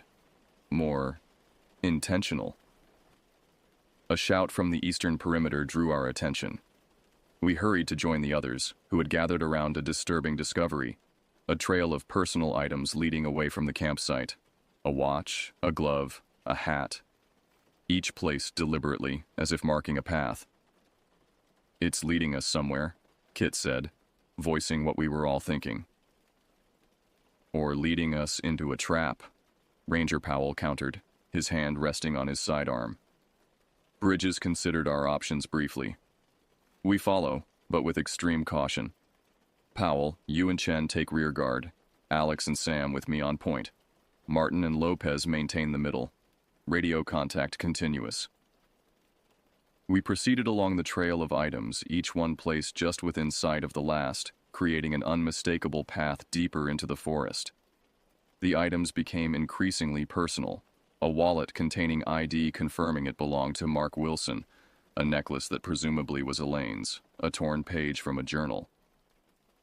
The path led us to a small ravine similar to where we had found Brian, but the scene that awaited us there was both better and worse than what I had feared.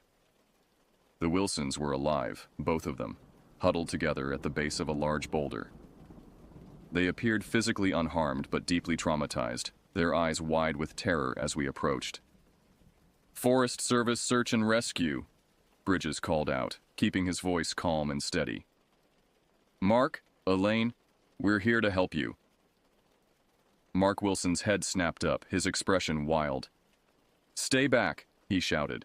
"It might look like you, but it's not you."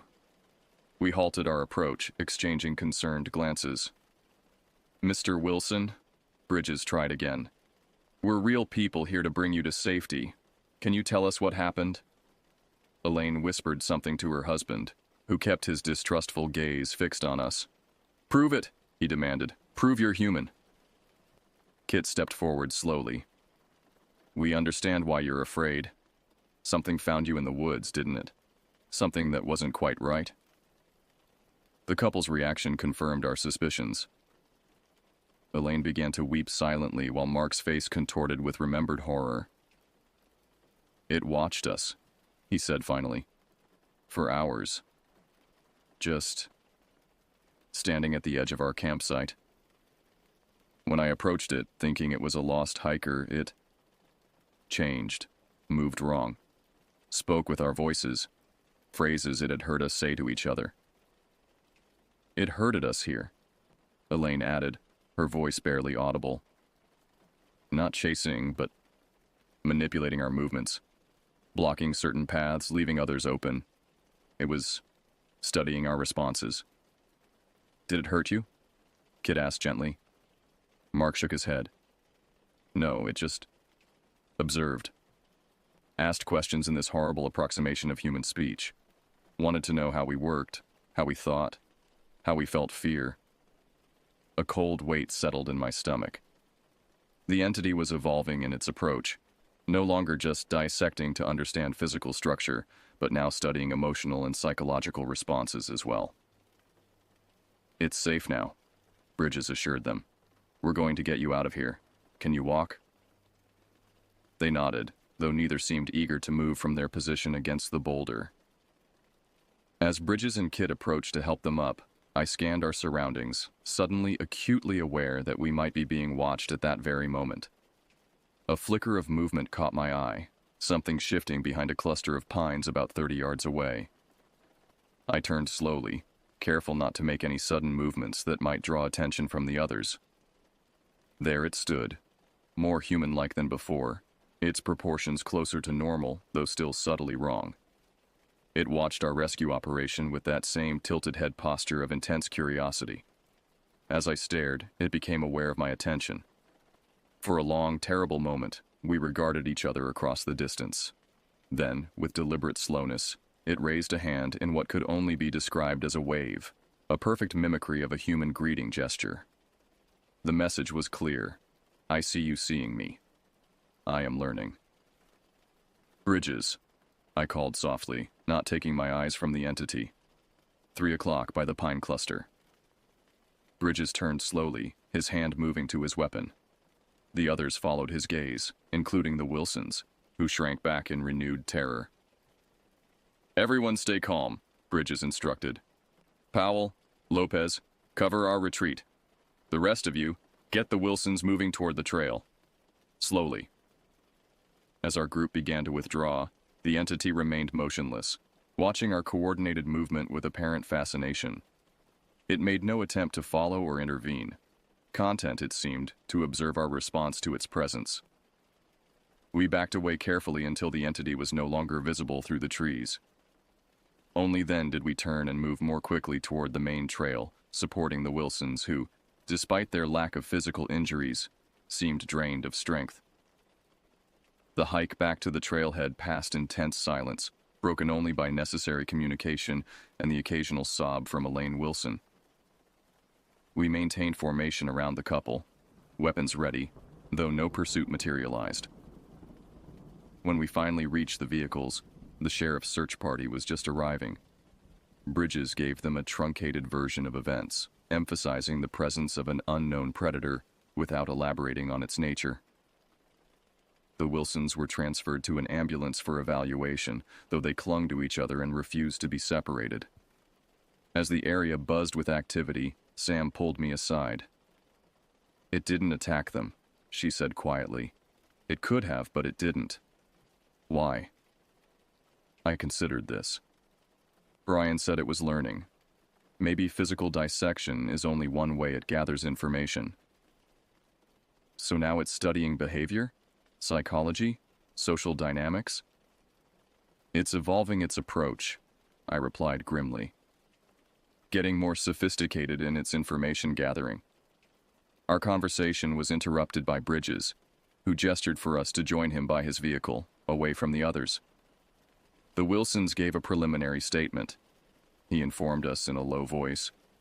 They said the entity spoke to them, using phrases and words it had apparently learned from various sources. According to Mark, it asked questions about human relationships, emotions, how people make decisions under stress. It's trying to understand how we think, Kit said, joining our huddle. Not just how our bodies work, but our minds, too. There's more, Bridges continued. Elaine says it showed them something, a crude approximation of a human face it was, developing. Asked them if it was correct. A chill ran through me. It's getting better at mimicry. And asking for feedback on its progress, Sam added, horror evident in her voice. Bridges looked at each of us in turn, his expression grave. We need to bring this to the regional director. This goes beyond a standard predator situation. Will they believe us? Kid asked what we were all thinking. Without concrete evidence, this sounds insane, I finished for him. We need proof. The trail camera footage, Sam suggested. Bridges nodded. It's a start, and the Wilson statement, plus Brian's. It's thin, but it's something. As we dispersed to complete our duties, I found myself drawn to the edge of the parking area, staring back at the forest we had just emerged from. The trees stood silent and imposing, revealing nothing of what might lurk within their shadows. That night, I couldn't sleep. Images of the entity's wave, that deliberate, learned gesture of human acknowledgement, kept replaying in my mind. I tried to make sense of what we were dealing with, to fit it into some framework of understanding, but came up empty. Whatever this thing was, it existed outside our normal classifications of threat and danger. The next morning brought news that the regional director would be arriving to personally review our evidence and reports. The atmosphere at the ranger station was tense, a mix of anticipation and dread. Those who hadn't witnessed the entity firsthand remained skeptical, viewing our accounts with poorly concealed doubt. Director Hernandez arrived just before noon, a tall, no-nonsense woman with 3 decades of Forest Service experience. Bridges ushered her into the conference room where we had assembled our evidence. The trail camera footage, photographs of the altered items from the Wilsons' campsite, medical reports on Brian's unusual injuries, and detailed statements from all witnesses. For nearly 2 hours, Hernandez reviewed everything in silence, occasionally asking clarifying questions, but offering no indication of her thoughts. When she finally spoke, her tone was measured and careful. To be clear, she began, looking at each of us in turn, you believe there is an unknown entity in Cibola National Forest that is systematically studying humans for the purpose of mimicking us? An entity that is not only intelligent but apparently learning at an accelerated rate? Put that way, it sounded absurd, but we nodded nonetheless. The evidence is concerning, she admitted, particularly the medical reports and the trail camera footage, but it's far from conclusive. With respect, Director, I interjected, we've all seen this thing. It's real, and it's dangerous in ways we don't fully understand yet. Hernandez considered me for a moment. I'm not dismissing your experiences, Ranger Reeves, but I need more before I can authorize the kind of response this situation would warrant if confirmed. More?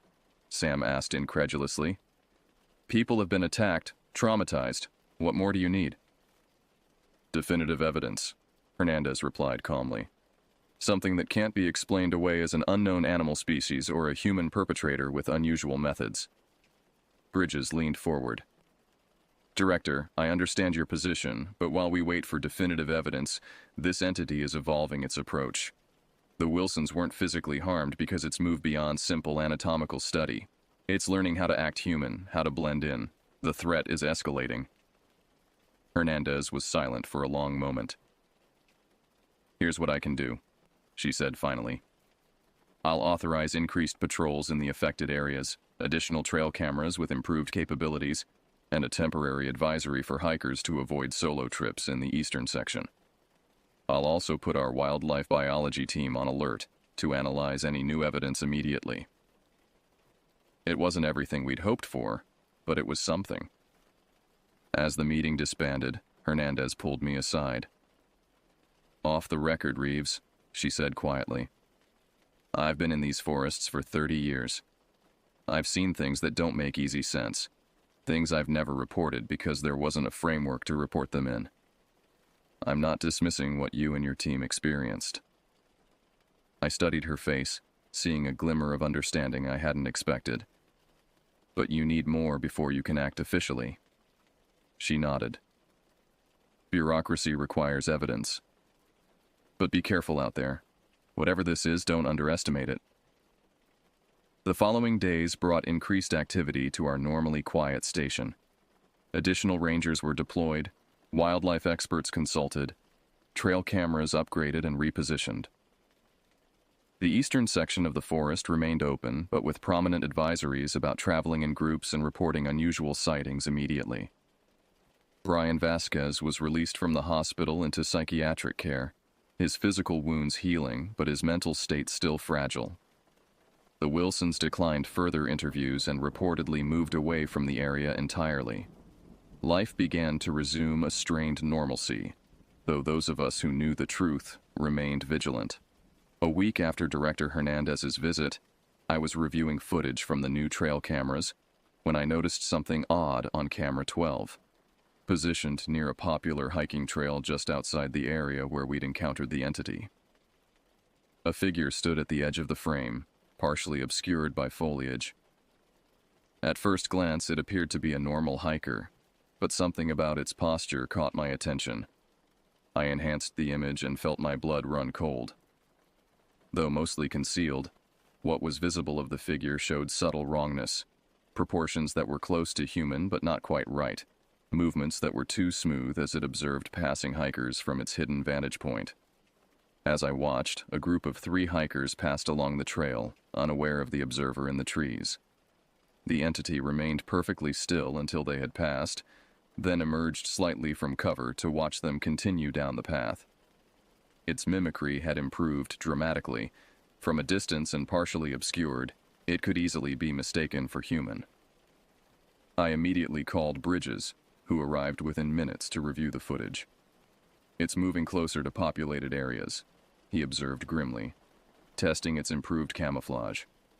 "We need to close that trail," I insisted. "All the trails in that section." Bridges nodded. "I'll call Hernandez. This might be the evidence she needs." But even as we acted, I couldn't shake the feeling that we were already behind in this deadly game of adaptation and evolution. The entity was learning, improving, advancing toward a goal we could only guess at. Each encounter revealed a creature more adept at approximating humanity. How long before its mimicry became perfect? How long before it could walk among us undetected, gathering information not from terrorized victims in the forest, but from casual conversations in town? The thought kept me awake at night, scanning the faces of strangers for signs of subtle wrongness. 2 days later, we closed all trails within a 3-mile radius of the sightings, citing wildlife management operations to avoid panic. Additional personnel were brought in, including experts from various fields who had been briefed on the situation. Camera coverage was expanded, and regular patrols established a perimeter around the affected area. And still, the entity remained one step ahead. Cameras would be found disabled or repositioned. Patrols would report strange sounds or glimpses of movement, but never make direct contact. It was learning our patterns, our methods, while we struggled to understand its basic nature. On a cold morning in late October, exactly 1 month after our first encounter with the entity, I joined a specialized team tasked with placing advanced monitoring equipment deeper in the forest. As we worked, the familiar feeling of being watched crept over me. I scanned the surrounding trees, seeing nothing out of place, yet unable to shake the sensation. We finished our work as the early dusk.